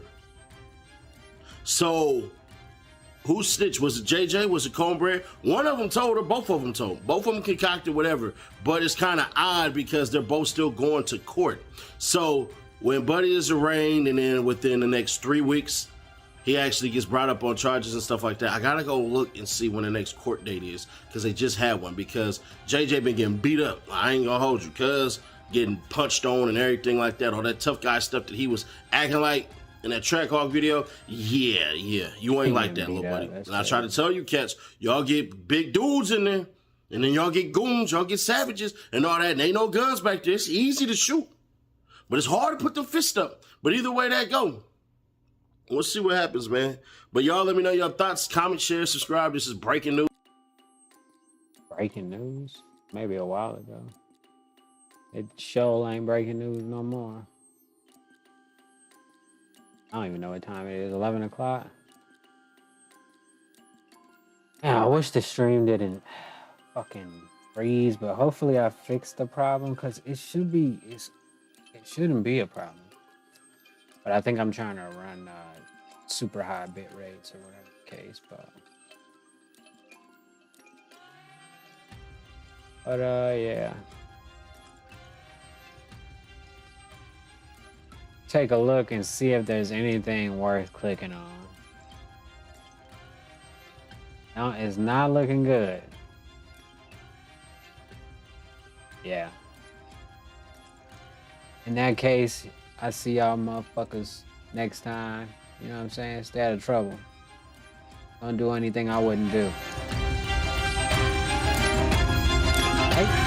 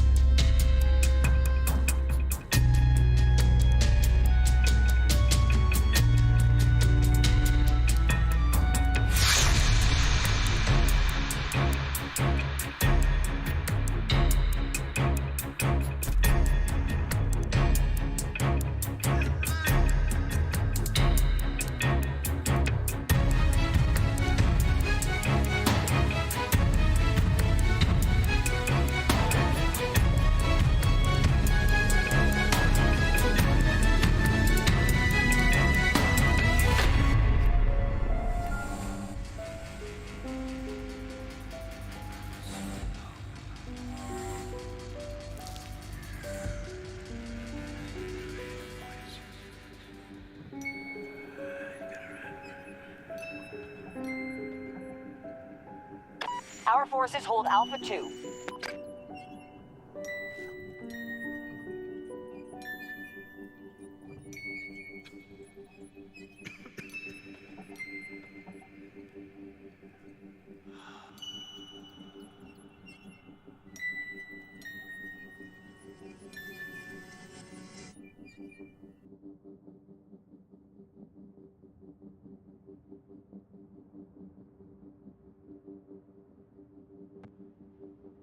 Alpha 2 has been lost. Alpha 2 has been lost. Oh, we're on defense this time. All right. Section start. Let's see what I fucking need. Different rocket. They've taken all objectives. Regroup in the next sector.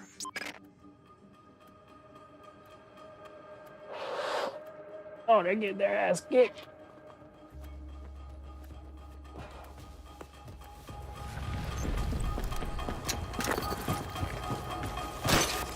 Go! Hold your ground and fall back to the next sector if you're overrun. Definitely looks better. Make this attack too costly for the Russians to sustain. We'll make another stand here. Hold the objectives as long as you can.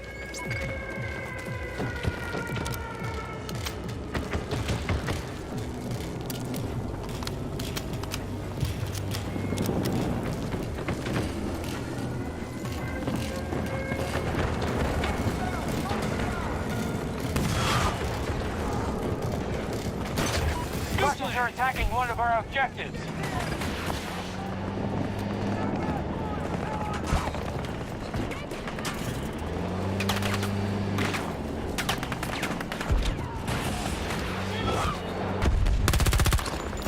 Hostile on the map. 180 degrees. Lay out.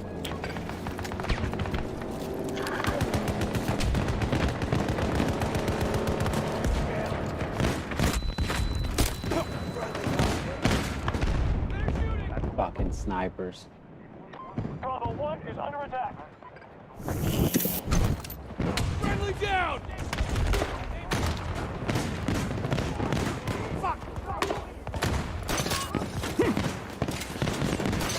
Grab him down!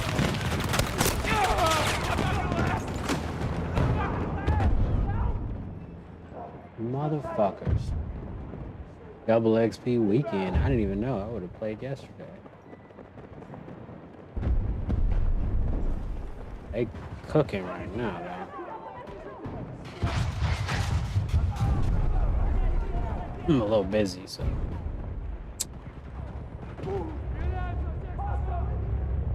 Bravo 1 is under attack.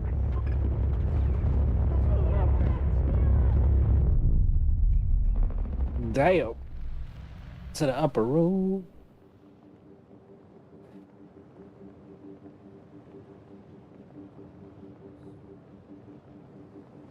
My homeboy said, why you all be talking to the chat?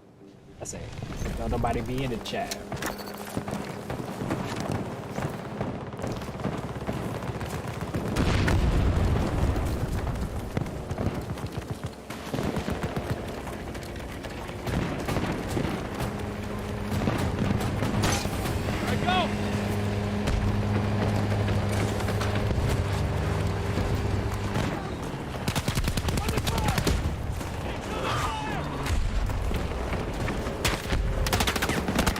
Where the fuck I am?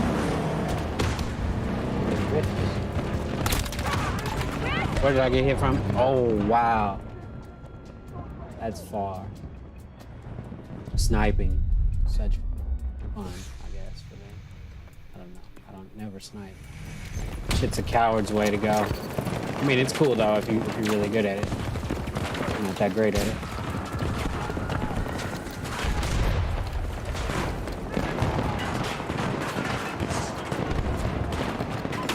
Just forced off Bravo 1. Gonna need a ranger at this location.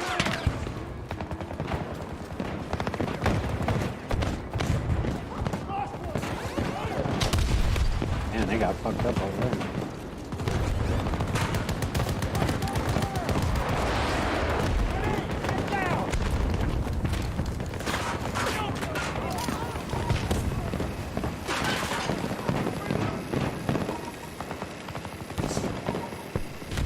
Leaving the dog. I'm just looking around, low key, cause I'm chilling right now. I ain't never went up here.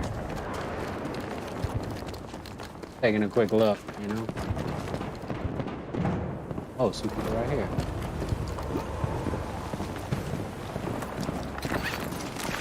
The sector is lost. Retreat to the new staging area. Anybody right here? Weather instruments are lighting up red. Don't lose sight of your surroundings. Oh, yeah, I got one. I got one. I knew I was gonna get sniped, but it don't matter. Trade 1 for 1.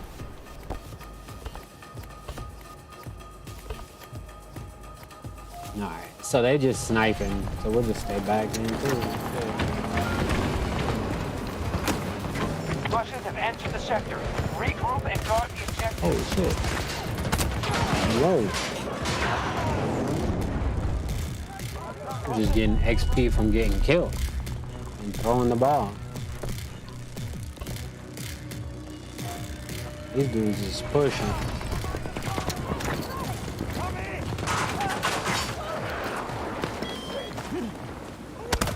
Oh.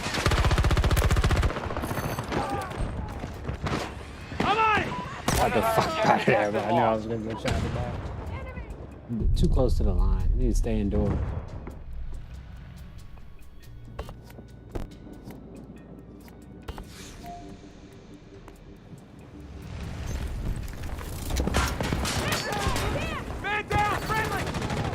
Russians are now occupying an objective.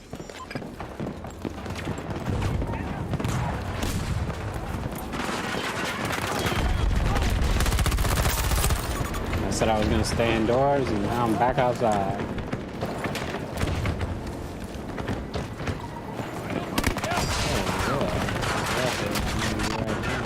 Calling for a ranger at the marker.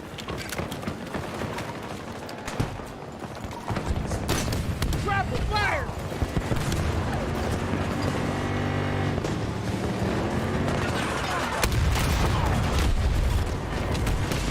Oh shit.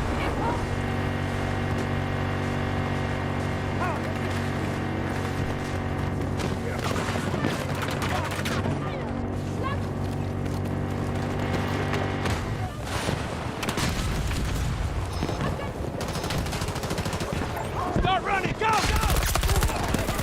Holy shit. Help me. Assault on Charlie 1 begun by our forces. The roof ain't bad.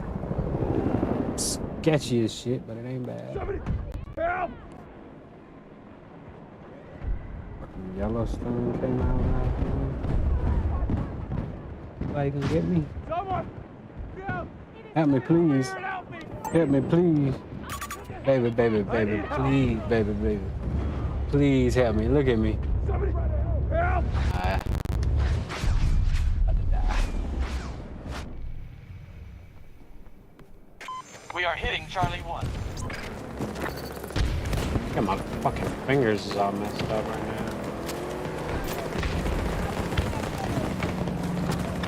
An objective is no longer secure. Dropping fucking bombs and shit. Shit's crazy. Let's move over there. Wow, so high up. Whoa, somebody tried to run me over. There we go. Russians have taken too much ground. Fall back to the next sector. Somebody else could hit it, that'd be nice. Dang. This shit's crazy. Call in when you need a support drop. I swear, the snipers. Oh, I got revived. I'm back.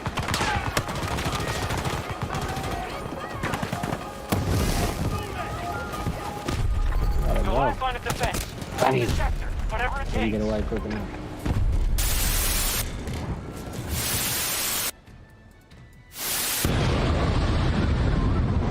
Okay, so speaking of Bankroll Freddy, right? Okay. Now I want you to keep in mind that you remember we did some interviews on Young Thug, YSL. Okay. They caught the RICO charge, right? So in court documents with Bankroll Freddy, it says furtherance. When you see that, it's basically like damn near similar to a RICO charge. It's like a little bit, tad bit smaller than a RICO. Which me personally, I don't know because this story just came out. I believe it might turn into a RICO. You know what I'm saying? The way the shit look like, you know. Me personally, I don't think he's gonna get out of jail. You know, like I said, so I don't think he's gonna get out of jail, man. The way it's looking, you know, that's crazy. This game is crazy. Once you know, they got when you have cliques and gangs involved, and then now he's like, when you looked at, I showed you the news report earlier, right? You see how they kind of like pinpointing him out, like, oh, and we have a local rapper, you know, and he signed to a major label, you know what I'm saying? So I feel like they just gonna kind of throw everything on him, and basically like you like the leader of this shit. You the like, you know what I'm saying? You the head honcho of this shit. You got the most news. You know, when all my partners caught their time in charges, everybody wanted to go, motherfucking, what's it called?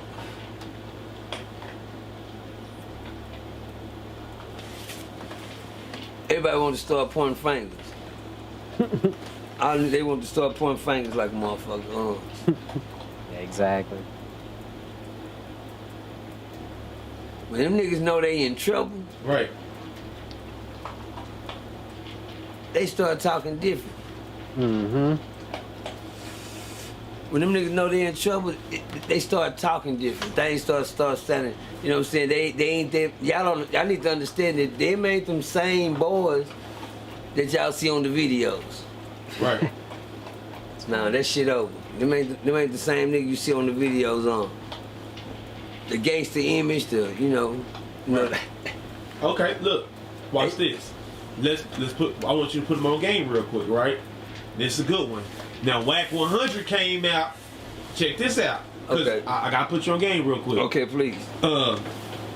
Bankroll Freddy caught a charge. You know what I'm saying? Not too long ago, right?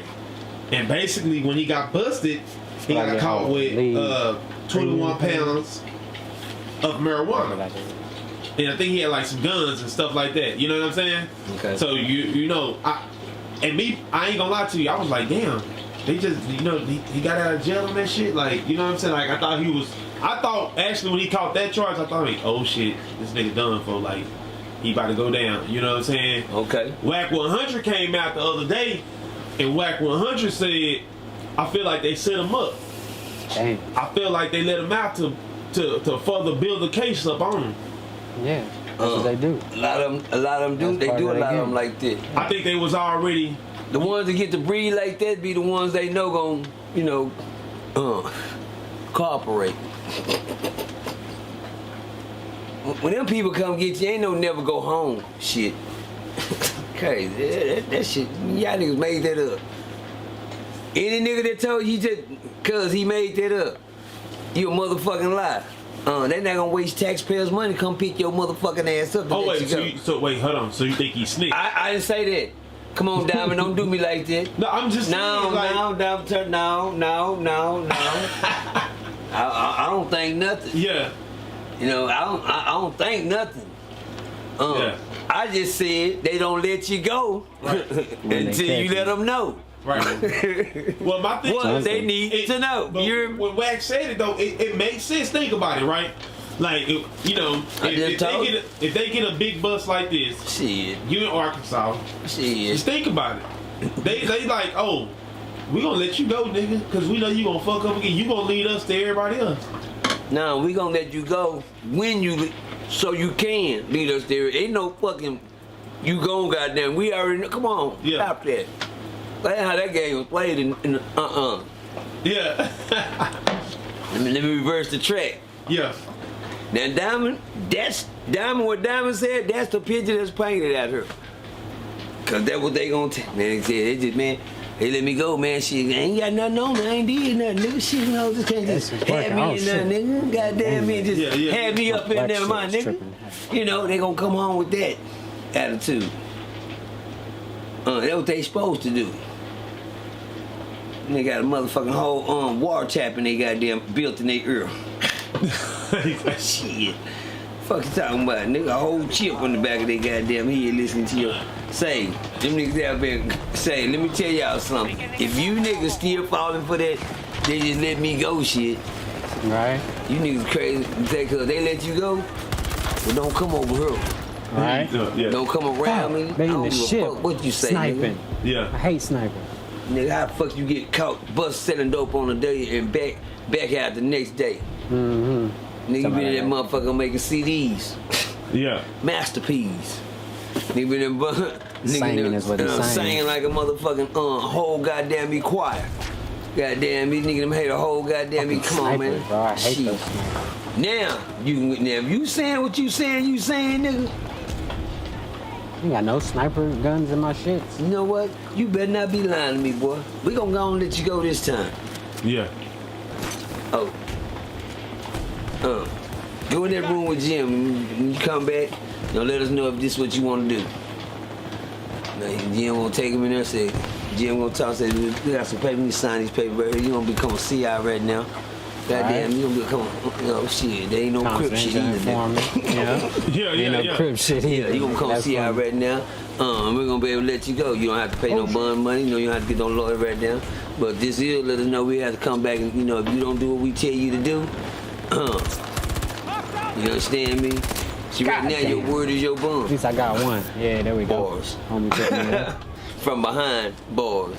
Your word is your bond right now, and guess what? Your word, we gonna go on there. So guess believe this nigga, look what we got on you right here.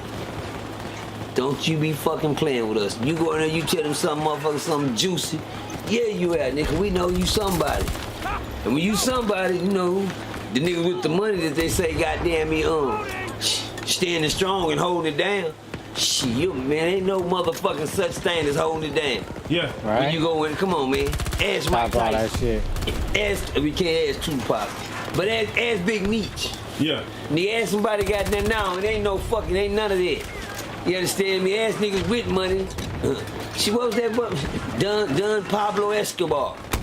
Niggas like, ask these motherfuckers, ask them. Fuck, bro. Shit, ask American Gangster.